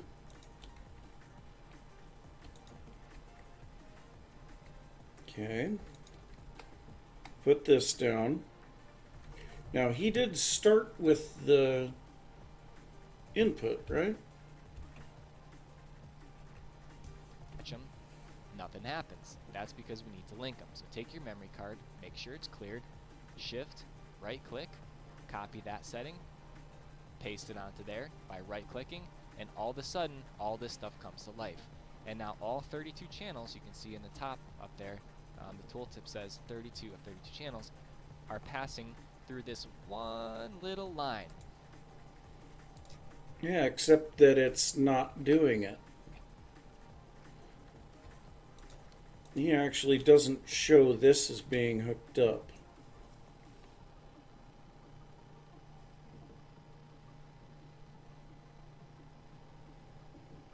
I'm just confused as to why it's saying that they're unlinked.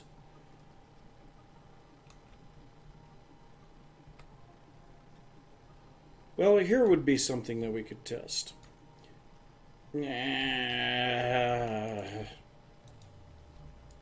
So let's grab a terminal. Okay, let's make a terminal.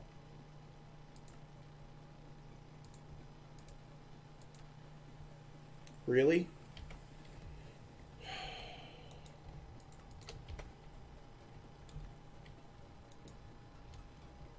What was I missing for that?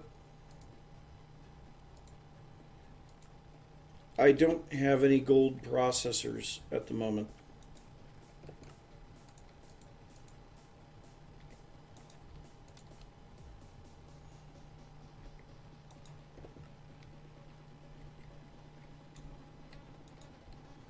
Can't believe that I used all those up. Yeah, completely out of gold processors. Okay. So let's throw some of those in there. Start out with our annihilation core. Then go to the terminal. Then to the crafting terminal. Okay, so now if everything is correct here, which it's obviously not because now we don't have any channels here. Whoop. What the?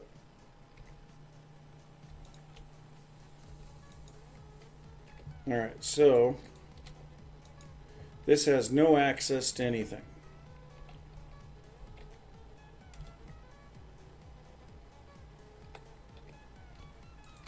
Memory card blank.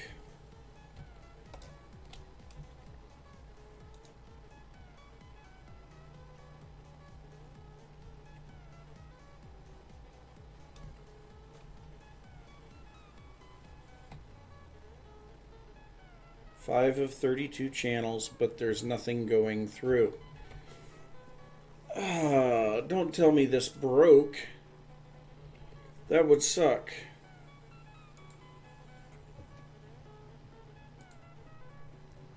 I can't believe that this wouldn't be working. This is general applied energistic stuff. P2P tunnel ME. I'm using the right things. It's just not working. Let's try putting the P2P tunnel directly on the controller, because that's the way that he shows it. So we'll put our smart cable in, reset our memory card. Oops. And then just because I'm going to go ahead and completely reset this.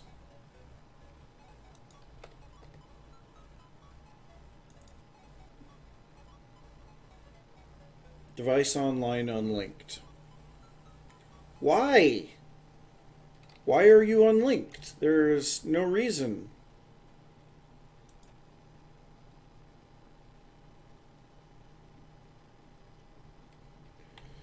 Okay, so let's just check here.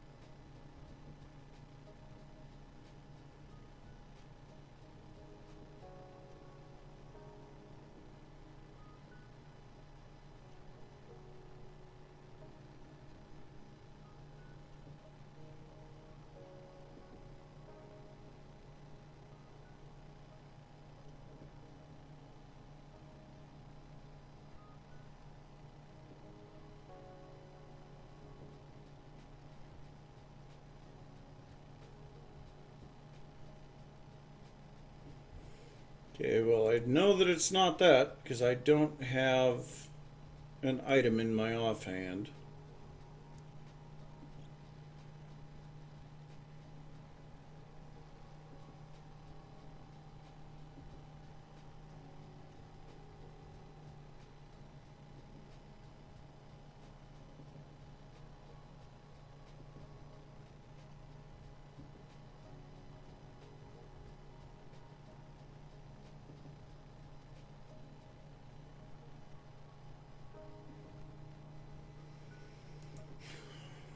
That's not very helpful.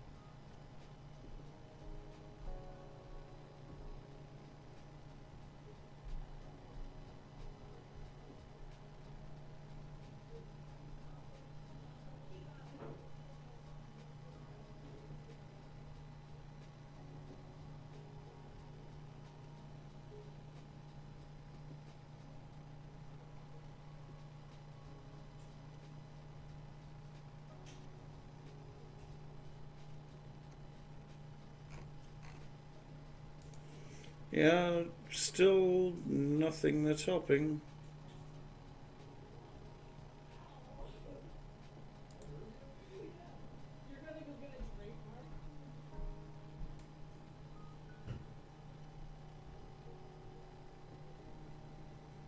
Mm-hmm.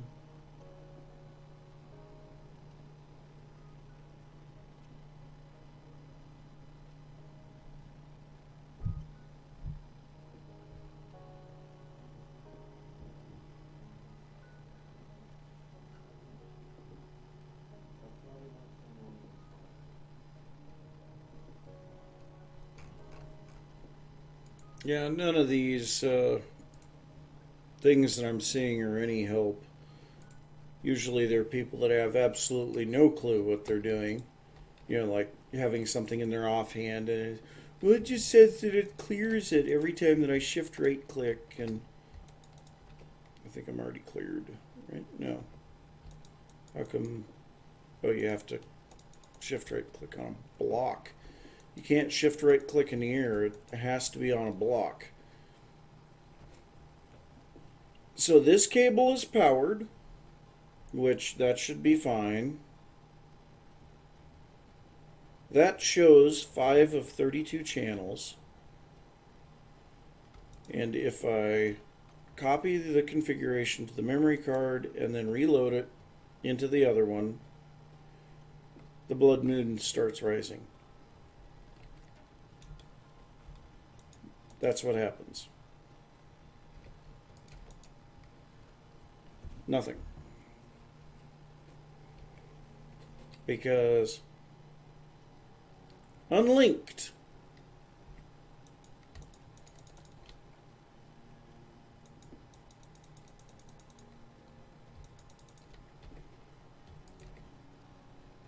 Wait, there's a like a network diagnostic tool, isn't there?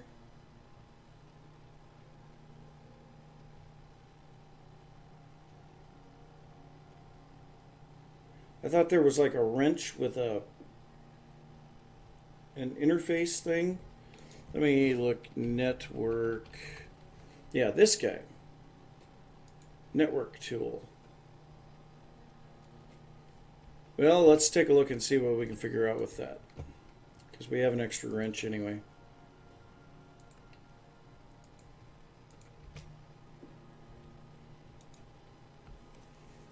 Okay.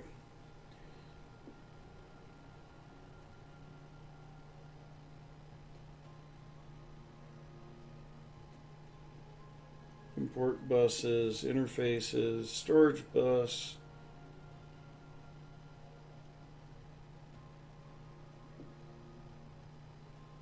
the P2P tunnels are, oh, there they are.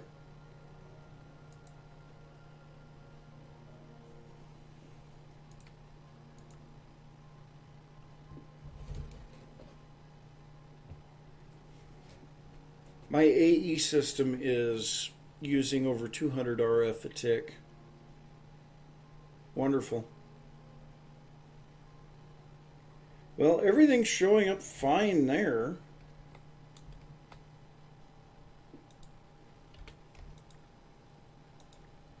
Oh, and that works as a wrench too. That's nice. I am very much confused. Okay, so if I run my smart cable out here,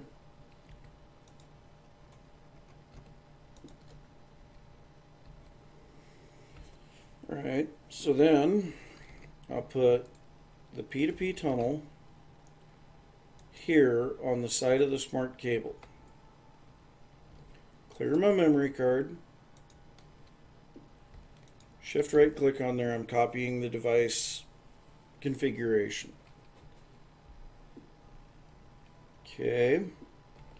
Now I put a dense cable right here.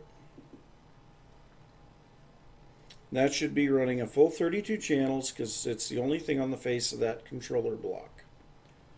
And it should be running into that P2P tunnel. So we'll put another P2P tunnel here, right click on that, load the configuration, and then hook this up. Shows 5 channels, and this still shows device online unlinked.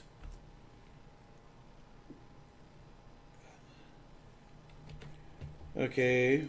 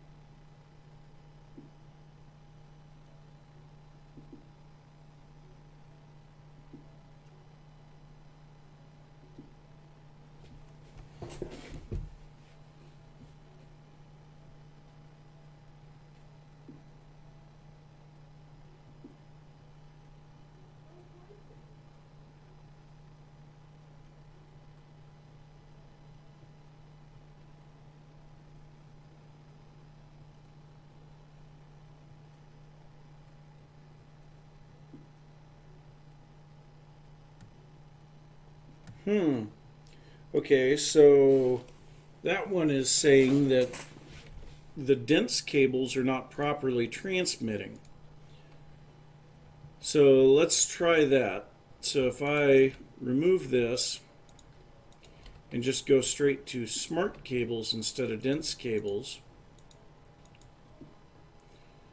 So 5 channels.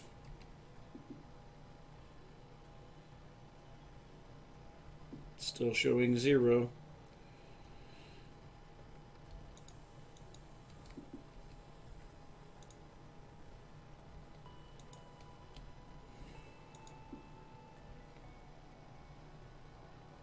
No, still says it's unlinked.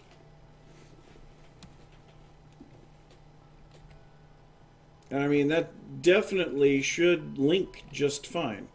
So let's just double check and run some power around here.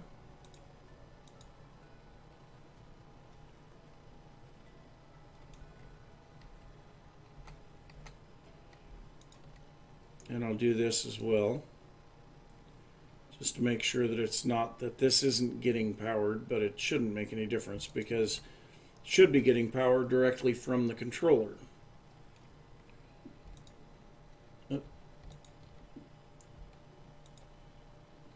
Okay, copied configuration to memory card.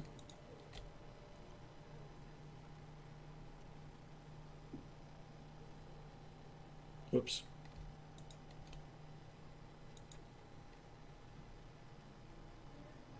Linked output side. It finally linked. What did I do different?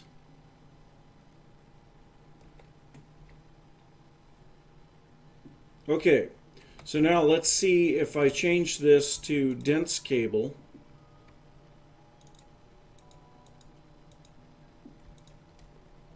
Can't put the dense cable in because of that.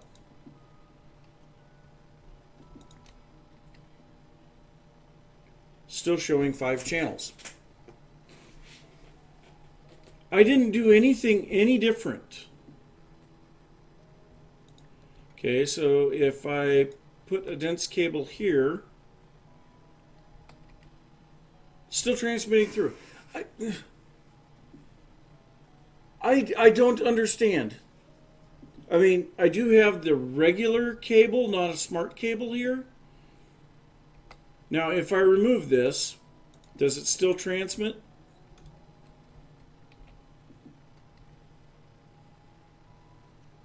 Yeah, that's not needed.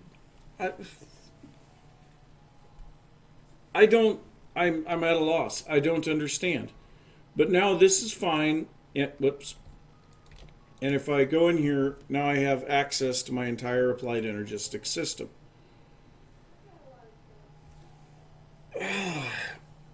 Gosh, this makes my head hurt.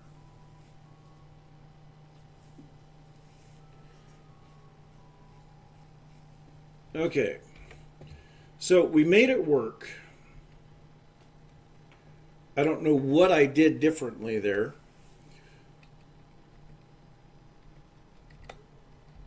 So I'm going to momentarily break that.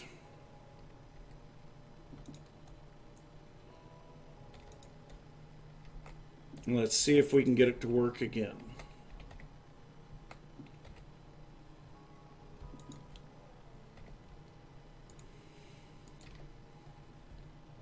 So we put our P2P tunnel there, we put our smart cable here.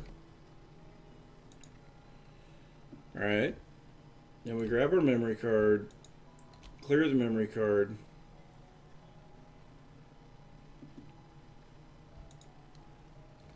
Copy that. Unlinked.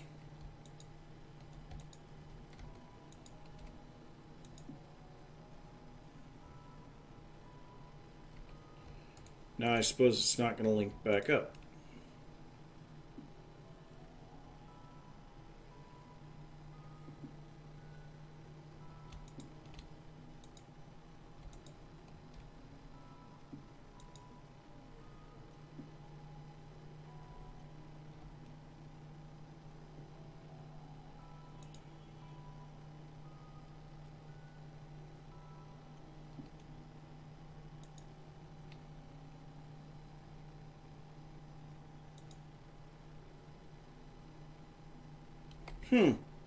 Okay, so then let's replace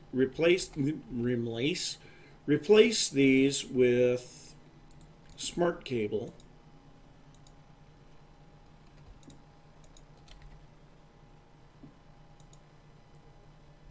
We will take that one to this one, unlinked.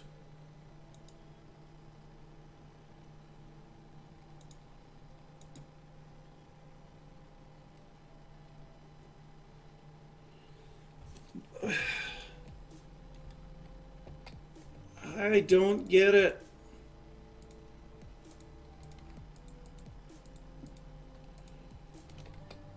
Okay, so then if we put our quartz fiber here, no. Okay, so that definitely powers that side.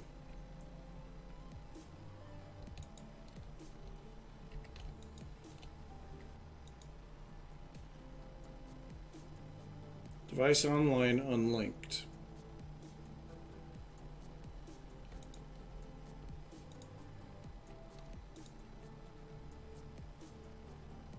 Device online unlinked.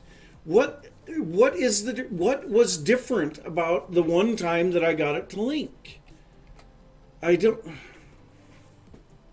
at a loss.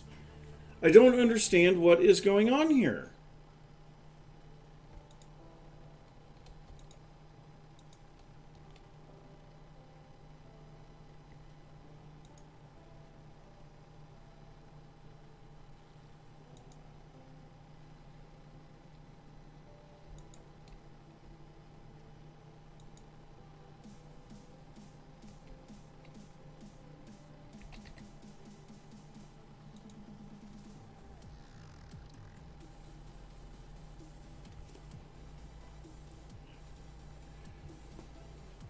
Oh, why does it have to be like this?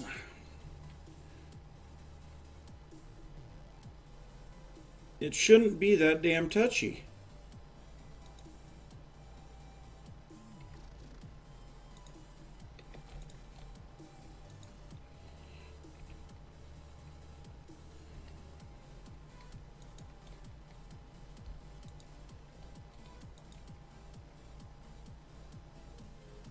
Unlinked. Why?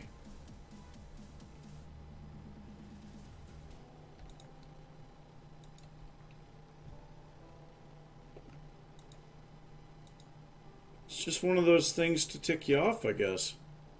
I mean, we definitely had it working a little while ago.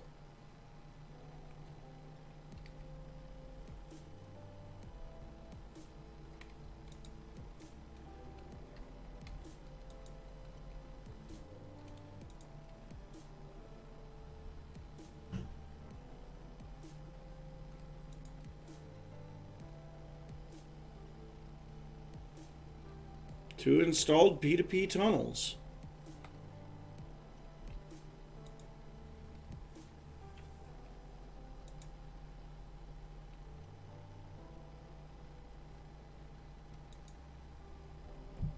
It just refuses to link.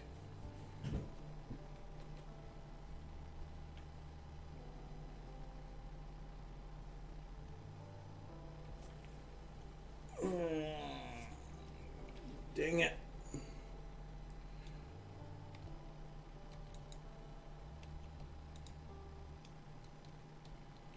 So if I go from this one first over to here, doesn't matter.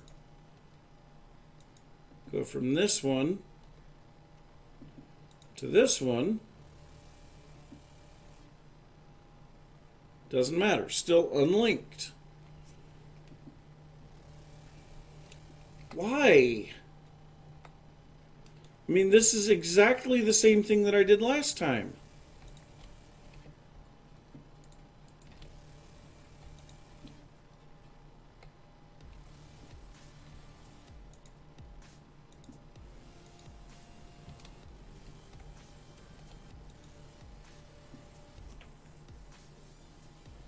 Unlinked.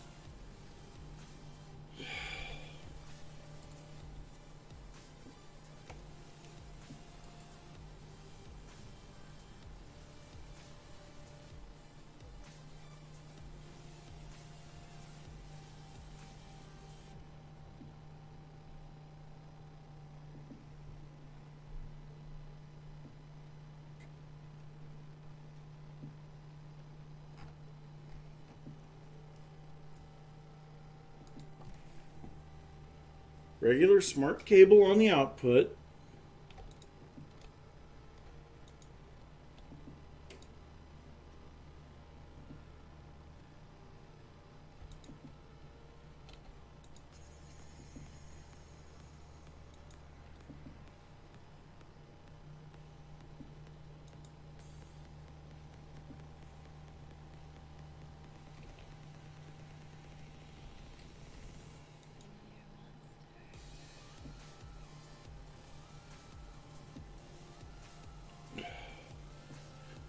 This is really irritating me.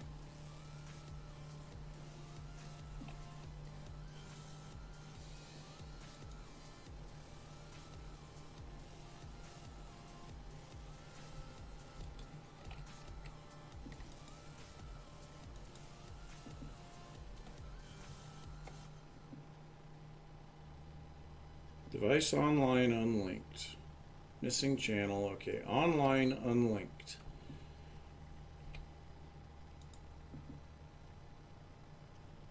Online unlinked. Why? This is so irritating. And why do you keep changing?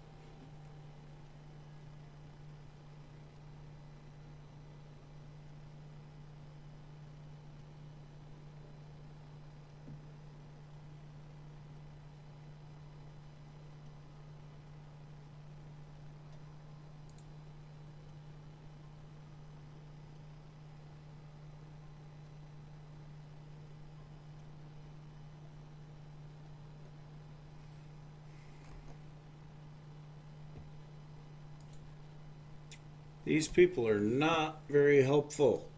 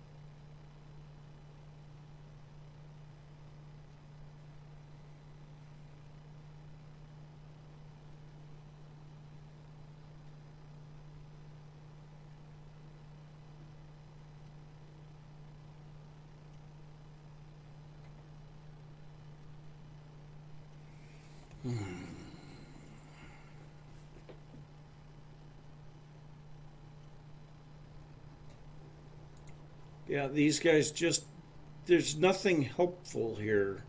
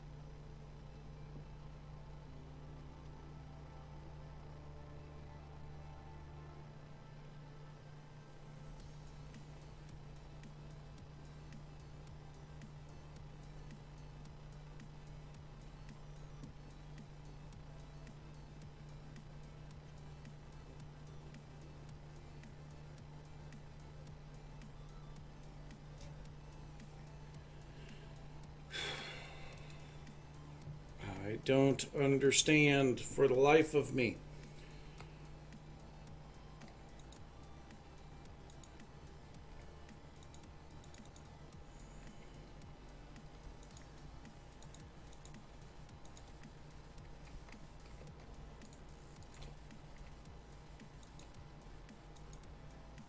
Yeah.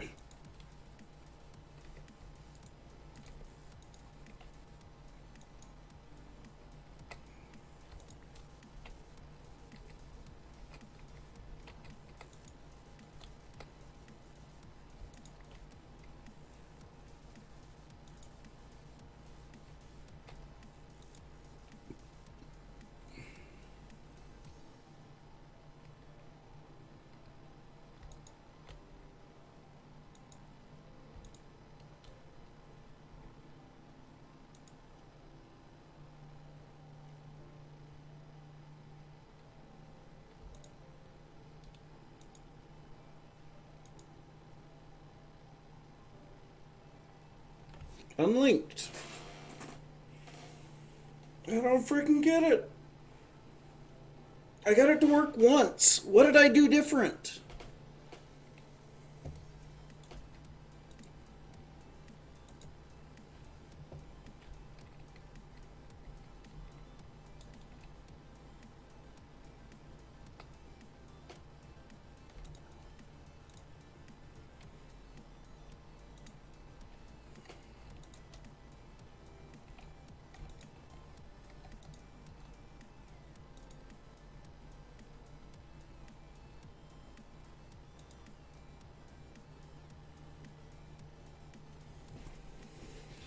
Oh, this is driving me insane.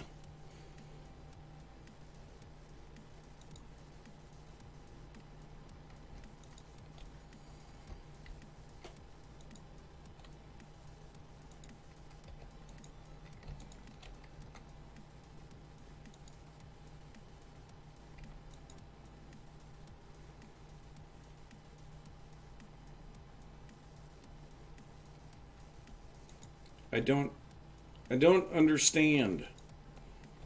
I'm doing exactly what I'm supposed to be doing, and it's just being frickin' retarded.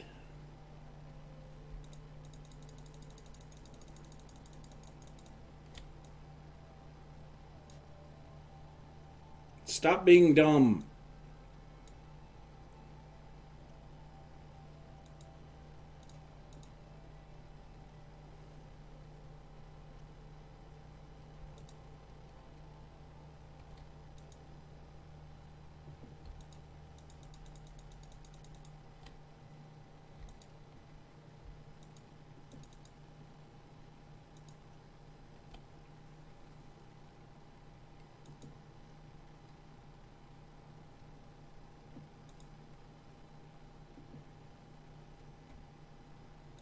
Just stays unlinked.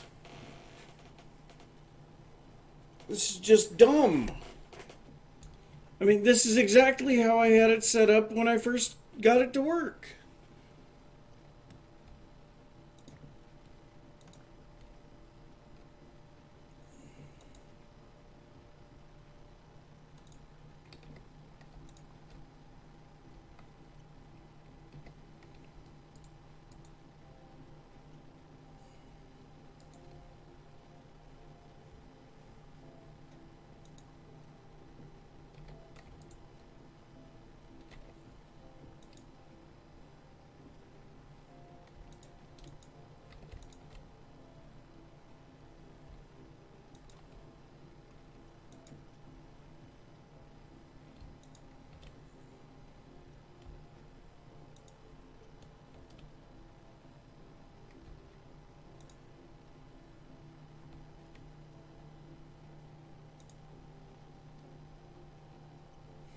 Okay, so I think I may have just seen what happened.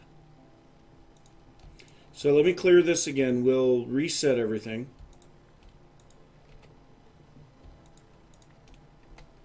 We'll see if I can get it to work properly.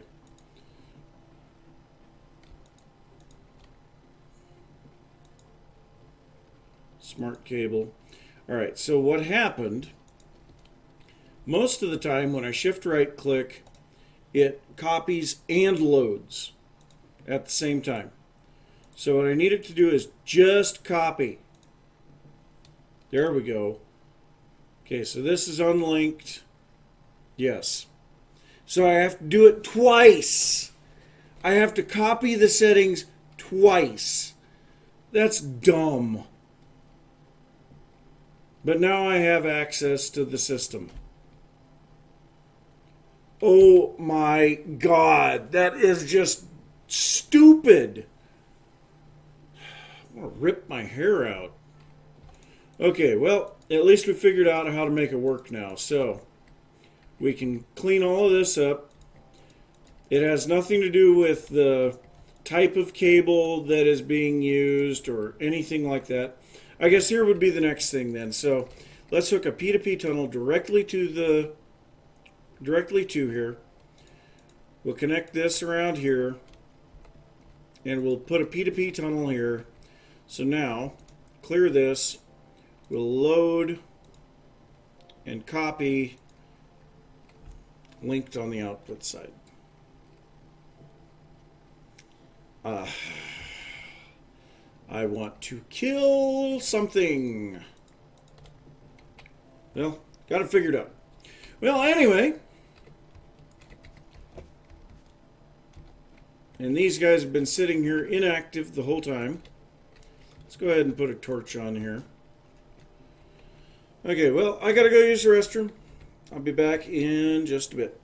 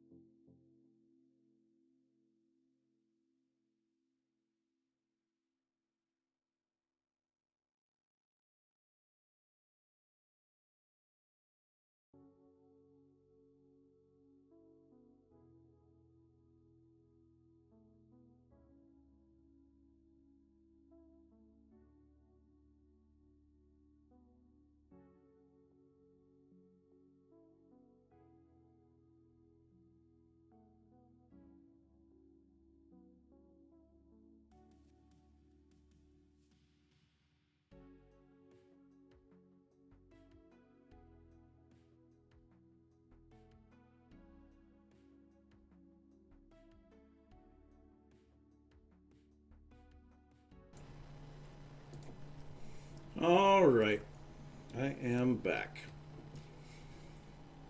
Well, so now we should be able to just bring a single smart cable out from the side of this, put a P2P tunnel here,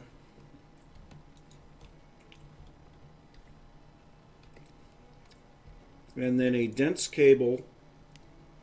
Where's my dense cable? There it is. And a dense cable there. Okay, so that's first bit.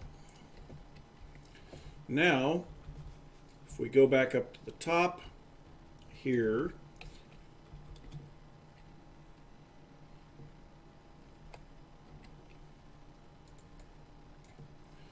so then we should be able to put a, wow, put a P2P tunnel there, smart cable to connect to it.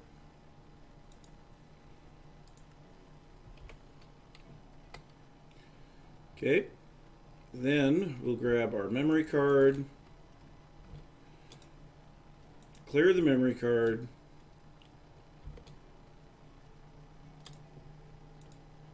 shift right click on that twice so that it says copied device.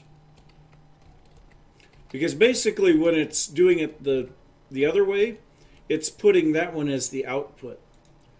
So there we go. Now this is linked as the output side,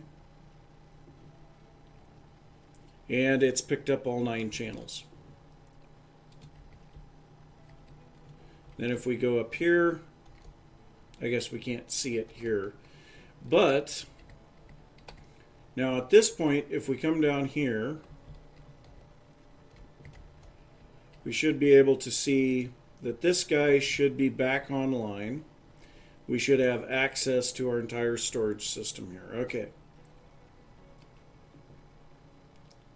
So now we need to get this side connected back up. And for that, I'm going to remove all of the ME cable from inside of here, or conduit. And we're going to run just off of this dense cable. And I think coming directly off of the dense cable, oop, that's the wrong wrench, that's why I can't get it to work. So coming directly off of the dense cable, I'm going to use smart cables just so that I can see how many channels we're actually using on each line. So like this one here is using all 8. This one is using 1. Okay, so then if we come off of here, oh, that is not my pickaxe. Oh, that's wonderful. That's exposing the outside. Okay, so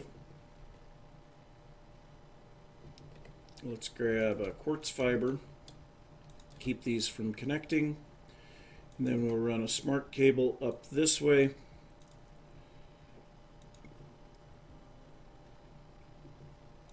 And link it in with that. So now this should connect in with 3 channels. 1. Okay, there's 3 channels now. Well, there's a bunch of stuff going on here. What? Okay, what on earth is going on there? Okay, I am very much confused as to what is happening here. Why is it blinking on and off?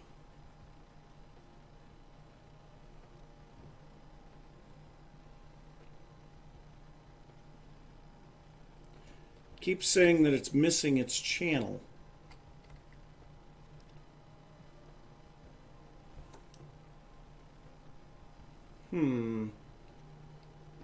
Oh! This dumb thing. There. Now it should stop doing that.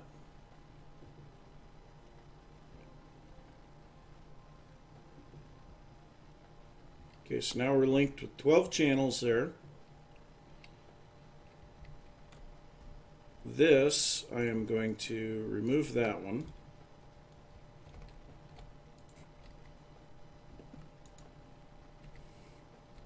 We'll dig down here. Remove that one. And then we'll put regular cable here. Connecting up to there. So now that should push this up to 6 channels and everything fires back up because all of a sudden the entire system is working again. So now we are running a full 32 channels down in here. We are using 15 of them, and we can very quickly and easily see how many channels we're using and whether or not we need to add more. Now we can run up to 8 of these sets of 32 channels down here with 1 ME conduit. That's actually really good. We'll never use that many in this room. There's just no possibility. Okay, Zuma has no mesh.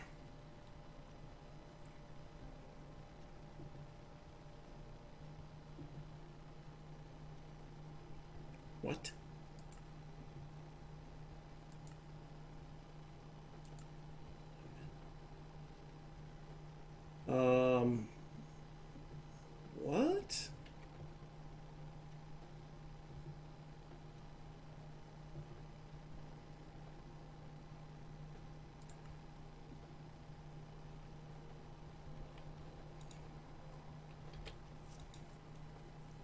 Okay.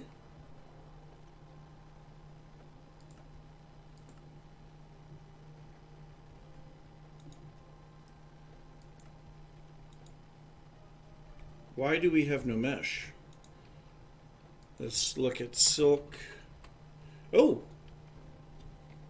that would explain it. We have no silk mesh available. Okay, so silk mesh.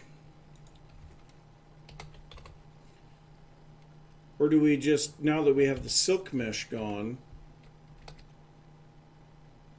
since the silk mesh is gone, I could, in theory, swap it to iron mesh.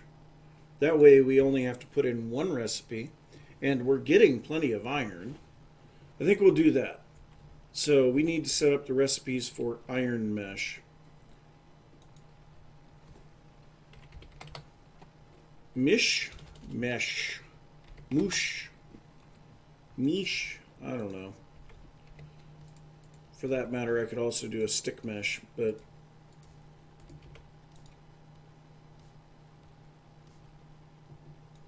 there he goes.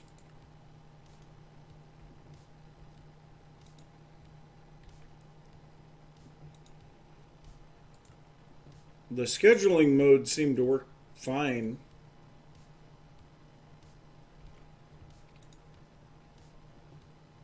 Well, it's working again. Okay, throw all this stuff that we don't need back in there. Okay. So our sieves are running again. These guys are actually finished because the crafting is now done. So if we look here, we had, what were we making? Copper? No. I think we were making tin. Well, let's try making 2,000 more tin. Once again, I don't understand why. I have plenty of crafting available. This is a 64K crafter here.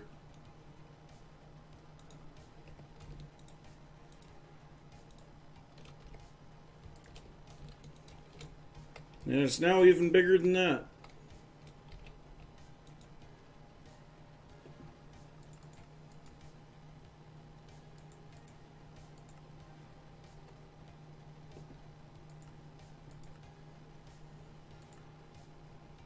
Yeah, why? It's like it's always trying to use CPU number 1.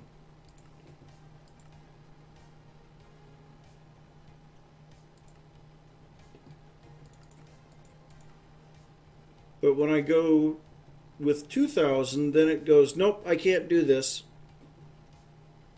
There's no possible way that I can do this. Okay, well, let's take these guys upstairs then. We'll hook them onto that crafter.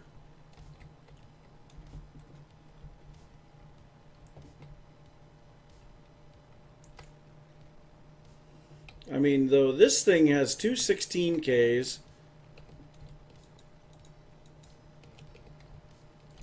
So now it's got three 16Ks.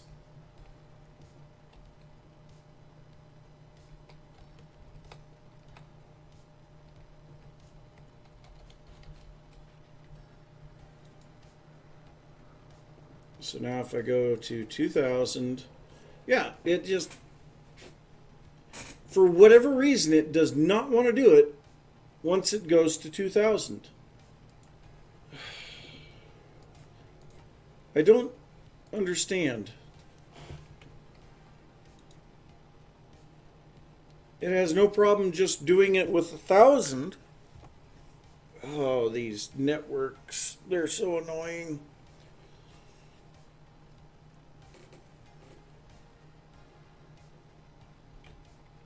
Well, at least I've got a lot of this stuff improved.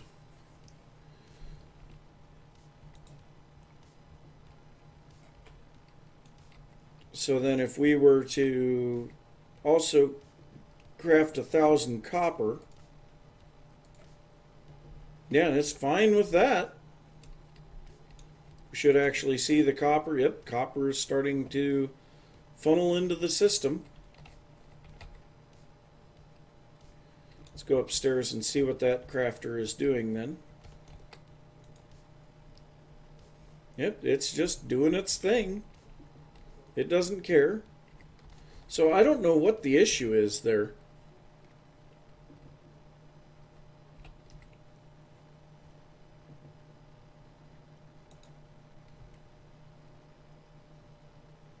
But I will say that we've gotten some stuff working. So what I need to do is get more molecular assemblers down here.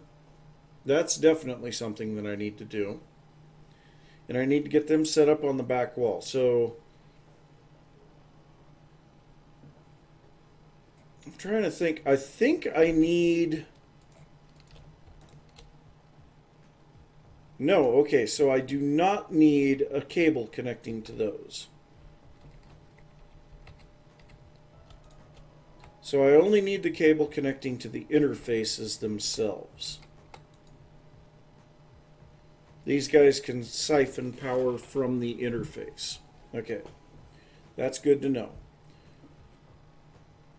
So as long as I have access to the interface on one side so that I can get a signal out of it, the other 5 sides can have molecular assemblers on them to increase the potential speed of the system.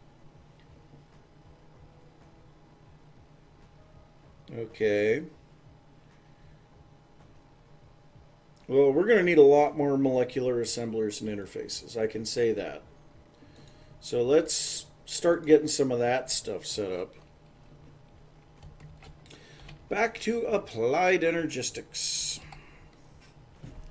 So these guys, molecular assemblers, you know what, we're going to set up recipes for this. Okay, so let's go upstairs because we have the interface terminal up here. So let's go into this guy and we'll start from the beginning. Alright, molecular assembler. Already, iron is 100% automated. If we run out of iron, it will automatically do everything that it needs to make iron as long as we have some type of ex nihilo iron stuff. Okay, quartz glass is one that we need to add. So we'll go ahead and encode that. Nope, that's not the right block. This one. So then we need the annihilation core. I think I may actually already have those. Let me just check here. They would be back over here if they are.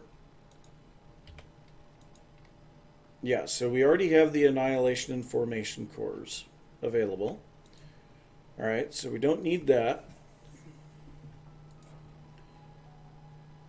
Crafting table we are going to need, and allow substitutions of input components. So I want it to be able to use anything. Whoop. Damn it. Okay, so there's that. So then we need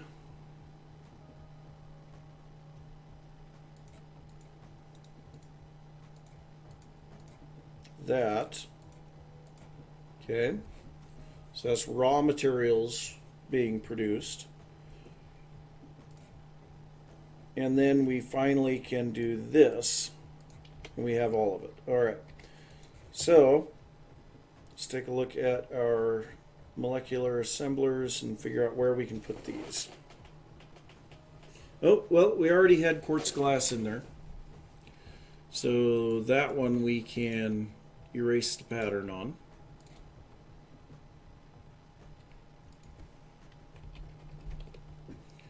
We happen to have 2 blank patterns in the system.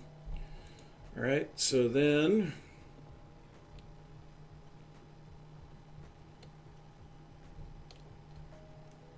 I'm not entirely sure why that one's not actually showing the whatever. Okay, so then we have our spruce wood planks and our crafting table. Okay, interface is already in there, so now is there anything that we could be missing from the interface? We have glass already in the system. Everything else should be good. All right, so that's good on that. So now what we want to do is make a bunch of these things. So for every one interface, we want 5 crafters, or 5 molecular assemblers. And for each molecular assembler, we need 5 acceleration cards. So for every interface, we need 25 acceleration cards. Oh my god. That's a lot. And this is another thing that we desperately need to get automated. Let's take a look at processors. Dang it.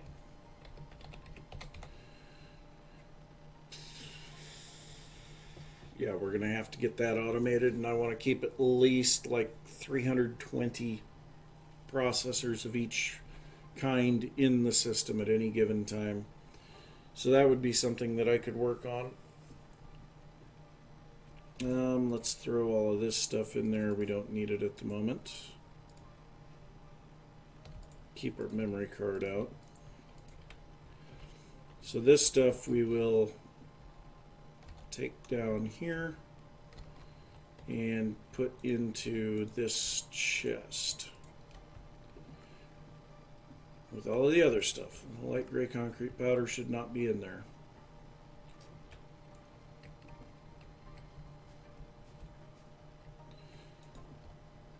Well, we're getting some of this stuff figured out. At least we know how to make the P2P tunnels work now. That is a big bonus. Okay, so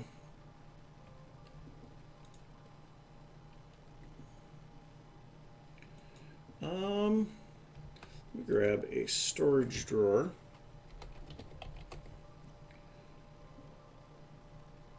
That's trim. That's just a basic drawer. Yeah, I'm just going to grab a basic drawer and 5 of those.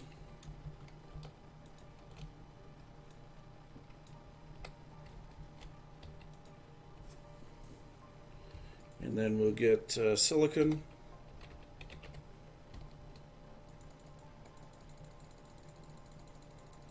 We'll just pull all of it out of the system, throw it in here.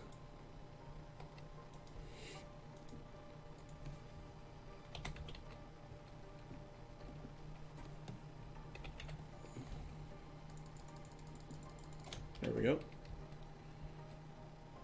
Even though I do believe we will need some for other things. Let's see here. What's the recipe on this? I think we have to macerate sand or sag mill sand. Yeah.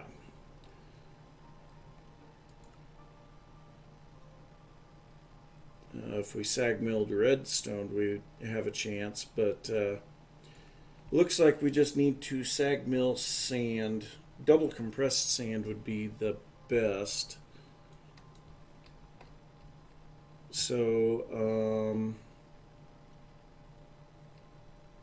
it's going to be the best way to do this.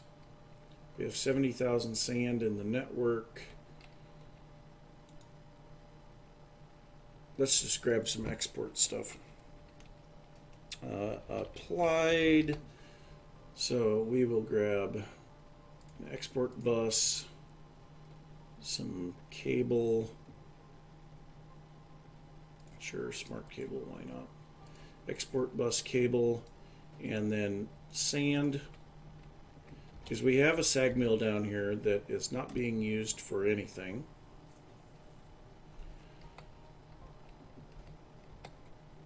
Okay, so this, we need to change how this is laid out. I changed that earlier. Now here I am changing it again. Okay, we need, that's some stuff that we need. We also need to fix the floors. Okay, so let's grab concrete. So some black concrete.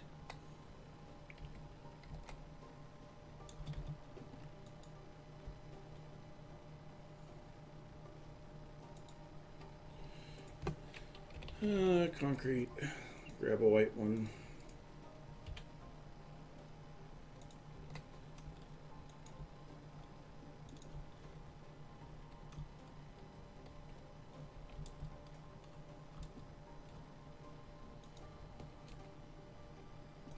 Okay, there we go. Floor's fixed. Alright, so this, we need to export sand. We need a capacity card. And then we're going to need dark steel.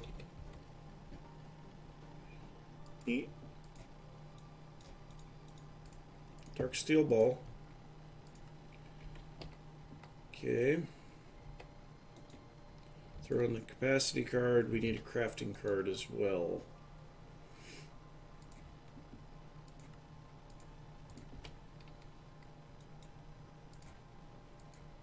And then crafting for the dark steel. I'll export those. Now if we hook this up, we should immediately start seeing sand being put in here. And it's really stinking fast. But the applied energistic system will slowly start increasing the speed at which it's exporting.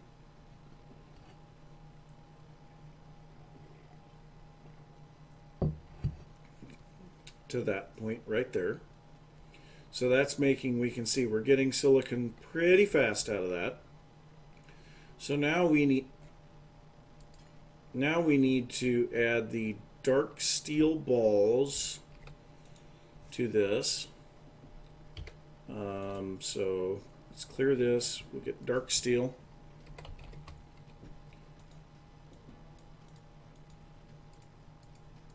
Okay, so we'll encode that one.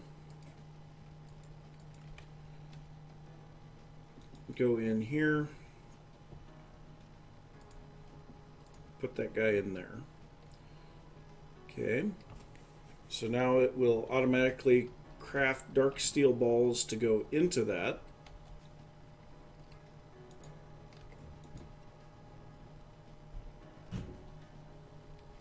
That is assuming that it needs them.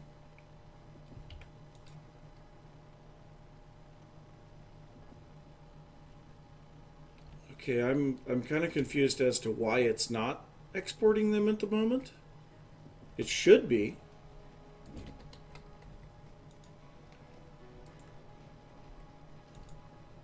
Okay, there it goes.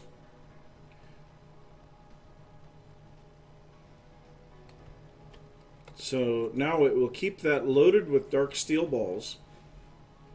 Let's go ahead and add some acceleration to that so that it keeps the entire thing filled. All right, perfect.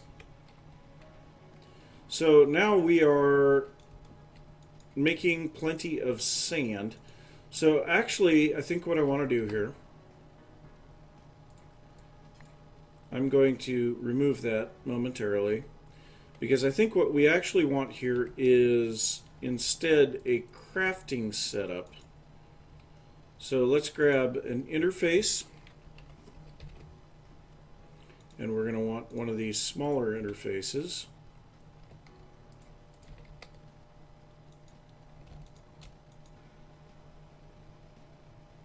Okay, so here, okay, so we have that. Now, let's go ahead and reconfigure our power lines a little bit. Now we need to come up over the top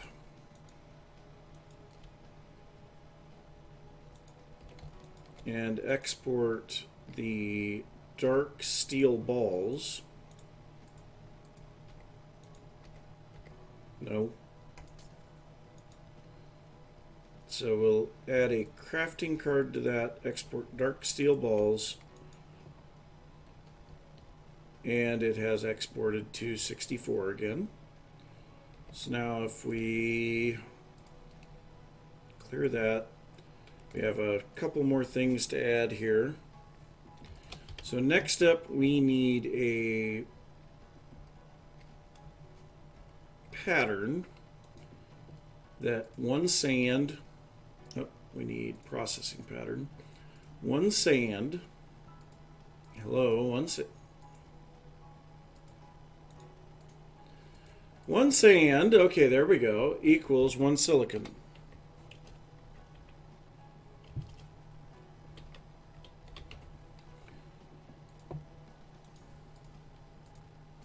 And I know that it does sometimes give more.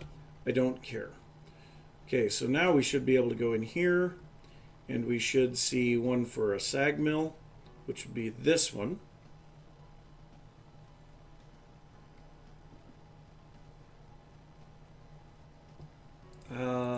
That shouldn't be sag mill on the whatever. Maybe that's nothing. I don't know. We'll manually put it in, make sure that we get the right one, because I'm guessing this one here is the other one. We have an interface there as well that is doing nothing. That's alloy smelter though, not sag mill. This is the sag mill one. So I think it's registering that. Yeah, probably. Alright, so now we have that. Let's go ahead and make a little bit of stuff to make it work. So first we need a level emitter. Right there. We need a level emitter. Right? Then we need...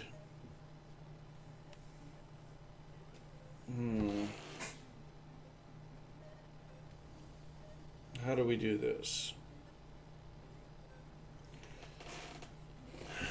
I could, in theory, just put a redstone card into an export bus. I think that's... No, because it would be exporting... Well, it would be exporting a full stack. So it would have an extra stack. That wouldn't be as big of a deal. Excuse me. Let's do it that way. Rather than using an interface, we'll just put an export bus with a crafting card, a capacity card, a redstone card, and one acceleration card.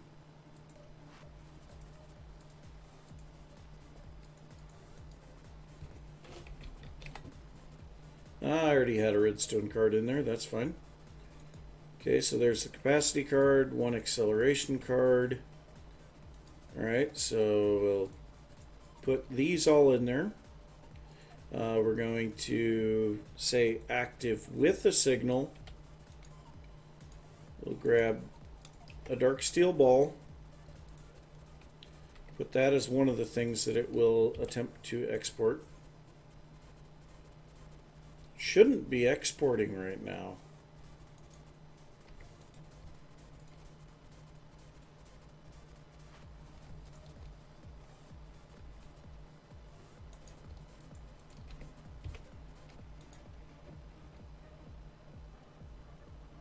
Okay.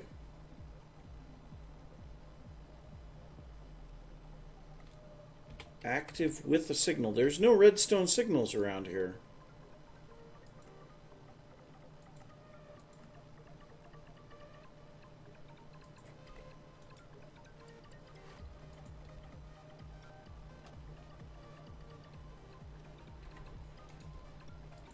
Okay, I don't understand what is going on here.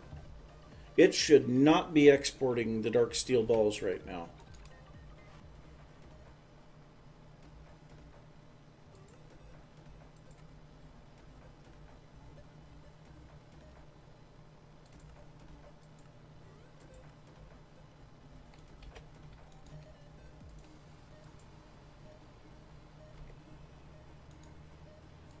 Why is this not working?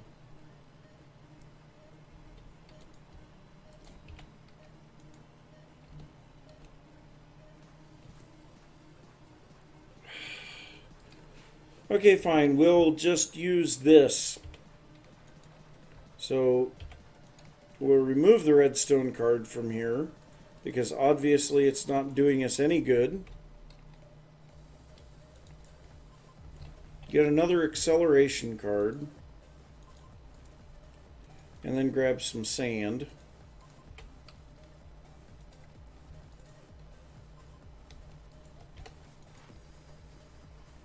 So it's basically just going to sit here with items in it, which I guess is okay.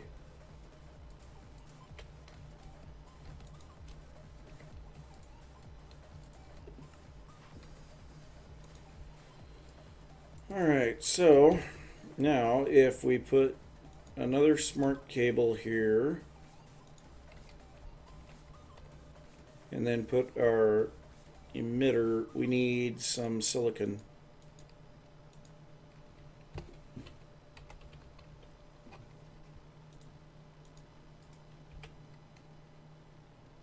Alright, so we'll put our level emitter here. Silicon emit when above or below or equal to 1000.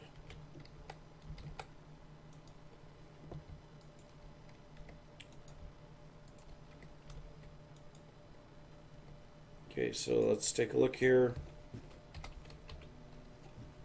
So it should shut it down here in just a second. Oh wow, it shut it down right at 1000. It's just like, nope, you're done. Stop. Wow. Okay. That was amazing that it shut it down like that. Okay, so yeah, now we can keep silicon in the system. So now dark steel is the next thing that we're going to need to make sure that we have a pattern for. So we need a processing pattern, and we need an iron. We need an iron, a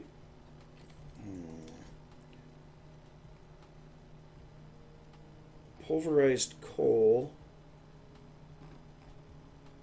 Where? Pulverized coal and then an obsidian. We need to get our obsidian farm hooked up to this. And then we need a dark steel. Okay, so iron, pulverized coal, and obsidian together make a dark steel encode. We'll add this to the one on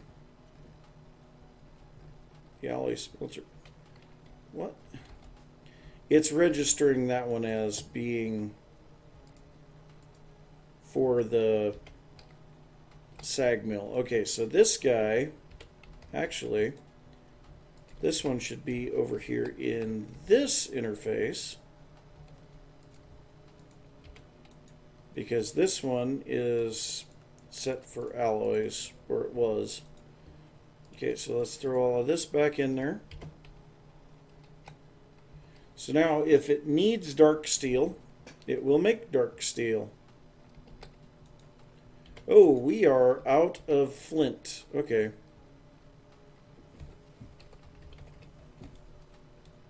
So that's something that I need. So we need to grab some export buses. I don't have an export bus. Okay. Export bus. Where are you at? Right there. Okay. And then we'll grab some acceleration cards. We're going to run out of stuff here pretty soon. Let's go ME conduit. Get the signal over here. Then we'll run a smart cable off of that.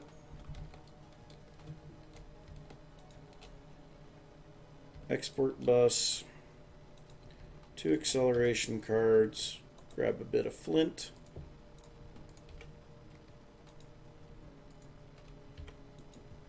So now it should be exporting this flint in here fairly quickly, and now it should keep it all filled up. Yeah, at least I caught that fairly early.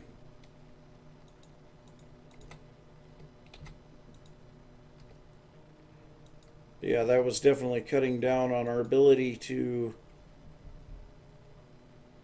make lots of gravel. But we've got plenty of flint available, so we might as well use it.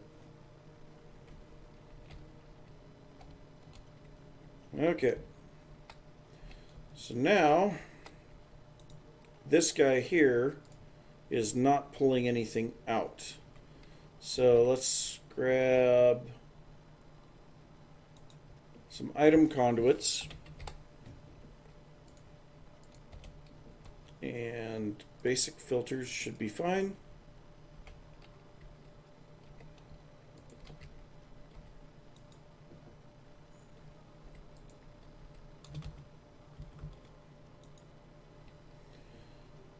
Alright, so throw a basic filter in there. White listing printed silicon. This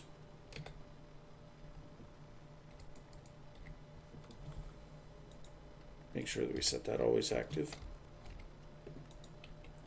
Okay, so then this needs to go across here. Doesn't matter that it's hooking into everything.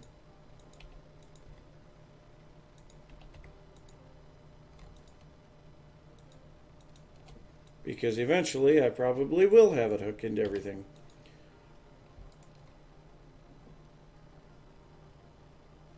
So now it should be pulling the printed silicon out. Should be. I did set that to insert, right? Yeah, that's set to insert on the green channel.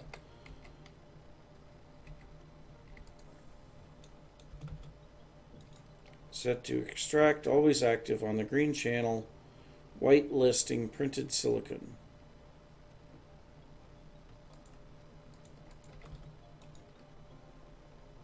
Okay, so that pulled out that.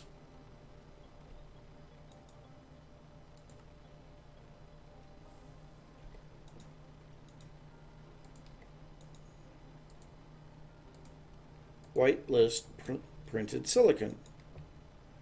Why are you not pulling those items out? You pulled out the inscriber press. Why?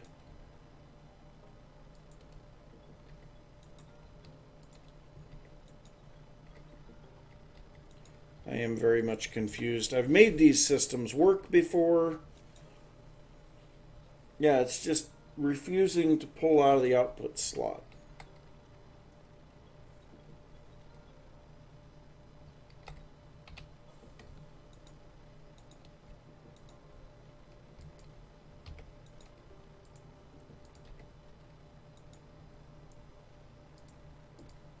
White list printed silicon. Try it from the side. Always active. Okay, so it has to come from the side, not the bottom. What? Why? That's my question. Why? Why would you do that? Okay, well, at least it makes a bit more sense.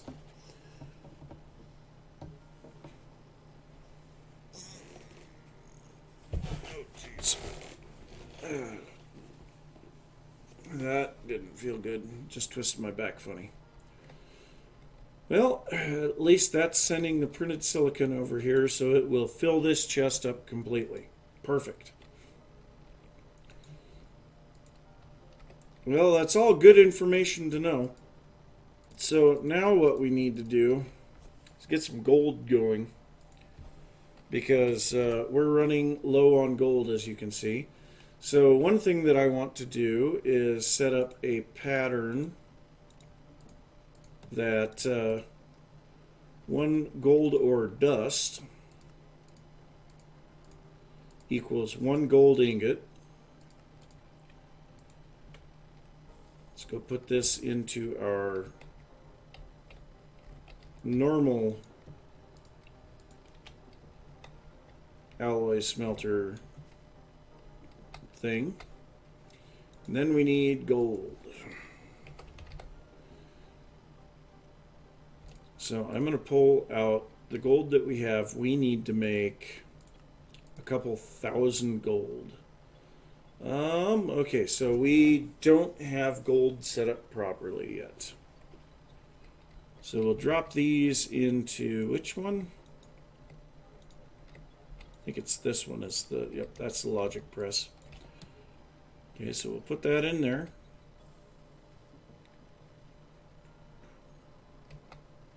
And we need to go set up the rest of our gold stuff.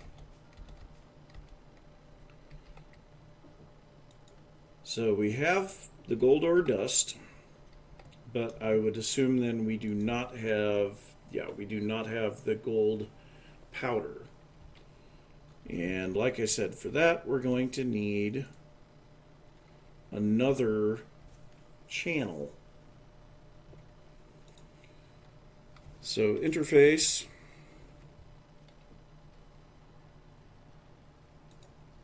why?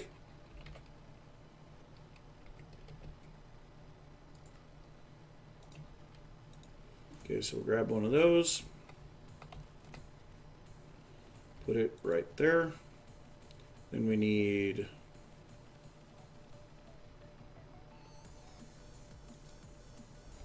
cable.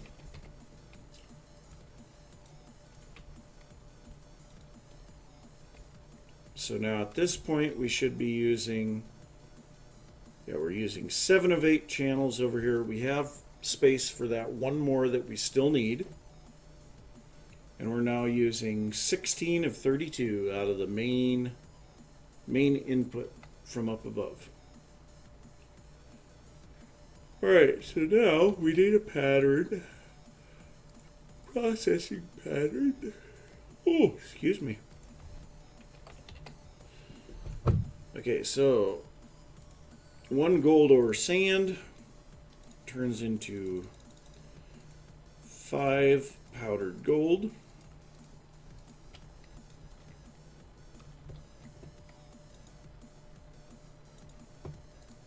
Put you in there. So now we've got that one. Do we have the gold sand? Yes, we do have the gold sand there. So then the next thing would be to say that 1 gold or gravel equals 5 crushed gold. And then finally we need a crafting recipe for 4 of those. There we go. Okay, so that should completely set up our gold crafting.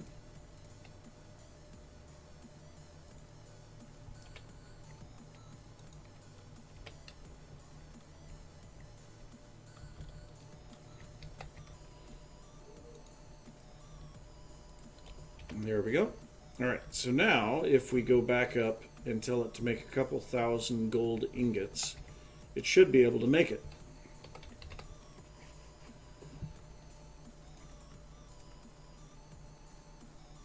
Beautiful.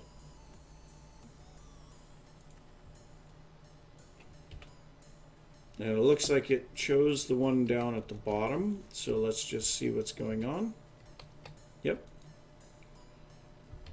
So that's all working. These are all pulverizing stuff. We've got crafters going like crazy. All 4 of the crafters are busy. That's beautiful. That makes me feel good. Yeah, it's struggling to output stuff fast enough, which is good as well. The round robin is actually helping things quite a bit there. And I'm not sure what type of cards we should be putting in here. So let's see. The cards, they say what they can be used in. Okay, so the crafting card could be put into the interface. That would be if you're configuring an export.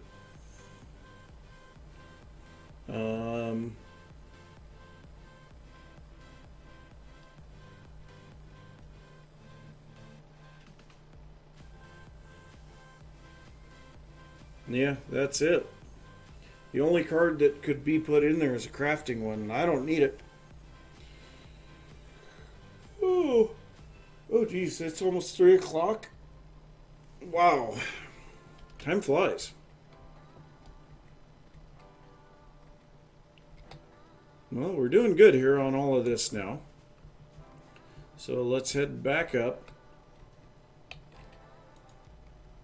I actually have a full stack there already. Nice.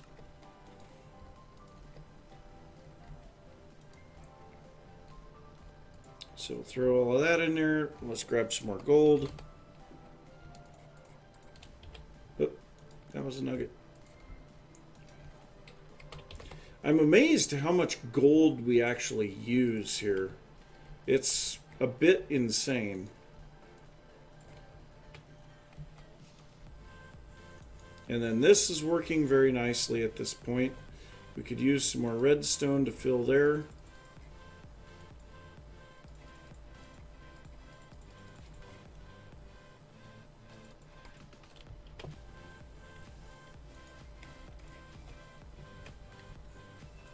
That way we can make as many processors as possible.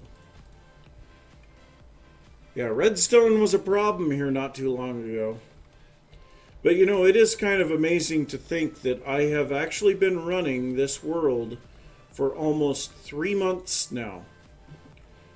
I realized that this morning right before I started streaming, and it doesn't feel like it's been 3 months. It doesn't even feel close to 3 months.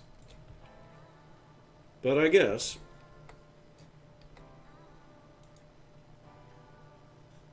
Oh, that one's not set to auto split.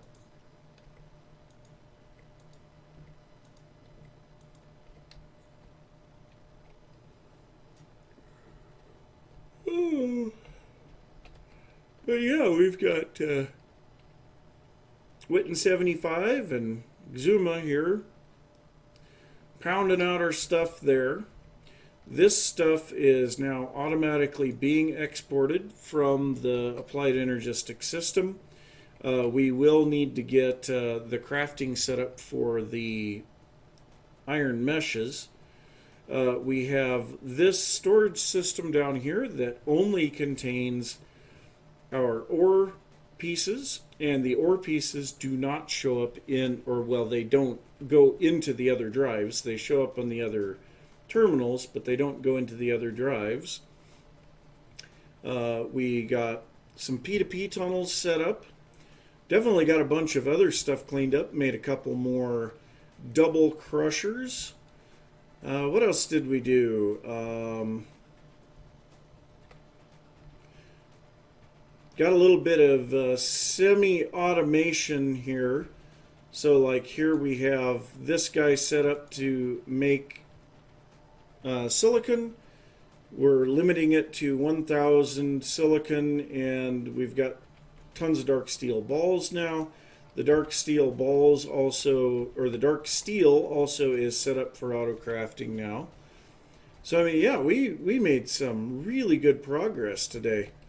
We still have a long way to go, but definitely has improved a lot. So I do think I am going to call it quits here now, though, because I am getting hungry. I've also got some other stuff that I've got to take care of this afternoon. So I guess thanks for stopping by. Don't forget to go check out my YouTube channel. It's same name as my Twitch channel here. And I guess I will see you guys later. Bye.